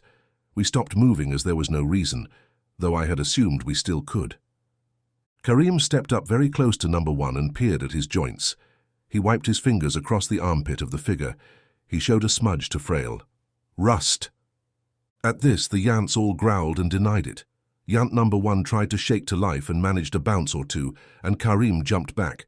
"How dare you? We are not rusted. That is impossible," number 5 said, her voice filled with anger. "What if we helped you get to Narakund?" Frail asked. "The quest." "Don't trust him, number 1. He looks squishy." "To fulfill our charge," Yant number 1 grunted. "I'm uncertain the correct path forward, I must admit." "We are going to Narakund as well, and we wish only to offer aid," Guru Dev told them. He placed his hands together as if praying and bowed to them. "You are a mystic?" number 1 inquired. Guru Dev nodded. "I am a protector of Prithvi, the living earth." "We can free you of the condition which holds you frozen," Karim told them. There were moments of silence then. "We have an accord," number 1 said. Number 5 cried out, "No." Number 1 frowned, and it was so strange to see the metal reshape itself to accommodate his facial movement. But then a clever idea must have come upon him, because his shining face broke out into a wide grin, and he said, "All who disagree with my decision, step forward." "More friends of yours?" number 1 asked. "They are our enemies," the Irish Sergeant Ryan explained. "I will dispatch them," number 1 declared, though he still could not move his limbs. "They are no threat for now," Frail observed, but then he pointed up to the hole in the chamber's roof. "If they find that opening, however, they can stir up trouble for us." Tammy and Karim excitedly came back to Frail and said, "Come with us, Doctor. We've found the Vimana." "What do you want with it?" number 5 suspiciously asked. "Just what we promised you, to fly to Narakund along with you," Frail assured her. The boys pushed his wheeled chair over into the recesses of the room, with Karim holding aloft a lantern. A sharp, proud ledge jutted out from a rocky platform. It was white, metallic, uniform and free of imperfections as the rest of the chamber walls were. "It is much larger than I thought it would be," Frail said. Karim pointed the lantern back into a tunnel that narrowed somewhat. "It stretches back a good long way, Dr. Sahib." "Let us look at it, boys," Frail told them. "There is no way up there for you, only a ladder," Tammy answered. "Well then, we'll have to construct something, won't we?"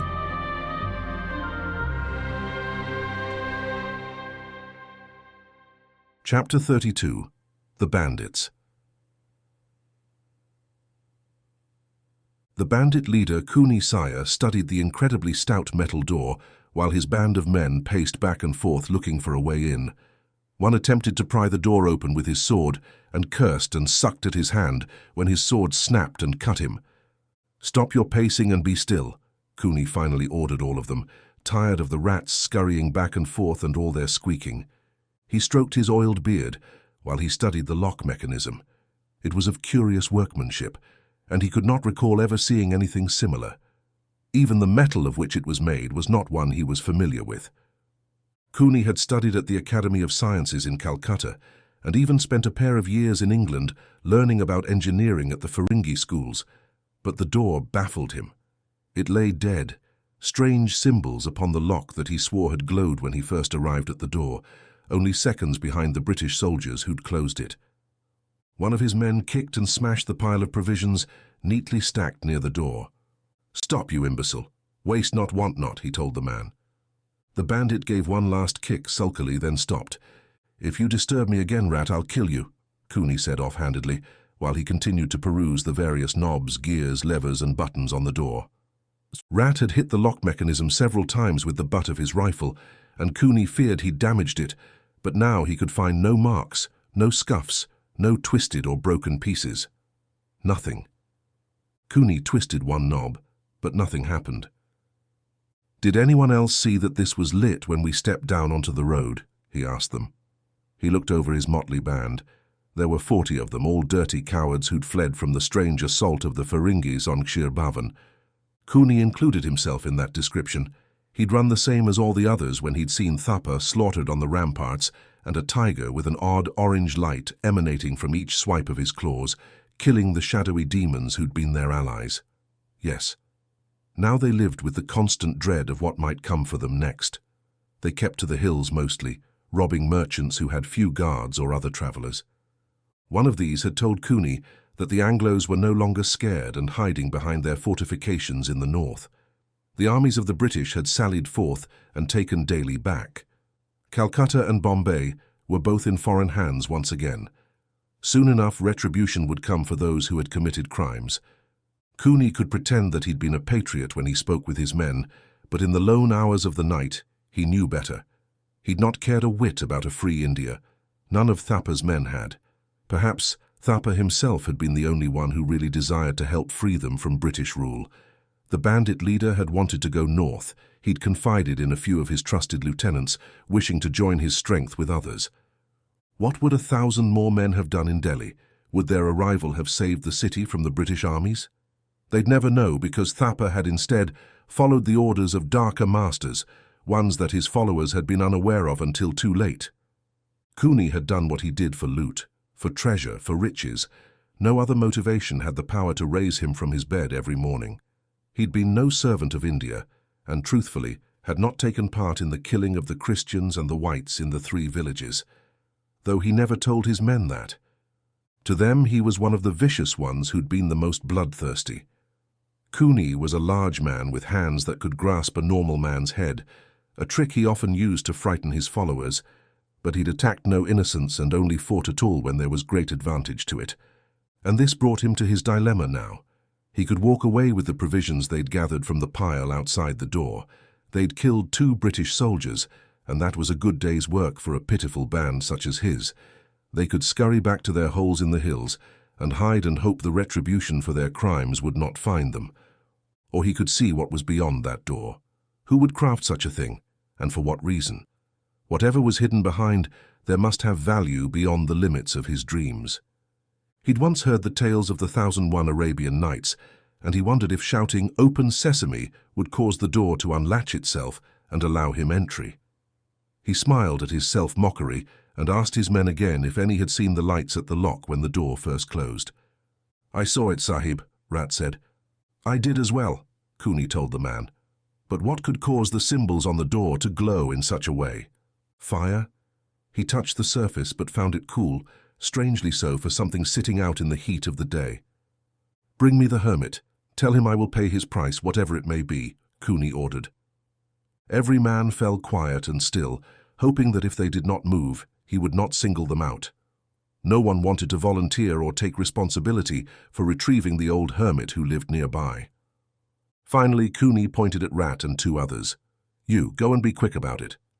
"What if he puts a hex on us, Sahib? He's threatened to turn me into a toad." Cooney put a hand on his sword hilt and the 3 he'd pointed at hastily departed. "You should not disturb this door, Cooney sire. It has stood here for many, many turnings of the earth around the sun and will stand long after we are all dust and bone," the old man uttered.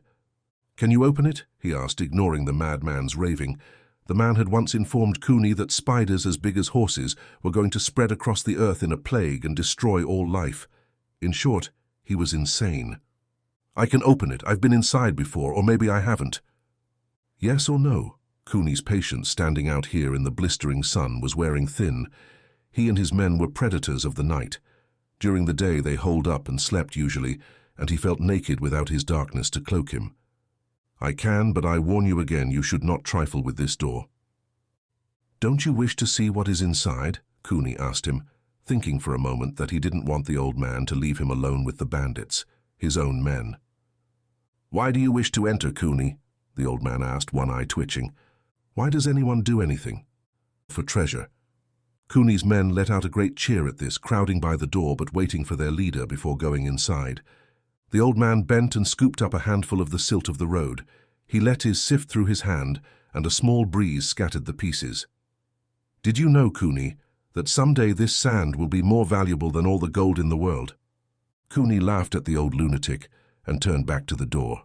They charged into the darkness, expecting at least a few shots from the British soldiers, though none came. His men, their cruel blades held aloft and muskets ready, stopped just inside, were confronted by several metallic figures, standing as still as statues. Rat, being a fool, shot one of them and the bullet glanced off and ricocheted around the room before smacking into the ground.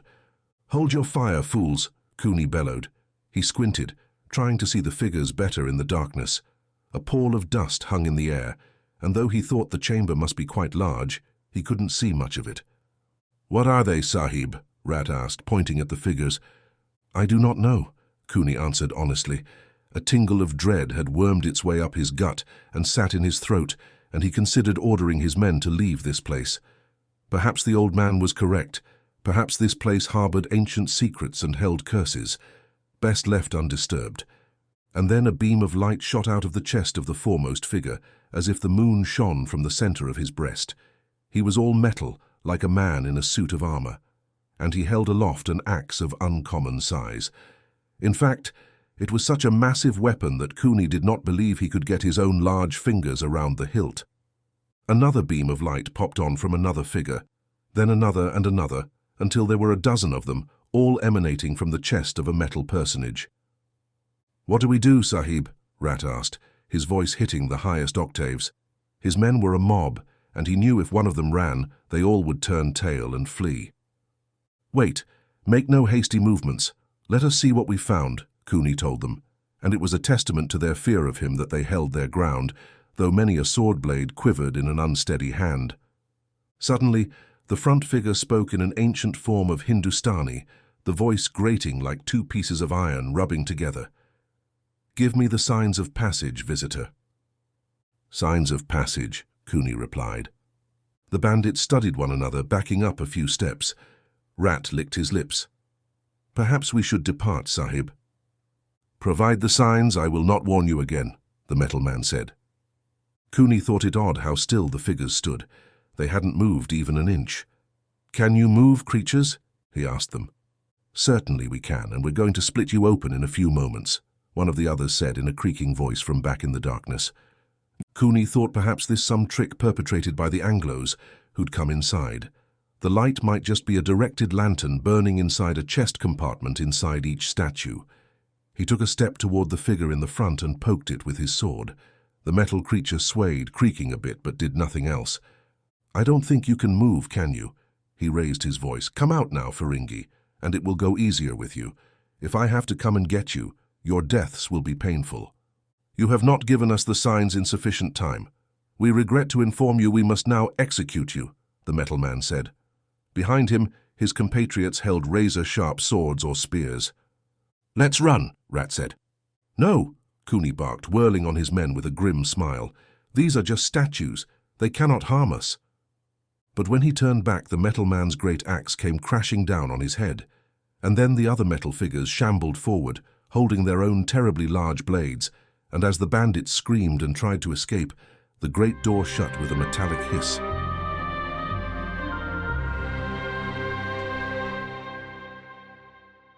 Chapter 33. With the Bandits Dead. Once the Yants disposed of the bandits, Frail and the others emerged from their hiding place. Being the practical man he was, Dr. Frail set about getting better acquainted with the metal people, of whom there were a dozen. Yant number 1, the metal men with the giant axe, was their leader, and also proved to be the friendliest of them, though all but number 5 and number 8 made efforts to be hospitable. "Our lord and master was the Honorable Ajatasatru. Do you know of him?" number 1 asked Frail. Dr. Frail shook his head. They were beneath the great disc that was the flying craft, Tameh pushing the chair, while Guru Dev, Karim, and the Irish sergeant Ryan walked with them. Guru Dev said reverently, "He was entrusted to care for the enlightened Buddha's remains." Does he still live?" number 1 asked. "I do not know, though he would be quite old if he does," the Indian mystic replied. "True. It is such a failing of you squishy ones," the metallic man said, tapping his own chest to show that he was made of sterner stuff. Ajatasatru was the friend and ally of the Great White Wizard, as we called him, and they had many adventures together. And when it came time for Ajatasatru to take on his duties as caretaker for the revered one's remains, Ajatasatru asked the wizard to help him construct guards who would never need to be replaced or fed, and they created us, the Bhuta Vahana Yanta. Frail worked that out in his head. Spirit movement machines or something similar. Another one of their comrades, Lord Ruksha, was a student of the Great White Wizard and spent many years in the land of mists known as Avalon. "Who is this Great White Wizard?" Karim asked. "Merlin," Frail told him, and the boy nodded. But Frail knew a story was in his future, as the boy had likely never heard of Merlin or Arthur or the Knights of the Round Table. The curious young boy would never let a chance to gain some knowledge pass, and the doctor found himself very fond of both Karim and Tameh. He wondered if he could stand to part from them when he travelled back to England, or if they would have an interest in journeying there with him to become his apprentices. He would have to ask them. The disc was comprised of smooth white metal, and the bottom checkered with a grid of a curious design. Frail put a hand up, and Tameh stopped. He carefully rose, already getting better at using the false leg the boys had made him. He gestured up at a circular hole in the bottom of the craft and a ladder.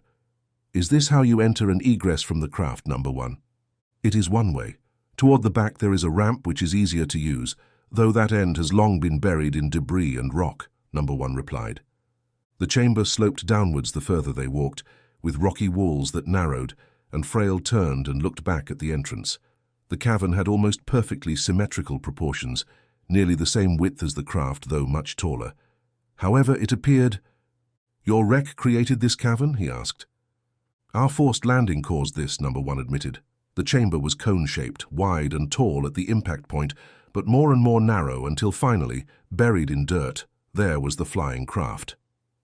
"Will the ship fly after smashing into the earth?" Karim asked, wondering the same thing as Frail himself. "It would not fly when we last tried it. I do not know if it can be repaired." "We are here to try, are we not, Doctor?" Guru Dev asked. "Hear, hear," Frail responded. Yant number one told them. "I hope it can be. Our Lord sent us to help Ruksha prevent a great evil from crossing over into our world from Avalon." "Ruksha is the evil that we must contain," Guru Dev told him. Number one regarded them all soberly. "I suppose much may have changed in the centuries since our crash in this desolate place. If it is as you say, that is a great tragedy. Ruksha devoted his life to stopping a terrible threat from coming into this world." "What threat?" Frail asked. "It was Morgana's fault, they say. Several of Merlin's acolytes helped her dabble in dark powers and the summoning of things that should never have been brought out of the hellholes from which they climbed. It is said they unleashed a terrible plague of spiders, led by an evil queen, and that she devoured all in sight in Avalon, and that they trapped her there, with Ruksha guarding the portal to Avalon, so that she could not cross over.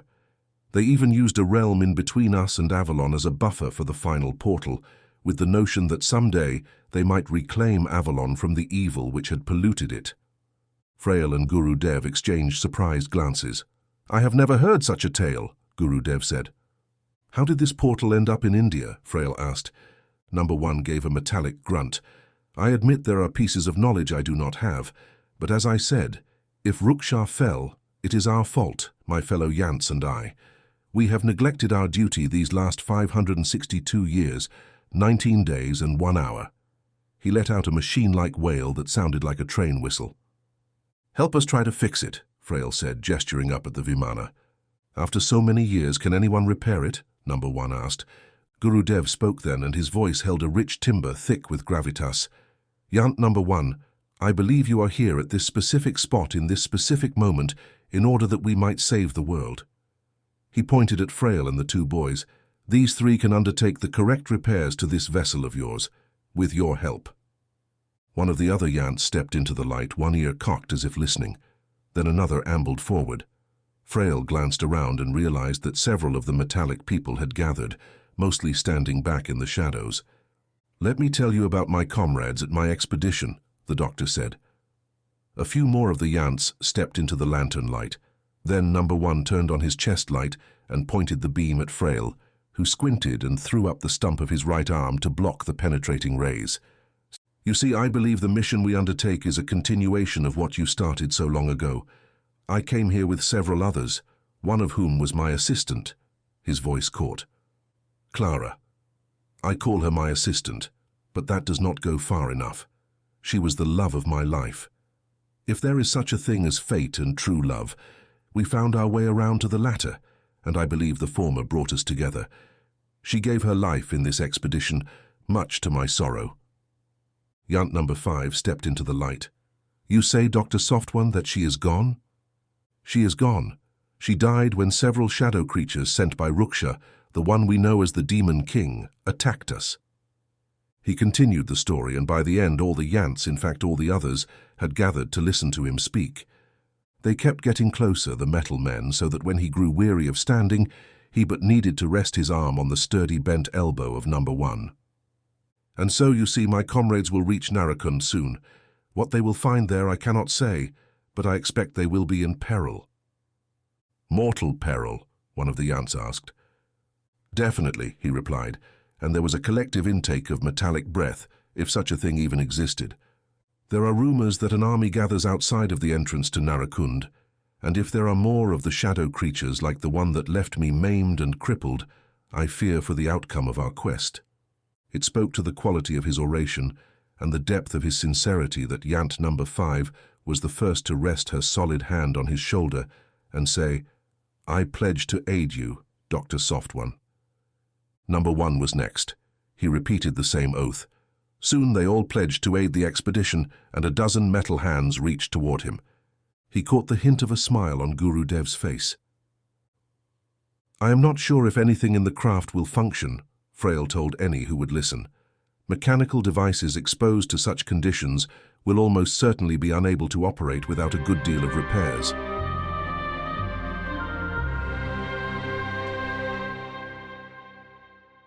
Chapter 34. The Sword.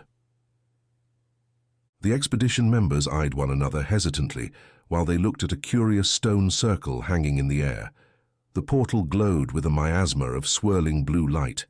It almost resembled water, though the sphere hung perpendicular to the ground. It shimmered and crackled occasionally, and Hank had never seen anything like it.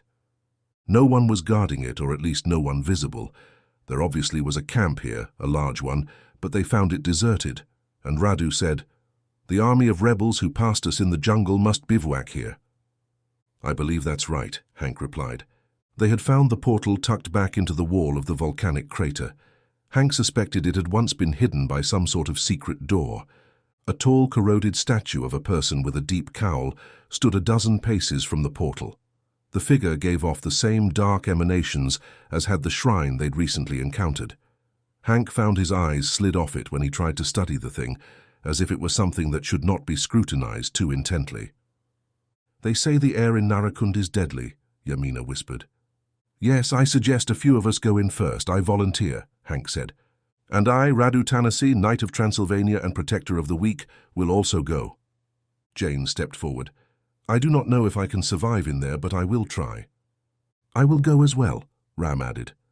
Hank noted Nimrod had not volunteered, which was odd since Nimrod was always the first to leap into every conflict. Or he had been before Kshirpavan. Hank tried to recall their recent actions, but couldn't be sure what Nimrod had done during those fights. Nimrod, seeing Hank's eyes upon him, raised his hand and from under a lowered brow whispered, "I'll go." "Don't touch it, Veronica." Ruksha's sharp voice brought the vampire mistress up short. She turned and regarded him, and he noted that black mist clung to her face, trailing off her eyes like they burned. She gave him a sharp grin. In the months since she'd gotten here, she'd changed, her countenance becoming dark, her face and body slimmer, and hard as rock. How did he miss it? But he knew. Bella and the changes she brought to Ruksha and his people had blinded him. He'd been happy for the first time in a long time. His new wife and the light of her presence had distracted him. Veronica said in an almost musical tone, "It is perfect that you've arrived at just this moment. Why did you never take the sword?" "You should have. It has great power." She held her hand out close to it, like one does to feel the heat from a fire. "So much strength. The Spider Queen has told me of its secrets." "Spider Queen? Oh yes, she knows many things." He took a few steps toward her and she clicked at him. "Stay back or—" She put her hand closer to the sword hilt. "If you've been listening to her, you're a fool," Ruksha uttered, his voice flat. Veronica's calm demeanor dropped away. "Don't call me that." She yanked the sword out of the portal. A shockwave of dark energy exploded from her hand, passing through living beings nearby with little more than a shiver, before striking the walls with the force of an earthquake. Ruksha smelled dank death in that shockwave, as if someone had opened a long-closed crypt door. He formed his magical blade and charged at her. I should never have brought you here, Veronica." She met him with the shadow sword, and the two blades struck, throwing sparks of golden and black light that flared and died in the air. Walking through the magical portal was like stepping from one climate into another. It reminded Hank of stepping through the door of a toasty, fire-warmed room and out to a brisk winter day. It was an odd sensation to be somewhere else with only a few steps and chilly cold after the steamy jungles of India. And despite his ability to see quite well in the darkness, the oppressive depth of the absence of light assaulted him. He was not the only one. He glanced back, noting that the portal on this side was identical to the one he'd entered, and saw Radu, Ram, then Jane, and finally Nimrod step through the watery light. The others, especially Jane and Nimrod, held up their hands, eyes darting about. And Jane opened her mouth to speak. He assumed to tell them she couldn't see, but instead began to choke and cough and retch. Next to her, Nimrod looked at her, then put his hands to his neck, clawing at himself as if he also could not breathe. He gasped, "I'll take her," then scooped her up and leapt back out of the portal. This was most unsettling, and Ram followed the big man, presumably to check on their companions. Meanwhile, Radu and Hank studied their surroundings. Though the blackness beyond the shimmering blue light was difficult to see through, Hank was confident that his vision would adjust. For now, just outside the glow, the world appeared to stop and become a vast, empty void. "It's really not a terrible place, is it? The darkness is soothing, and the chamber certainly is quiet," Radu told him, and Hank smiled. He could always rely on his knightly companion to lighten the mood of any dark adventure. Soon Ram was stepping back through the portal. "They are both recovering. It does not appear the air has poisoned them, though they could not breathe while here," he said. "What a relief," Radu proclaimed. Hank's eyes had adjusted somewhat, and he now saw that the walls of the structure were smooth, black stone, and glistened as if wet. "The hall curves to the left," Radu said, peering off into the yawning emptiness. Hank turned to his two companions. He gave each a firm handshake. "We've arrived. I don't know what happens from here on, but it has been an honor to serve with you." Radu vigorously returned the gesture. "You as well, Hank. My death has been much more exciting than my life ever was."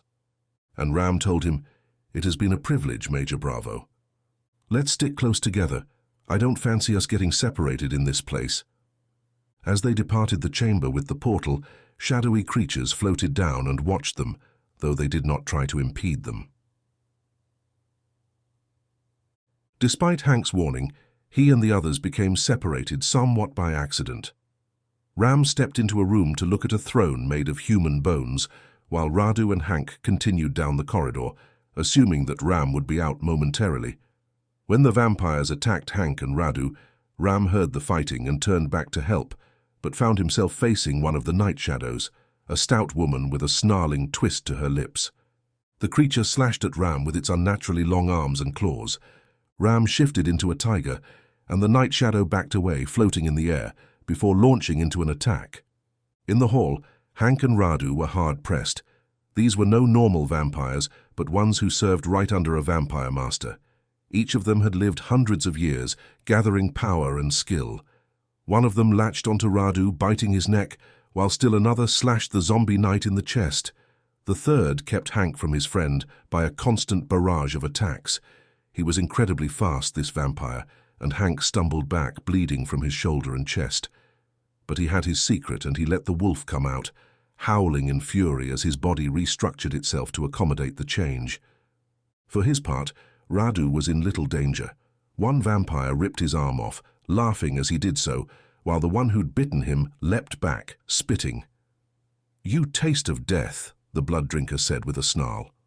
"I am dead," Radu replied, and his detached arm smacked the vampire who held it across the face, and he yelped in surprise and dropped the limb. Hank in his werewolf form was the equal of the vampire, and they traded blows in a furious whirlwind of scratching and slashing. Radu drew Pommeldrake and chopped the vampire who bit him across the shoulder. Inside the throne room, Ram was fought the night shadow with little success. Whenever he got close, she floated up out of his reach and darted to one side or behind him. He bled from several wounds, and she laughed at him. But he was a tiger. Floating up 10 feet might have put her out of reach for a regular man, but Ram sprang into the air and his claws slashed her. The special properties they possessed, containing the demon-killing ability of the sword he'd somehow merged with, allowed the claws to damage her. She cried out in pain, and smoke poured from the wounds. Outside in the hall, Hank and Radu's battle with the vampires took them farther away from Ram. Hank stumbled backwards, the experienced vampire faster than he was, and a better fighter. Hank was stronger, he knew, but he couldn't get hold of the creature, at least not until Radu's detached arm latched onto the creature's foot.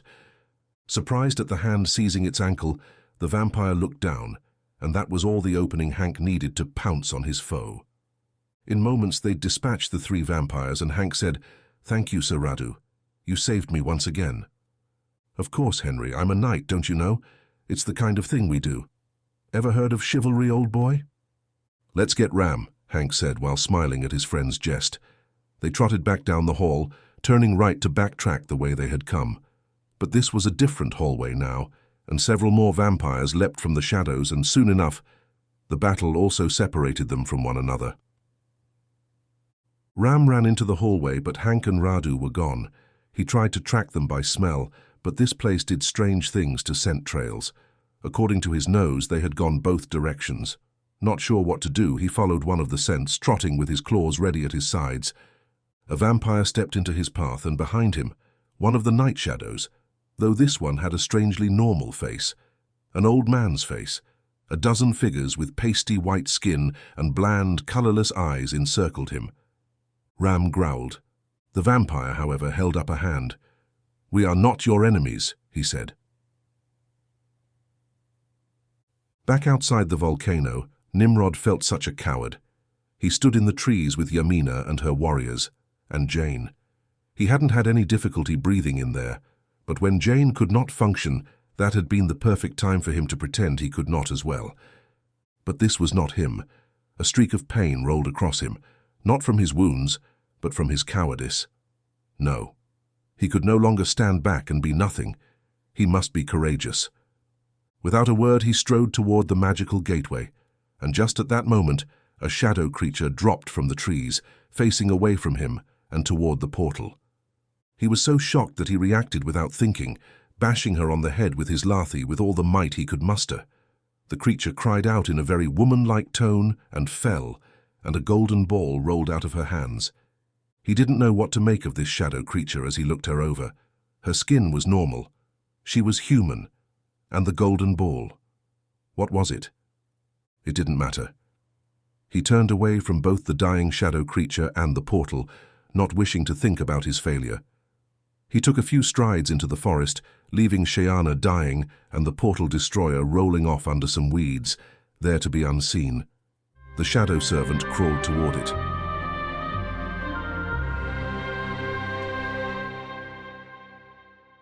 Chapter 35. Tricky Veronica.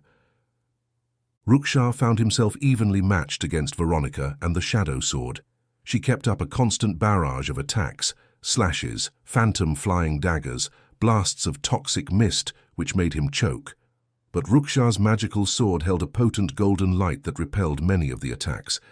She cut him once with the shadow sword, and the touch of the cool black steel chilled him, the blade not slowed at all by his flesh. It passed right through, and blood poured from his wound. He staggered back, firing a blast of golden flame at Veronica that caught her leg. She hissed in anger. "Don't give me scars, I won't live with scars," she screamed at him. But then he made a mistake, tripping on the body of one of his shadow servants, and she cut him again across the stomach. He slid back against the wall and knew without a doubt he was dying. Then suddenly a werewolf stepped into the room and Veronica laughed. "What have we here? A lycanthrope? How splendid." Hank took a few steps toward her, snarling at the dark sword in her hand. "Sit now, stay," she ordered. Hank growled and launched at her, and they tumbled and fought, her slashing and cutting with the terrible power of the Chaya Talwar, and Hank gnashing and ripping at her with his claws and fangs. And Ruksha pushed off the wall and dove into the battle, attacking Veronica. Hank was partially in control of himself, and he recognized this man as the Demon King, or guessed it was him at any rate, especially when the woman called him Ruksha. He also recognized a deep loathing of the sword the woman carried. It was the true enemy, he intuited at once. It was a tainted weapon, and evil bled from it, coating everything around it. Veronica gestured with the sword, conjuring a circular prison of misty black glass around Hank. Though it seemed translucent and thin, he could not break out no matter how hard her struck the walls. He felt like a bug beneath an upturned glass. "I cannot fight you both," she said, giving an exaggerated gasp for air. Ruksha slashed at her, catching her side, and black smoke erupted from the wound. She fell backwards, crying out in pain and anguish. Hank tore and slashed and kicked and gouged and tried to bite the wall, but it was sheer and resisted all his efforts to break it. The Demon King kicked Veronica's leg, and she stumbled to her knees. He raised his sword high over his head and told her, "Veronica, in the name of Prithvi, the living earth, I sentence you to death." Then Hank watched in dismay as Radu charged into the room and, seeing the woman on her knees and the hulking man over her with a sword, crashed into the man from behind, hurling Ruksha into a wall. But Radu wasn't finished.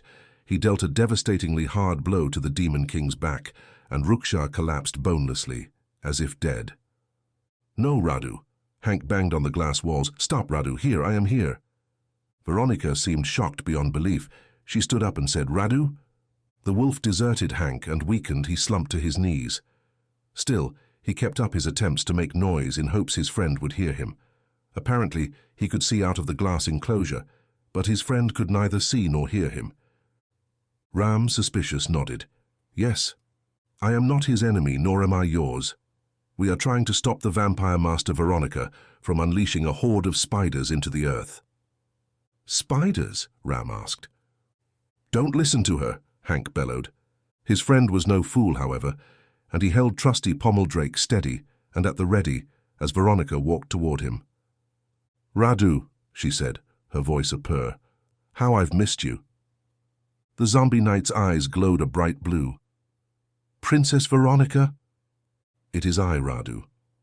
She was weakened by their attacks and separated from her sword. It was easy for Hank to see that. He and the man with the glowing sword had nearly beat her.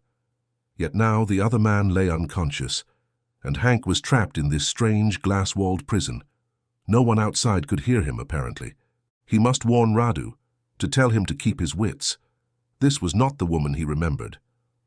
"Are you hurt?" Radu asked her. "I am. I've been here protecting the earth against those vicious spiders, but the effort has taken a great toll on me."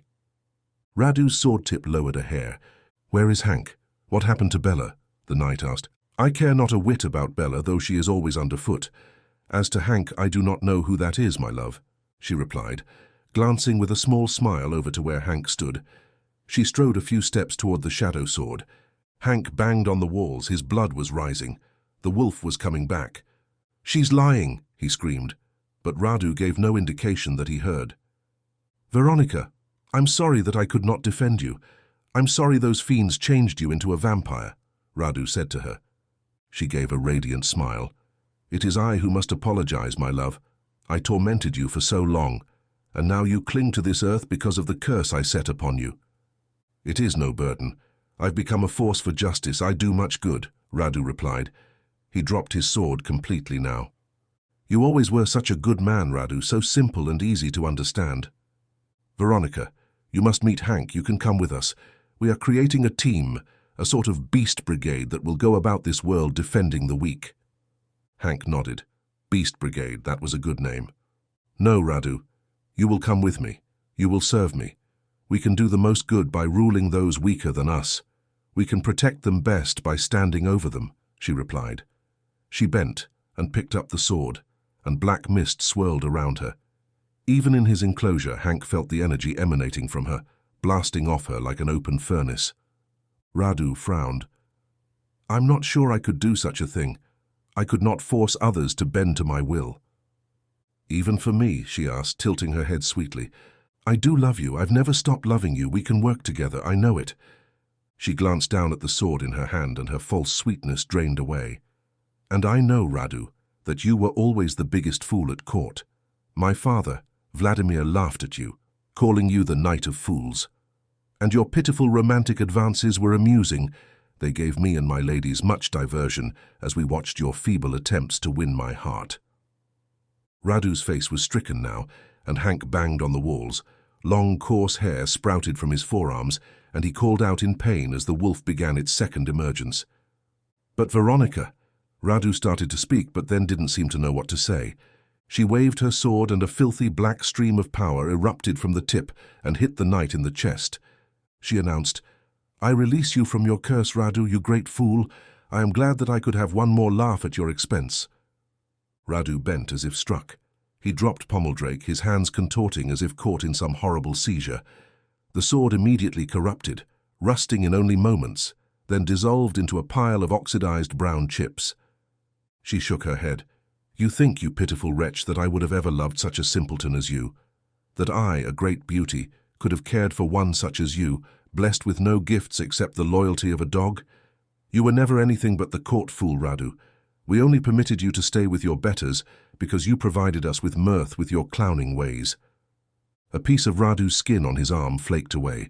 He looked down at the bit of himself floating to the ground, then back at Veronica, not understanding. "What is happening to me?" She gave a mirthless chuckle, then said in a low, mocking tone, "You're dying. It will happen quickly, don't you worry. And it will be for good this time. You won't be coming back." The knight fell to his knees.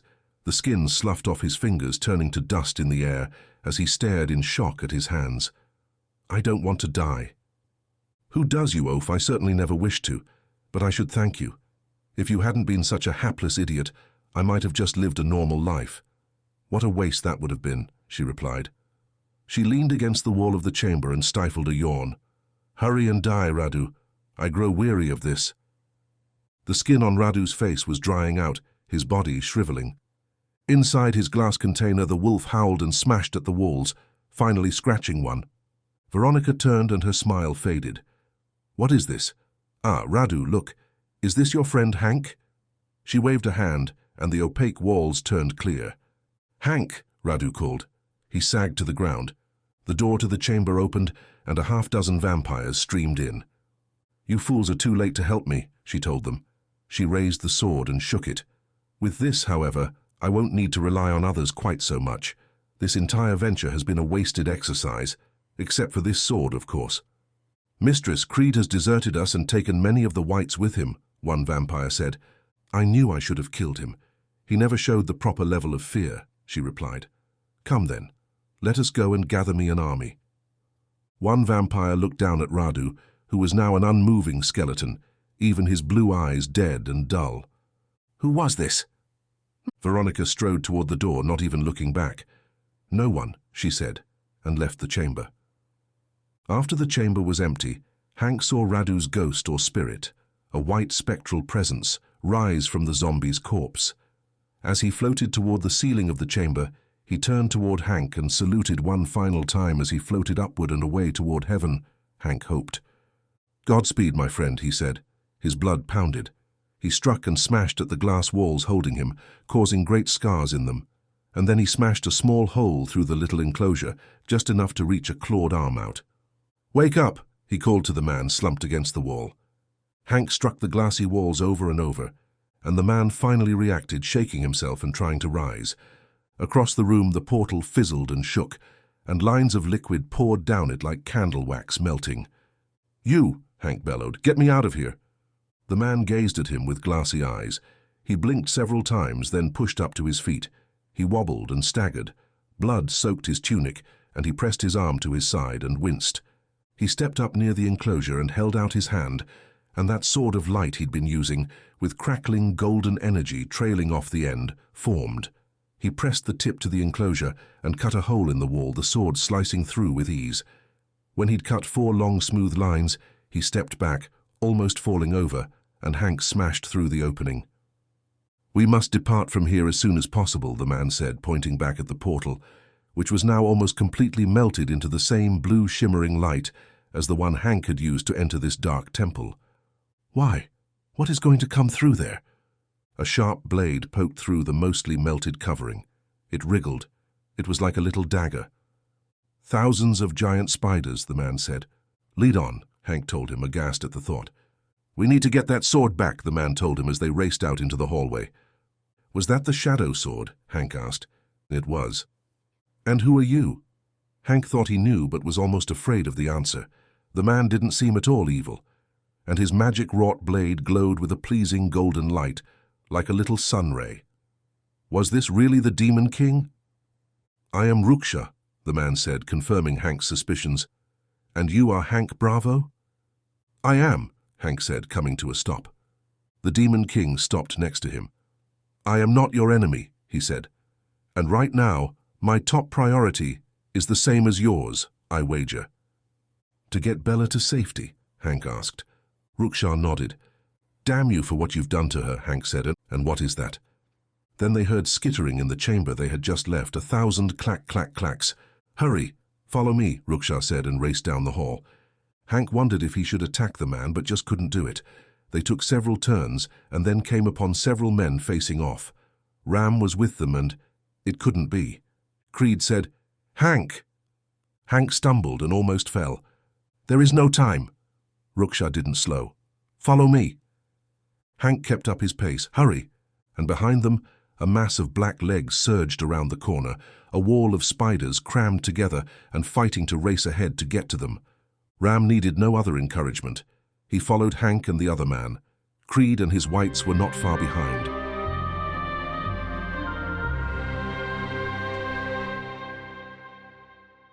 Chapter 36, Spider Hordes. The Spider Queen felt the portal thinning. She watched the blade withdrawn from the other side.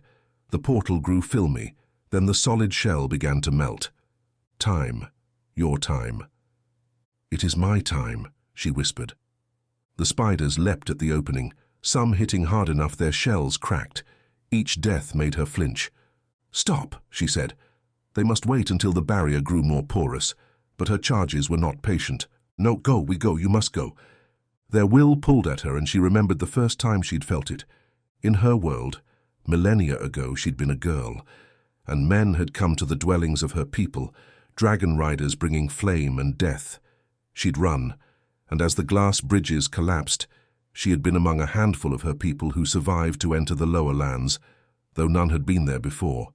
As they entered the mists, she'd recalled hearing the first of the spiders clacking across the ground. Now back in the present, she sensed a battle occurring on the other side of the portal. One fool she'd lured had taken the sword and now was fighting. She assumed Ruksha was there as well. 1,000 eyes settled, trying to see through the failing barrier. Soon the battle ended and one of her spiders leapt and stuck to the barrier, its legs pushing through in joy. The spiders swarmed the opening, crushing and injuring each other in their excitement, though a death or two didn't matter. It was time.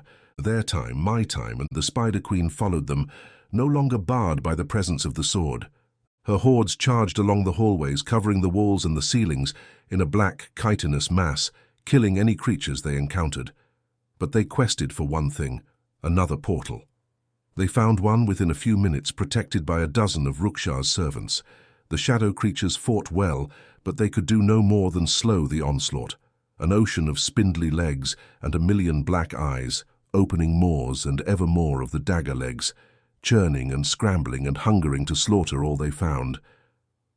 As the last shadow creatures died, the spiders clicked their legs together. They'd found what they searched for. "We discovered the portal," she said, and she strolled leisurely toward where her minions waited. Behind her, a dozen humans followed, each with dried, sunken skin, and with one of the dagger legs thrust down through their head and latched onto them. They moved with strange movements, their arms hanging limply down by their sides, and their eyes glassy and black-pupilled. They wore tattered robes once finely made and heather grey, now darkened by long centuries of dust and debris. Crying out in pain, Bella tried to reach her gun belt. If she was going to die, it would be with her weapons in her hands. Another impact rattled the door. Not it. Not the place, not the earthway, she said. It was a place with life for them to feast upon, but after so many eons of existence, she knew when a place was small, and this was one of those realms. It consisted of the temple and a set of green grass hills, not the earth. Too many of her children would die if they stayed here. Not enough food. Wrong portal, must find the right one. Was this a distraction, she asked. Foolish to come here. Wrong way. Go back. She reached down and yanked a clump of the grass from the ground. There was life close. She smelled the odor of it, but not the millions of lives that she expected, not the meat we need. Hungry. But she had another need. When she reached a place, she could not leave sustenance behind. Though a being of chaos, she lived by an innate set of rules for her kind. She could not waste the resources of a place. They'd all known hunger so long that she couldn't abandon any location without harvesting all it offered. Her people were hungry, and there was food here. Memories again. Things she hadn't thought of for many long years. She had become quite a proficient spider hunter, protecting her people. But over the years, she'd realized that the spiders were not the problem. The weakness of her people led to so many deaths. It had taken some time to befriend one of the dagger legs. A hiss awakened her from those memories. Her spiders watched her, rocking gently in a rhythm that she matched. "Can we go?" she asked, but that was confusing because she was not the one who wanted to go. It was the spiders who wanted to rush off and destroy everything. So far, she'd held them back, controlled them. If this had been the Earth, she would have wanted to look the planet over before unleashing them. A little caution would not harm them. After all, the powers of the Earth had held her in that prison realm for centuries. It was a place with powerful magic. She would evaluate what must be done before they spread. To make certain there was no danger, she should focus upon first. But this was not the Earth. She flicked a finger and the spiders rocked back and forth faster, then sprang to the four winds. These beings were not spiders purely, though they resembled them. They possessed an entirely different origin, and anyone who had ever seen a crop destroyed by locusts would have recognized these creatures as kindred spirits. Bella, watching from her window surreptitiously, cried as the hordes fell upon Narakund and consumed everything that was alive. A spider smashed into her door again. It couldn't hold much longer. She would have to do something. But was she strong enough? The cramps and pain were almost unbearable.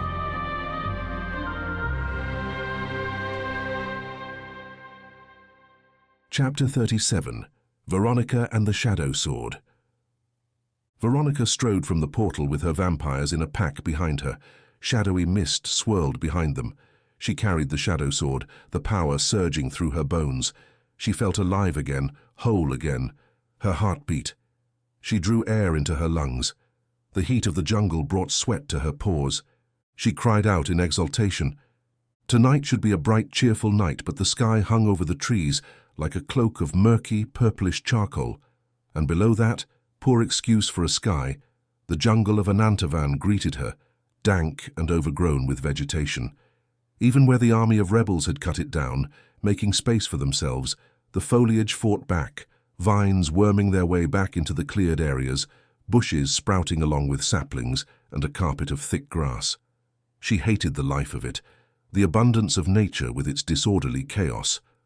Oh, how she despised this place.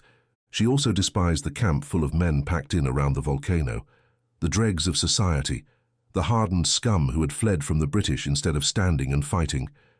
This was a camp full of skulking cowards, and she loathed them. For their part, the army of beaten rebels had recently retreated from one battle with Raja Singh's forces, and many were despondent and fearful of a second battle with the same fierce foes, which must come soon. They were not by and large scum as Veronica thought. Many were patriots believing in an independent India, ruled by her own people without outside interference. But she was right about some of them, and many of these lesser men were the ones she first saw, the ones who put themselves at the very back of the army, as far away from their enemies as possible, which put them right in front of the portal. When they saw her, some were afraid. She had the look of some evil creature, and she appeared out of a secret door in the volcano's side.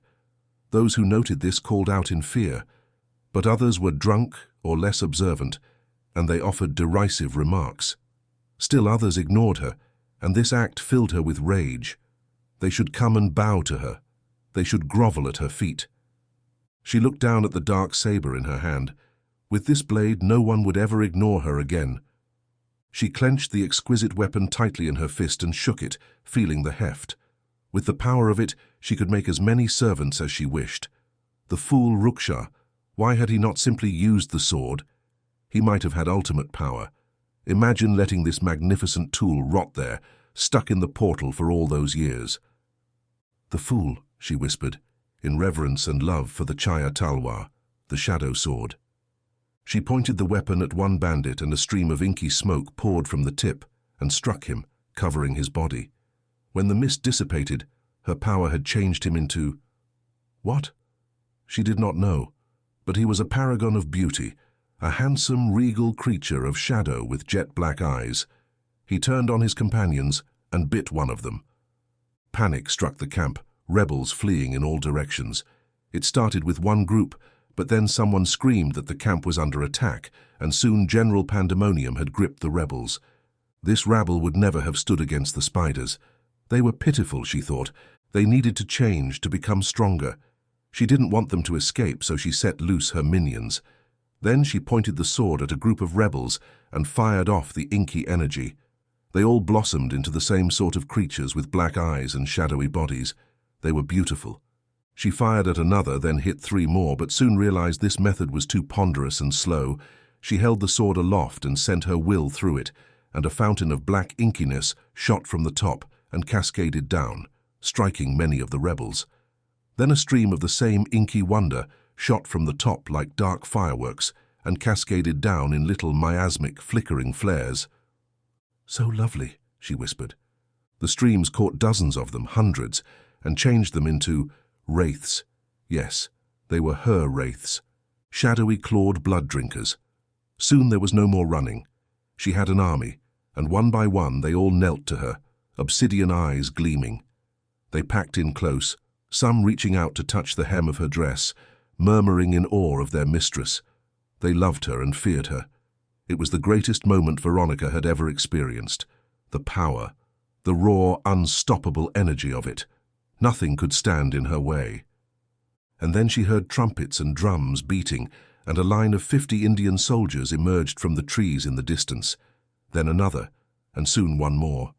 Horses with important men upon them, one British, she assumed, and another a baron or duke or something of significance. Her horde of creatures turned their head as one, hissing at this new threat. Veronica considered trying to change this entire enemy army into her slaves, but she could sense the strain of what she'd already done. It wouldn't work. And she thought as she looked over the fine rows of these new opponents, such behavior wouldn't be right. They were so splendid in their grey tunics and with their neatly adorned horses.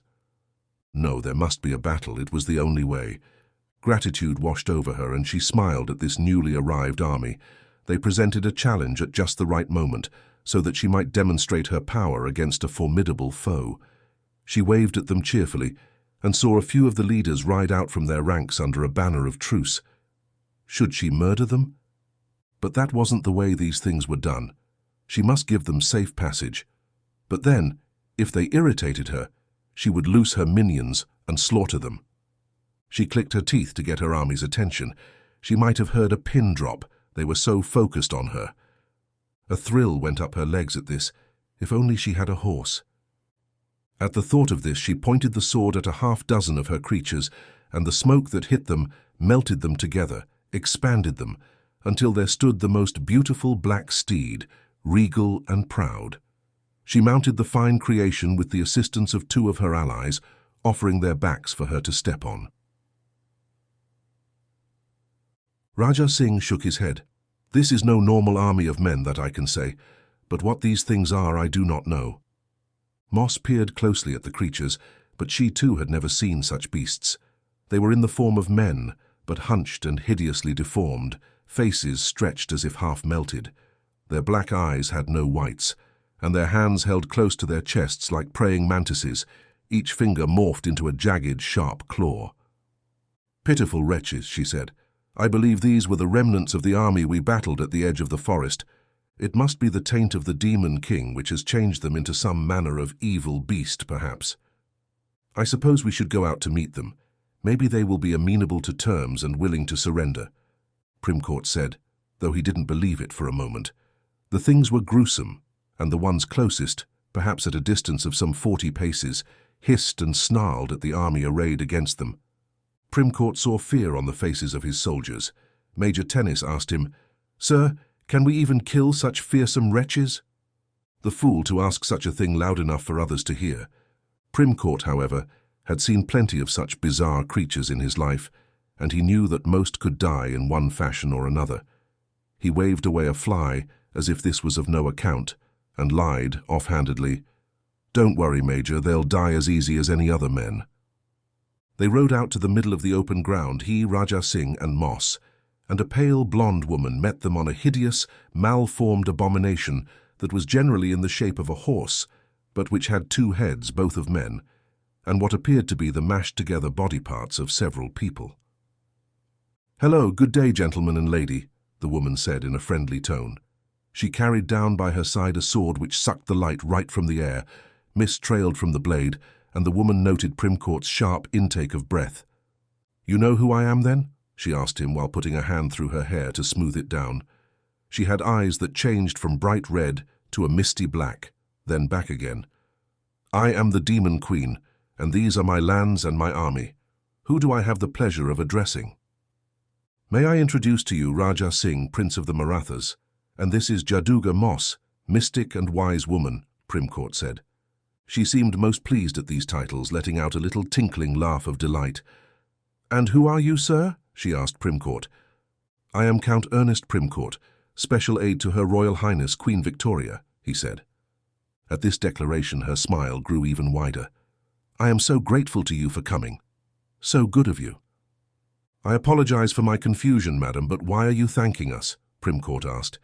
"There's to be a battle, is there not? We can't have a battle without two armies. I'm thankful to you for providing one of them, and I'll provide the other one," she told them with a crisp nod. Primcourt thought then that this woman must be mad. "You are the Demon Queen, you say?" Moss inquired. The blonde woman nodded so vigorously her neck seemed likely to snap. "And where is the Demon King?" Moss asked in follow-up. "Ruksha is dying, I'm afraid. This sword did the most of it, but I would guess the spiders have done the rest." "And where did you come from? Who are you exactly?" Primcourt asked her. "I am Princess Veronica of Carpathia. You may call me the Demon Queen. I am a vampire lord and master of all England, France, and southern Europe."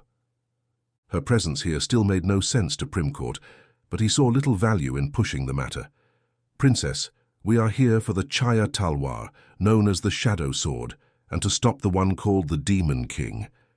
At this, the woman drew back as if he'd thrown a bucket of cold water upon her. She proclaimed, "My sword? Well, you can't have it, it's mine." "Give us the sword and live, you fiend. Try to keep it and you'll die along with all your minions," the Rajah declared boldly. The woman growled, "You're just ruining things. This was a perfect moment, but now you've fouled it." And with that, she whirled her horse around and rode back into her lines, muttering and conversing with herself, sometimes laughing and other times moaning in rage. "Best we fall back, I say," Primcourt declared. The soldiers of their army pressed shoulder to shoulder, those in the front kneeling so that others might get closer. Primcourt stood at her shoulder, and the sea of excellent soldiers surrounding him lifted his spirits. There were the British hussars, some 40 of them, tense but with eyes that held determination. And there were the many lines of the Rajah's soldiers, hundreds of spear points above the faces of young, vigorous men. "May Prithvi protect you." Moss was speaking her blessing, and he must have missed part because she seemed to be almost through. He was in a slight shock, however, outside himself, experiencing a surreal moment. They were finally here, his duty nearly fulfilled. As Moss finished, another voice arose, a young woman's, "And I give you the blessings of Rudra and Varuna." The soldiers parted, like Red Sea parting for Moses, and Jane strode into the opening, her eyes glowing blue and a crackling ball of blue energy floating above one hand. Behind her stood Princess Yamina, with her fierce hand. "Jane!" Primcourt exclaimed. The young woman smiled at him and said with a sober, powerful voice, "We will wash over them as the waves of the ocean. May Taranis bless your blades with thunder, and may Cleaner shelter you." A wash of blue light emitted from her upraised hand, bathing them all in its glow. The soldiers, startled at first, soon gave out a deafening cheer, and Primcourt joined in, shouting defiance along with all the others. A thrill of adrenaline shot right through Primcourt's legs and up into his arms. How could they lose with such strength on their side? Inside the temple, the hordes of spiders passed back out of Narakund, having stripped it bare, and soon found the portal that led to the earth. They charged forward, using the walls, ceiling, and floors, tearing each other apart to reach it.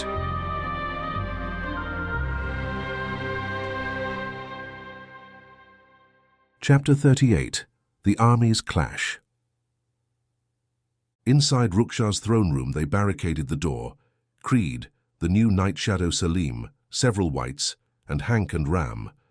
The bar on the door and the doors themselves were built of thick metal, meant to withstand substantial force. The door shook and rattled from occasional impacts. "Where is Bella?" Hank asked. "She's at our house. She's in grave danger," Ruksha said. He collapsed against the wall, still injured from his fight with the vampire woman Veronica. Hank growled, "I'll go get her." "I can go without being harmed," the Night Shadow said. But then another of the same type leapt into her room, and another. She pressed the trigger of the second musket pistol, and it misfired. The spider shrieked and bounded toward her. She yanked her sword from its scabbard on the bed and cut the creature. It hissed and bounded onto the end of her bed, dripping black blood on the blankets. Another of the spiders skittered into the room, coming right for her. A cramp hit her hard and she doubled over. "What is this sorcery?" the Raja asked, wading right into the middle of the enemy. For her part, Veronica thought the spiders were ruining the whole affair, which had been going splendidly. She wished they'd held back a little longer before using the portal. "How irritating," she said. She growled at them and wished they'd all die, but there were limits to the power of the shadow sword. The mass of foul arachnids came on, rolling over her creatures and killing them. She could not stop them. Turning, she saw the mounted leaders of her opponents. Yes, there was the one who was the Duke. No, only a Count. Still, he looked regal enough. She waved her hand at him, but he was busy fighting and ignored her. "Hello there, Count," she called, and her minions all repeated the words in one voice. Primcourt's hair stood on end as he spitted one black-eyed creature, who, as it died, spoke to him in the voice of its mistress, the so-called Demon Queen. "We must join forces, or the foul spiders will overcome us." He drew out his sword and the creature fell and died. Looking up, he noted the spiders, a mass of them, growing thicker and thicker every moment, pouring out of the side of the volcano. His view was obscured, but from what he could see they would overwhelm the other army in only moments, and then fall on his comrades. The fighting had stopped nearby, the creatures offering no more resistance against his comrades. No one was sure what to make of it, drawing apart a few paces and watching their so-recent foes with suspicion. Then Primcourt saw the woman, riding her unholy mount toward him. He called for the Raja, and the man turned and saw her as well. "An alliance?" she called to them. "We must destroy the spiders, or they will lay waste to our beautiful armies." Primcourt and the Raja's eyes met, and the older man nodded. Primcourt said, "Yes, an alliance." She smiled. "Oh, I'm most pleased." The word passed quickly that the ones they had so recently been fighting against were now their allies, at least temporarily, and they turned to do battle against the spiders. The Count stood in his stirrups to get a better view of the situation. He saw a lance of cold blue ice shoot from Jane's fingers, striking one of the gigantic spiders and exploding the wretched thing in a black, chunky liquid mess.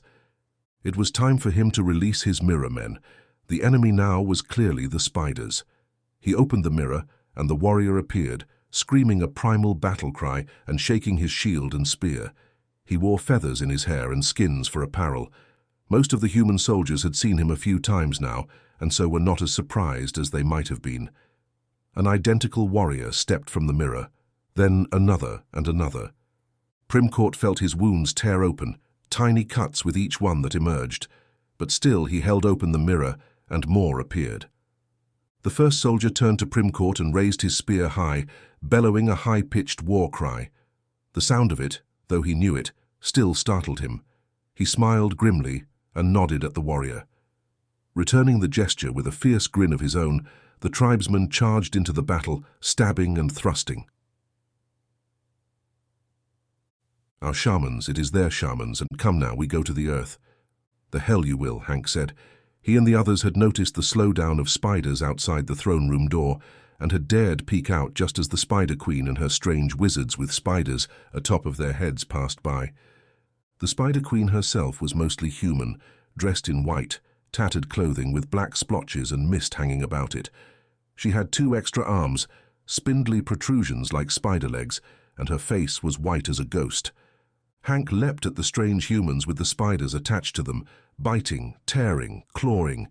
He used a spider leg to skewer one wizard and rip the spider from a foe's head. The others also attacked, and the spiders fell upon them. It was a mess of claws and jaws, sabers and spears, the spiders with numbers, but the others with surprise and fury on their side. But they took wounds, every one of them, and soon fell back toward the throne room. Or they might have, except for Nimrod, who leapt through the portal and smashed the Spider Queen in the back with his giant iron club. The spiders all hissed in pain at this, and Hank fought his way through to her and jabbed her with his claws. She roared in fury and reached for him with her spider legs, but he dodged back, and a mountain of her creatures fell on him and Nimrod, screeching and biting and furious.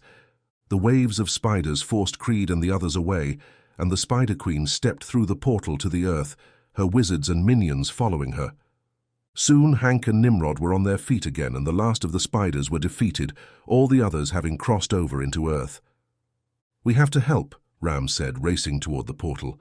"And what of Bella?" Hank asked. "We take her to my throne room and bar the door," Ruksha said. "And we?"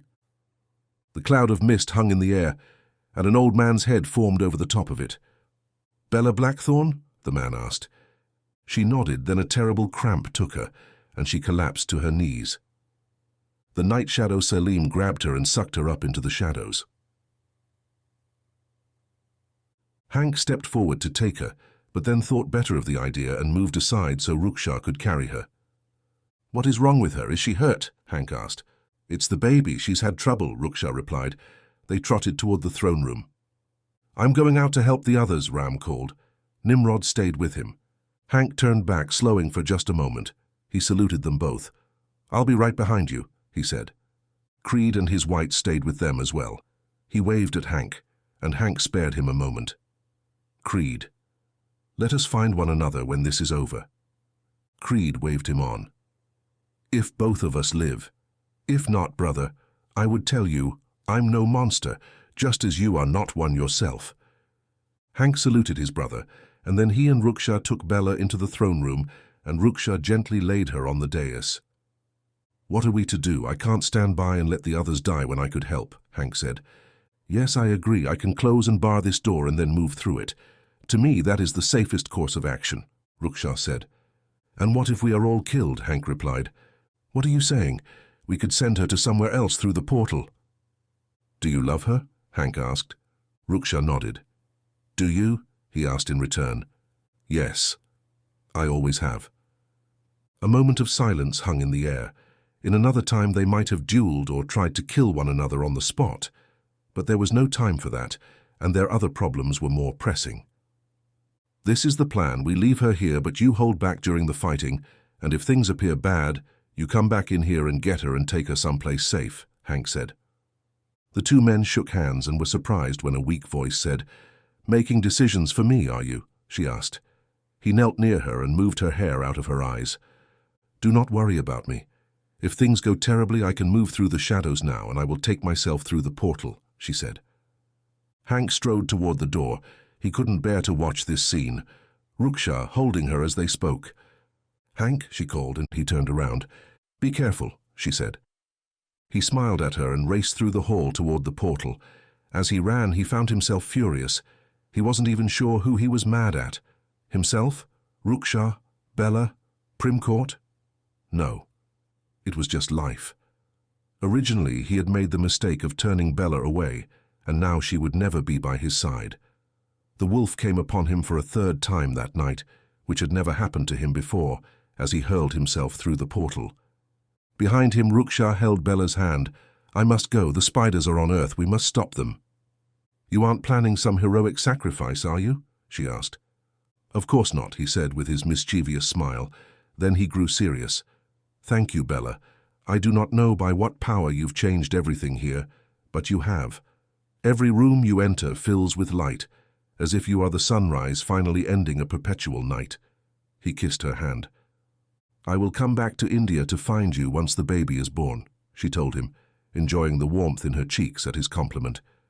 "You remember how to change the destination of the portal?" he asked. "I do," she said. He ran to the table with all the scrolls, ran his fingers along them, then grabbed one and brought it back to her. "This is a list of all the portals that I'm aware of. Most are in Europe.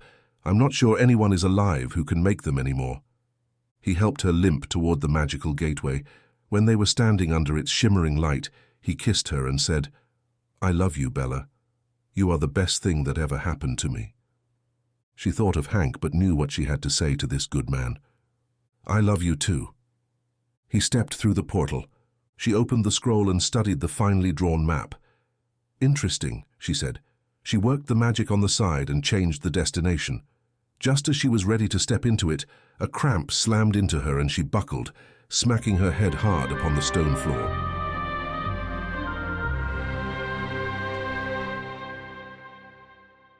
Chapter 39, The Spiders.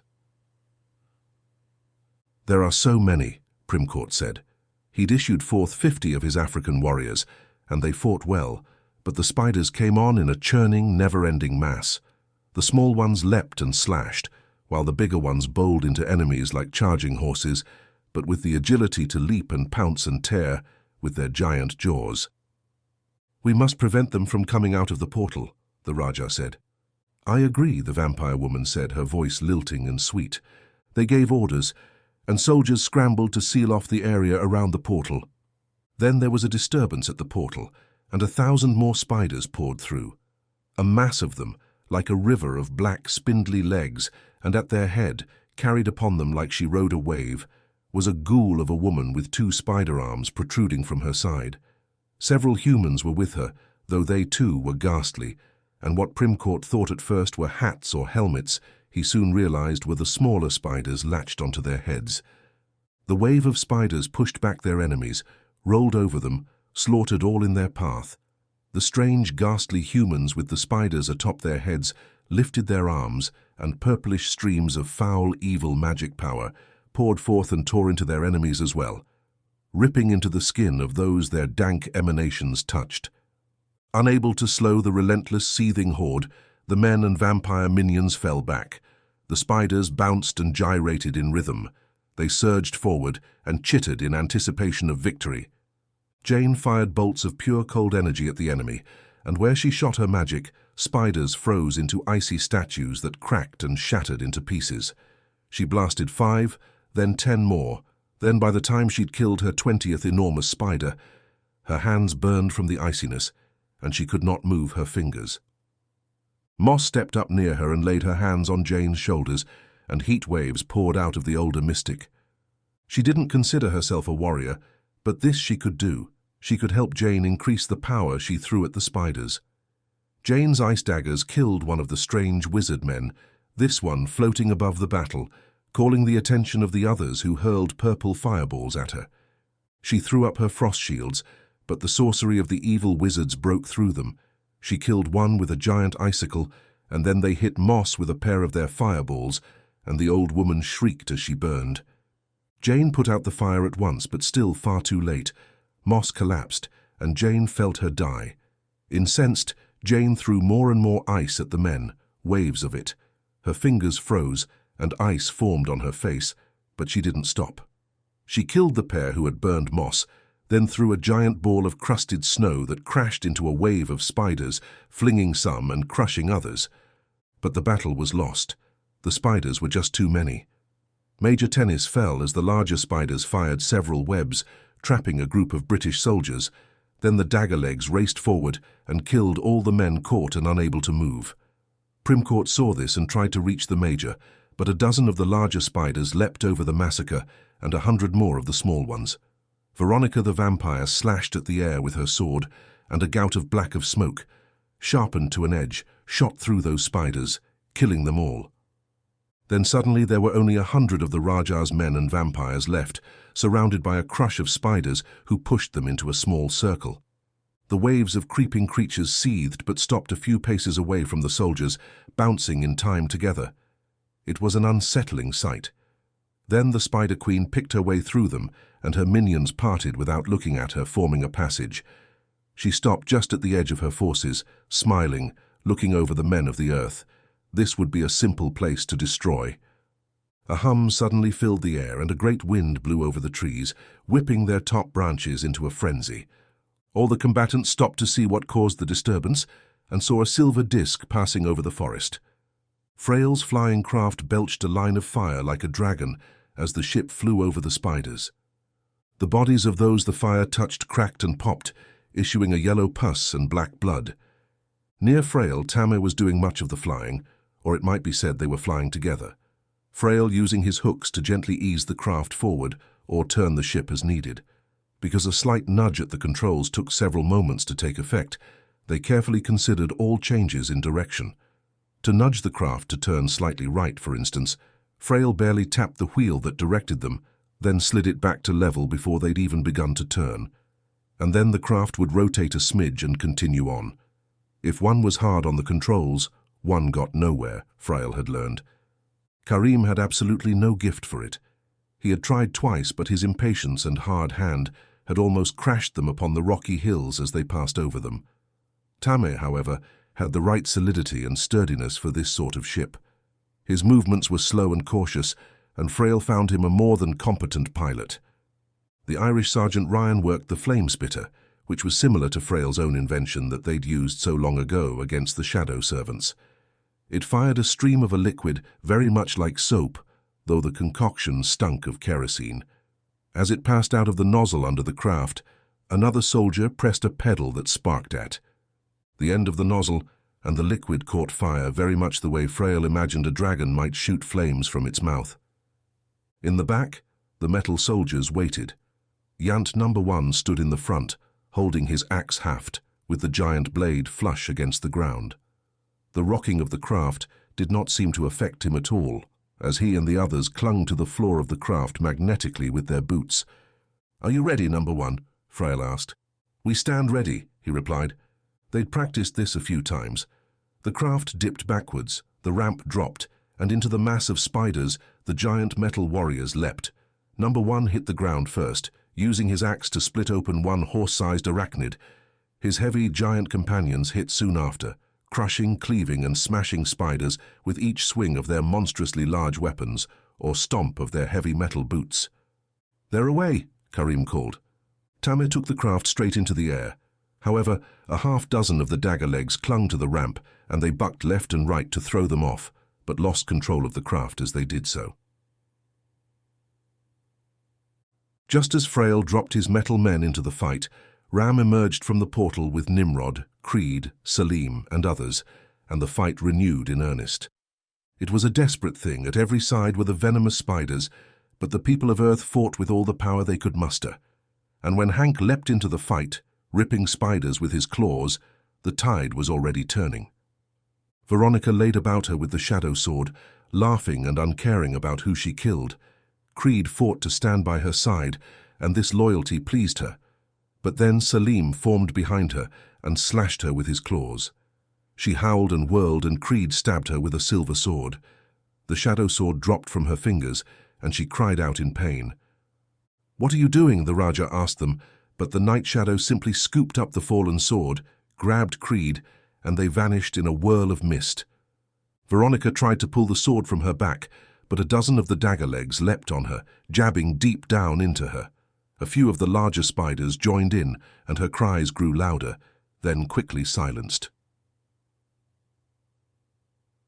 The humans, if that was the right word, were in an ever-tightening circle, and above, a large white metal flying disc bucked back and forth as if out of control. A Vimana. He hadn't seen one in so long. They'd been quite common at one time. Ruksha formed his sword of light and laid about him, killing spiders, but he knew right away it was useless. A spider leapt on his shoulder and bit him. He killed the foul thing, but another leapt, and he slashed the air with molten light from his sword, cutting through several of them at once. Then at his feet a hand grabbed his ankle. He glanced down. Shiana. "Master," she said, and handed him a golden ball of light. It must be the portal destroyer. But what good would that do now? Behind him several giant figures leapt out of the portal. A woman. Well, a female. She was half wolf, with red fur, and with her 10 others. Hank noticed the new arrivals and skidded to a stop near Ruksha. Tatiana? Hello, Hank. Bella said to tell you hello, the ruler of Norilor said. Her brother, the leader of the Magi, Victor, waved at Hank. Victor, Hank said. Oh, this is quite a mess, Tatiana said. Let us offer you aid. The new wolves lifted their hands and Ruksha felt magic gathering around them. It was an ancient thing they did. Green earth power quaked around them. The spiders had stopped their attacks with the appearance of these strange creatures, but now they skittered in a rush, and where they touched the green power they sizzled, popping in gouts of black and yellow goo, screeching in agony. But the Spider Queen had her own wizards. There may have been magic battles in the past, to match the one that happened upon that day.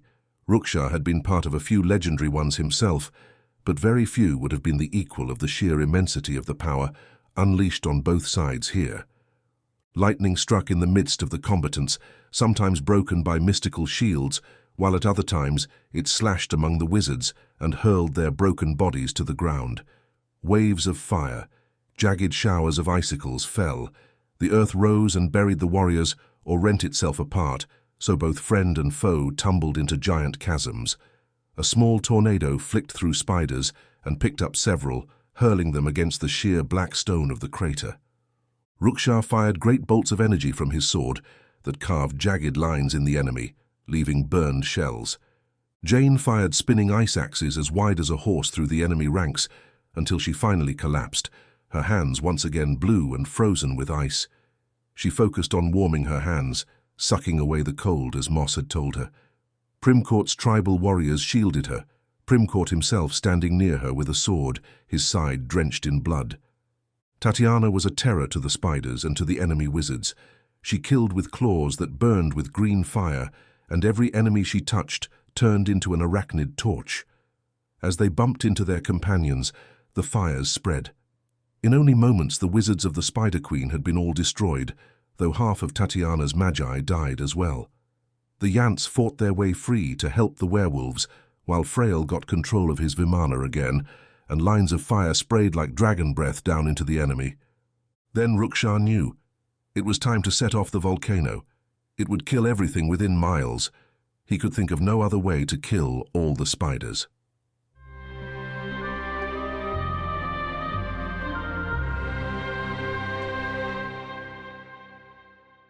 Chapter 40. To the Crater. A werewolf raced by him and Ruksha called out, "Hank!" The creature was bleeding from several wounds, but he was also in a blood rage, and Ruksha wasn't sure he could get through to the beast. He turned into a shadow and scooped Hank up, the werewolf biting and scratching as he sucked him into the shadows down low under the legs of those fighting. They bounced back and forth, slipping along the ground.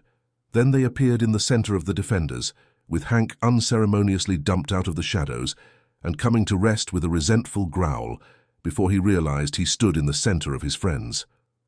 Simultaneously, there was a moment of respite as the remaining defenders, bolstered by the Yants and Primcourt's tribal warriors, formed a tight ring, and the spiders pulled back for a moment to marshal their lines before attacking the beleaguered defenders one last time.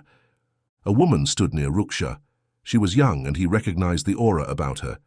It was the heir of Merlin. There were others there as well, the army leaders, though there weren't many of the defenders left. Perhaps a couple of dozen. The new werewolves who had arrived were also close, along with the Yants. "Heed my words, I need your help," he told them. "Who are you?" the young woman asked. "He is Lord Ruksha, the warrior of light," Yant number 1 declared, and Ruksha felt a pang of sadness. It had been some time since anyone had called him that. Instead, he focused on the present. "I am known as Ruksha, and I have a plan to stop these evil creatures, but I will need your aid," he said. He pointed at the volcano and quickly outlined his scheme. "Sounds like a sure way to die," Hank said. Ruksha grinned, and strangely enough, Hank returned the gesture. "I suppose it is at that, but our sacrifice may save the earth, and that has always been my mission," the Demon King said. And Hank wondered, how many mistakes had they made during this expedition?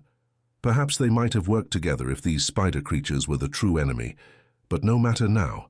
They must stop these hideous invaders. A few moments later, Ruksha appeared inside the Vimana, nearly causing a crash. He spoke of his plan with Frail, and was then quickly back on the ground. He gathered his will and ascended the side of the volcano as a flash of mist. The Spider Queen was no fool. He used the shadow power that emanated from her, and so she noted his ascension. It occurred to her immediately that he had some method to set off the volcano. She could not allow that to happen. As one, the spiders stopped their assaults and their bulbous black eyes fixed on the crater. Thousands of them skittered up the side. "What is happening, monsieur?" Tatiana asked Hank. "He is going to set off the volcano," Jane told her. "Oh, that will be problematic since we are so close," Tatiana replied. Hank looked at the mass of spiders covering the side of the crater. There were so many that the sides were black with them from the ground to the top. Ruksha would never survive long enough to do what he needed to do without help. Frail's craft hovered above them, and a ramp dropped with a mechanical whir. Hank surveyed those left alive. There were not many. The Raja and a handful of his army remained, a few British soldiers, 7 of the odd metal giants, and the members of the expedition. They'd fit inside the ship. "Hurry!" the doctor called. Hank told Tatiana, "Stay aboard the vessel, my lady. You can support us from there with your magic." The last of the creatures of Earth in Anantavan loaded aboard the ship. It unfortunately took little time as there were so few remaining. It was a motley group that rose up the side of the crater, with Hank and several of the others exclaiming in wonder and trepidation as they flew. He had never imagined such a thing, and he wished Sir Radu was here to see it. Nimrod, beside him, had a wide grin upon his face. "Well, we're flying like birds, aren't we, Hank?" "Like birds, Mr. O'Toole," he agreed. "It has been a pleasure," Nimrod told him, and the two of them shook hands. Primcourt joined them, and the 3 exchanged handshakes once more. The Count was favoring his side and held a golden-framed mirror in one hand. "What do you two have to say for yourselves, running off the way you did?" he asked them, but then smiled to show his question held more mirth than rebuke. "We made it," Hank told him, and the Count nodded and clasped his romantic rival on the shoulder. "Yes, it's all downhill from here," the Count said with more than a little sarcasm. Hank eyed several of the tribal warriors kneeling with their heads bowed near the rear of the craft. "Who are they?" he asked. "I'm sworn to secrecy, mind you, but the Queen gave me a gift that a tribal chieftain from Africa bestowed upon her. They are mirror warriors, or so I've named them." "When did you get this gift?" Nimrod asked. Primcourt colored at this and winced. "I regret to tell you I had the thing the entire time. I just believed it foolish nonsense until I actually tried it." "They've certainly been useful today. I'm glad you brought them," Hank told him. A short distance away, Ram knelt close by his father. Spiders had bitten the elder Raja multiple times, and his skin was waxy and grey from the venom of the creatures. "You've been an excellent son, Ram. You're wiser than I. I let my pride impede seeing it," the man said, then collapsed into a fit of coughing before settling himself. He took ragged and uneven breaths. Ram tried to deny it, but his father reached out and gripped his wrist and pleaded, "You must save our people, Ram. Once this is done, you must become the leader of the Maratha." Ram knew there were only seconds left before they were over the crater. He nodded and gripped his father's hand. "I will do my duty." His father died then, and Ram closed his eyes for a few moments, then stood to find Yamina standing close by. "It's a tragic loss, Ram. My heart goes out to you," the princess said. She handed Ram something small and silver, the promise ring he'd given her so long ago. "I do not wish to marry you, Ram Singh, Raja of the Maratha. Go and be with your Jane Avon." Her smile was true. It held no reluctance, that gesture, but he asked all the same, "Are you certain?" "I've considered this situation thoroughly these past weeks, Ram, and I'm certain. I wish to have a normal life with a normal, boring man, not to traipse all over creation with a half-tiger." Ram clasped her hands and said solemnly, "Whoever that man is will be very lucky indeed." She inclined her head to acknowledge the truth of that, then shooed him toward Jane, who stood alone up near Frail, looking out the glass viewing area of the craft. He touched her shoulder and she turned, and though it broke propriety and was most unseemly, he gave her a kiss that took the strength from her limbs. She didn't mind at all. He then knelt upon the floor and offered her the ring. "Jane Avon, will you marry me?" And then the craft lifted over the side of the crater where the sand and gravel surface boiled with spiders. A wave of them, dozens of the larger ones and a glistening, vibrating layer of the smaller ones with the sharp legs. Frail exclaimed, In the jungles below, I didn't think there were so many. The others gathered near the viewing glass, Ram getting back to his feet. There were many gasps of anxiety at the sight of the thousands of black, spindly creatures scrambling toward a stone hut and a portal in the center of the crater. Ruksha was down there, and he stepped out of the hut with a pot in his hands. Nimrod growled and said, "That's a good number of spiders." "I will marry you," Jane told Ram, and he slipped the ring upon her finger, though neither of them believed they'd reach any sort of wedding day. The Spider Queen had grown tired of this game the Earthlings played. They only delayed the inevitable, and she despised it when her prey fought on, even when their cause was hopeless. She knew Ruksha was using her power to propel himself around, and so she took the gift from him. The shadow that leached from the portal, with which she'd intended to corrupt him and those around him, returned to her completely, and she swelled large as 3 elephants put together. Ruksha collapsed upon the ground, his power gone. The Spider Queen reveled in getting back her power, but it was really their power, and she shared the energy with her minions. Soon there were spiders becoming mist and swirling around foes as they reformed while grappling them. Her victory over the one who had impeded her for so long was finally here, and none could stop her. Our victory, but not their victory.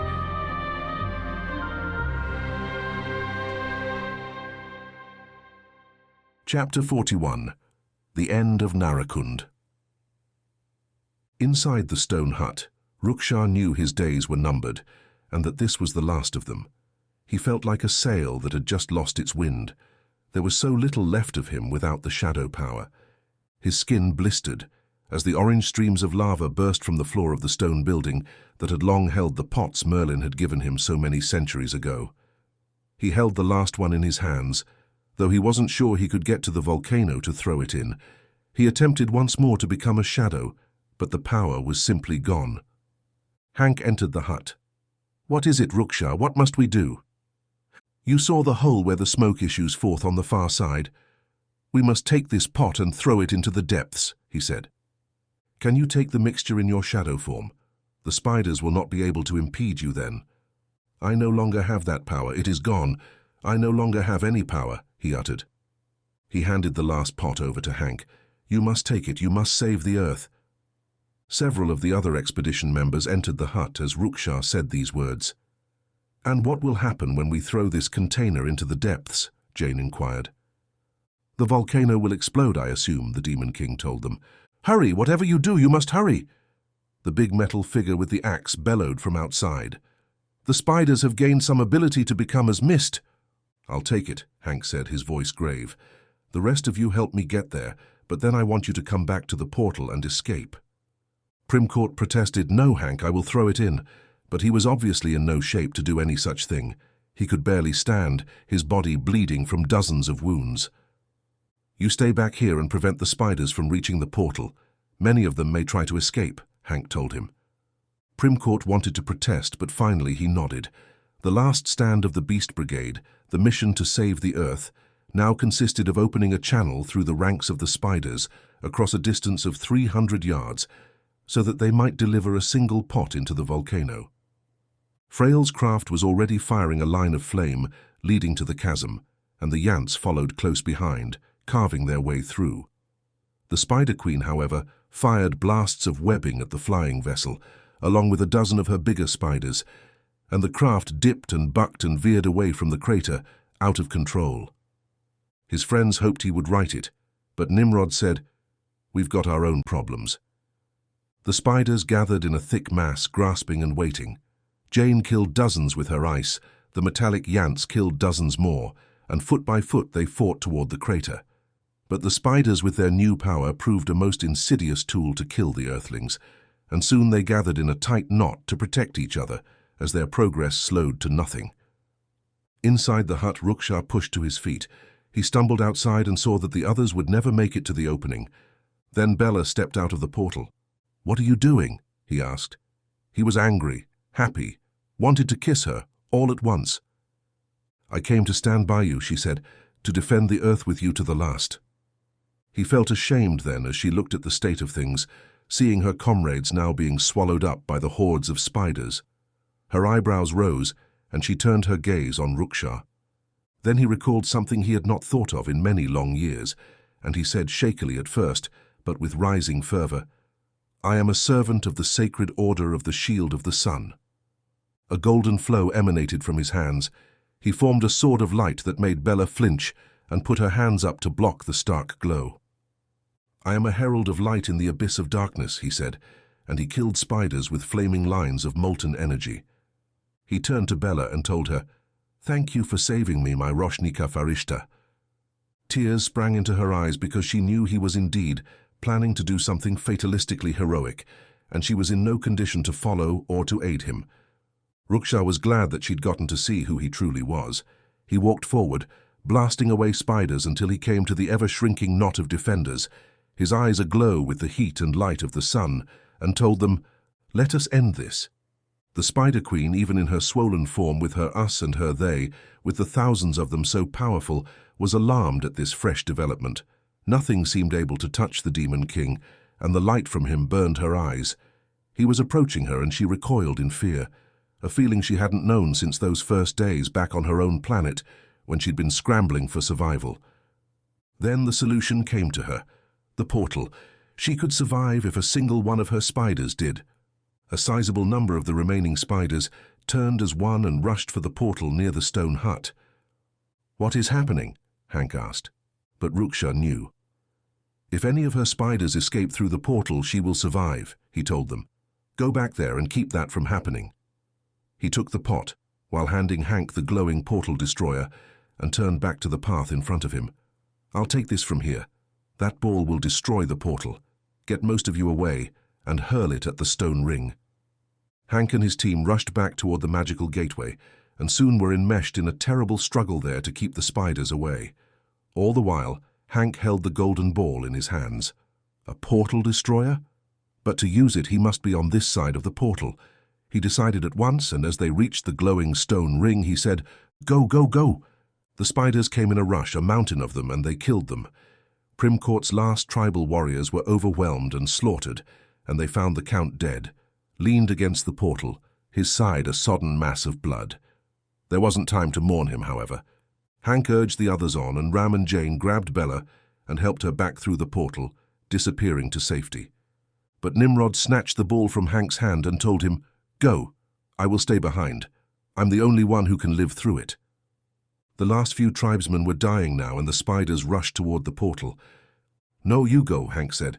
Nimrod shoved Hank with all his might, and the werewolf, surprised, fell through the portal just as 50 spiders fell upon it.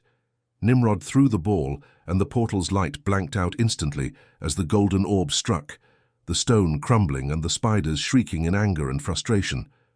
They turned on Nimrod, and he bellowed at them, swinging his lathi, though the wave of them quickly washed over him. Ruksha arrived at the rim of the chasm.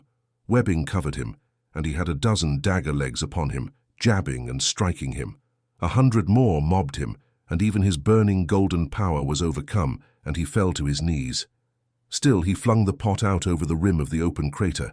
However, much of the powder spilled out onto the ground as he threw it. The Spider Queen recoiled as the pot disappeared into the smoky black hole. Even her charges staggered back, waiting for the explosion of the volcano erupting. Nothing happened. Then she grinned, sensing her victory was upon her, her tongue darting out like a serpent licking at the air. "You've lost, Ruksha. I'll sweep this earth of yours away. This is a ripe prize. I can sense the life of the place. It'll take time, years perhaps, but I'll destroy it all." Ruksha tried to rise. Perhaps if he scooped more of the granules into the lava down below. The dagger legs pinned him down, and when he struggled, a dozen more leapt on him. He cried out in pain. He could not move, and his golden light faded. Then the ground rumbled, and he took his turn to smile. "What is that?" the Spider Queen asked, concern etched on her wrinkled brow. "Your death, witch," he whispered. For 100 miles around the crater, people who lived near Anantavan stopped and stared as a great gout of fire and ash exploded from the long, dormant volcano. The explosion changed the course of the Kripijal forever and buried Narakund in 20 feet of volcanic ash and lava. The force blasted the crater into 1,000,000 pieces, each sharp and heavy, and hurtled with spider-killing velocity. The lava flows continued for 3 days. the air toxic and laying waste to the polluted Anantavan, destroying all life contained therein and forever changing the landscape. It would be decades before anything grew in those once cursed lands, and when life once again sprang from the ground, it would be normal and free of the taint that had leaked out of Narakund. The Demon King, lying on the ground as he did, got to see the Spider Queen's demise as a jet of hot magma blasted through the crater floor and tore her apart. She screamed 1,000 times in the second it took for her body to be destroyed. Then his own death came, as the rest of the crater shattered in a powerful explosion. 100 tons of crumbled stone and hardening lava buried the portal. Yet still the gateway was not destroyed, and it glowed with a faint blue light, sunken deep.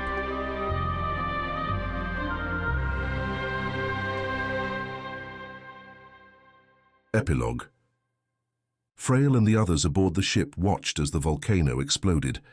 They were flying some distance away, having finally gotten control of the craft again after Tatiana and her wolves cut away the webbing from around it. "I hope none of your friends were there," Tama told him. And Karim added, "I hope Mr. O'Toole is safe." Frail rested an arm on each of their shoulders and hugged them to him. It was not something he'd ever done, and the boys weren't sure at first what to do, but then both hugged him back.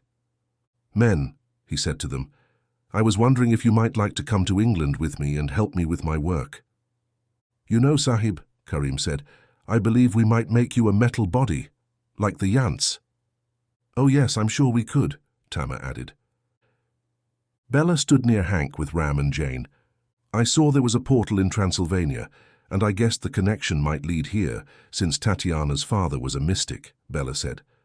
"Tatiana told me she didn't even know about it. Thankfully it worked. I don't think anyone's used this room in decades." "Yes, thankfully. You did well to bring her. She helped immeasurably," Hank told Bella. She put a hand to her belly. "I must sit down," she said. They helped her out into a tidy, empty corridor and found a comfortable, cushioned bench along one wall for her to lie back upon. Hank smiled as he noted that the windows that had once been dusty and filled with spiderwebs were now clean, the stone floors free of dust. Tatiana was making her mark for the better upon this place. Once they settled Bella and she rested with a small pillow propping up her neck, Ram asked while holding Jane's hand, "What will happen now?" "My brother Creed has the shadow sword," Hank said. "I'm going to retrieve it." "Where is he?" Jane asked. "Britain, America? I'm not sure. I'll start in London," he replied. Ram and Jane exchanged glances, looking into each other's eyes for a few long moments.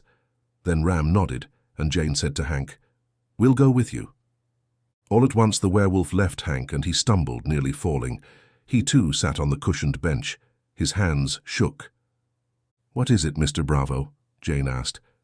"We survived, and apparently I'm a little overcome." Ram slapped his boots together and said, "Quite normal."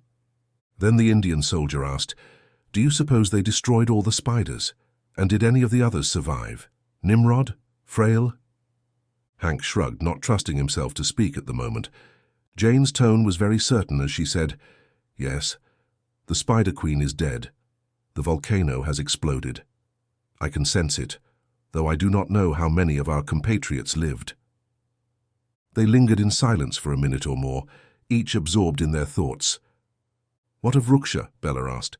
Jane gave a slight shake of her head, and Bella realized she'd already known the answer. She'd known he would die long before it happened. In a way, he'd always prepared her for it, and he'd been a man joined to death for centuries, always one step ahead of it. She felt a pang in her heart, and knew that he'd always hold a piece of it, but that somehow she wasn't that surprised or filled with sorrow. Perhaps it was the shock of it all, and that would come later. But for now she simply felt tired. She told Ram and Jane, "Find us a servant, please, and ask them to prepare us rooms where we can rest." The two nodded and departed. Alone now, Bella sat up and so did Hank. They studied one another. "What now?" Hank asked. "You mean after I give birth to a vampire lord's baby?" she quipped.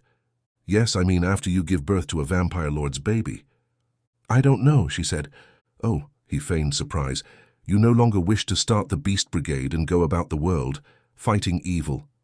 "Beast Brigade, I like that, a splendid name," she said. Radu's death was still too near for him to mention that he came up with the title. He felt as if his right arm had been lost. Still, he managed to say, "Yes, I like the name Beast Brigade too." "Someday I will have to go back to Narakund," Bella said. Hank raised eyebrows at this. "Why? From what I saw, it was an awful place. Why would you want to go back there?"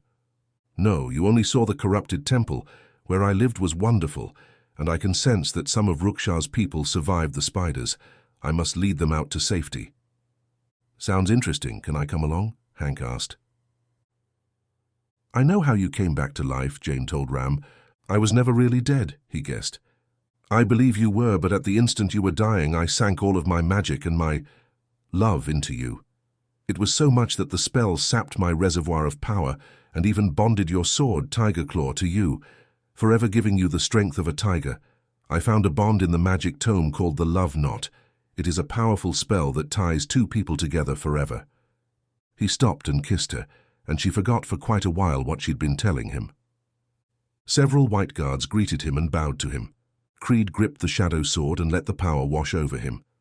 With this blade, he could be the rival of any vampire master anywhere in the world, he knew. He shivered, aware that he could capture the entire city if he wished. Not just be a king of the underworld, he could take the entire country. And with Veronica gone, her lands would be up for the taking.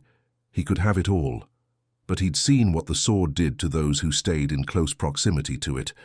He must be sparing with the weapon, must use the power only when needed, and then only as little as possible. He must be careful. By his side, Salim whispered, "What now, Master?" It was really the only question that mattered. Did he want to spend years building an empire here? To replicate the designs of Veronica? He decided he did not. "I want to go home, Salim, to America." Creed felt a tinge of guilt for killing Veronica and deserting those who were fighting those spider creatures. He worried Hank might not have survived, but he'd done them a favor. Veronica would have just been one more enemy to destroy had he left her alive. There is no chance she would have simply formed a truce with them when the fighting was over. Still, the idea that the spiders might have survived and that his brother had died worried him. But Hank had left him to his own devices when he was turned into a vampire. He'd not invested the time to find Creed and help him. And for that, Creed was both angered and grateful.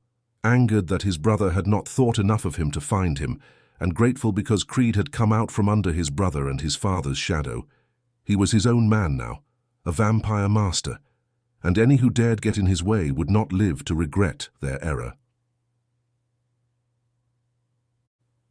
Upon the crater itself, which was now a jagged thing half as tall as it once had been, Nimrod O'Toole sat upon a rock and watched the vibrant orange trails of lava spread through the forest below him.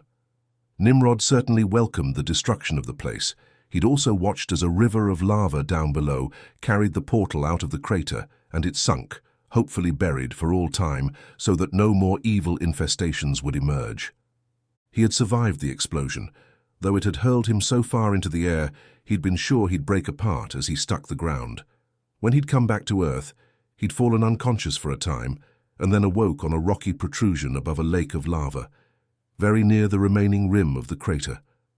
The cloud of smoke and bitter-smelling air from the volcano had passed some hours ago, and he could now see.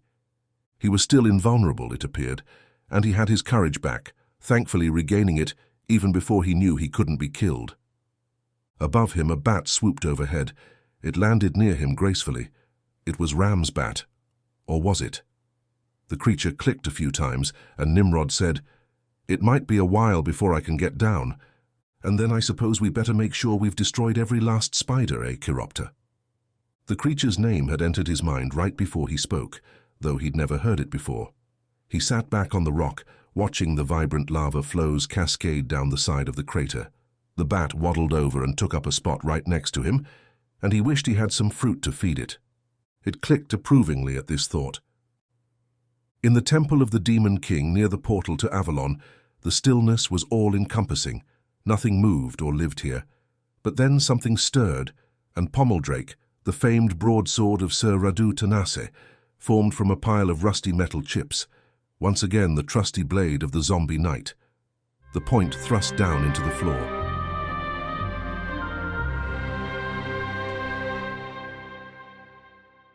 Author note: The idea for both the robots and the flying craft, or Vimana, comes from actual Indian folklore.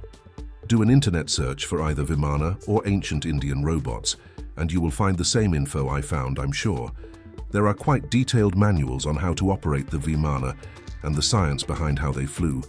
It might all be fictional, but a lot of people went to a good deal of trouble to create the lore around these craft. It does make you wonder. The robots and Vimana are not tied together that I know of, but I like the idea of Dr. Frail allying with a group of robots and using them to save the day, and perhaps continue his relationship with them in a secretive mad scientist lab somewhere. I have enjoyed writing these Beast Brigade books, and I hope you have enjoyed reading them. Besides this book, I have several other books in other series I plan to release. A steampunk novel about gifted children, a World War II novel about a Marine Corps Sasquatch, World War II Beast Brigade, a YA epic fantasy about a group of families traveling to a savage country to start a new civilization. I also have 3 lit RPG novels, in a series I will likely start working on publishing next. And of course, I plan to continue my modern-day urban fantasy series Wildcard. If you want to know more about any of these books, feel free to drop me a message on my Facebook page, author Matt Tyler. Send me an email to matt@matttyler.net or sign up for my mailing list. Thanks. If you've enjoyed any of these books, if you could leave an Amazon review, I would appreciate it. Respectfully, Matt Tyler.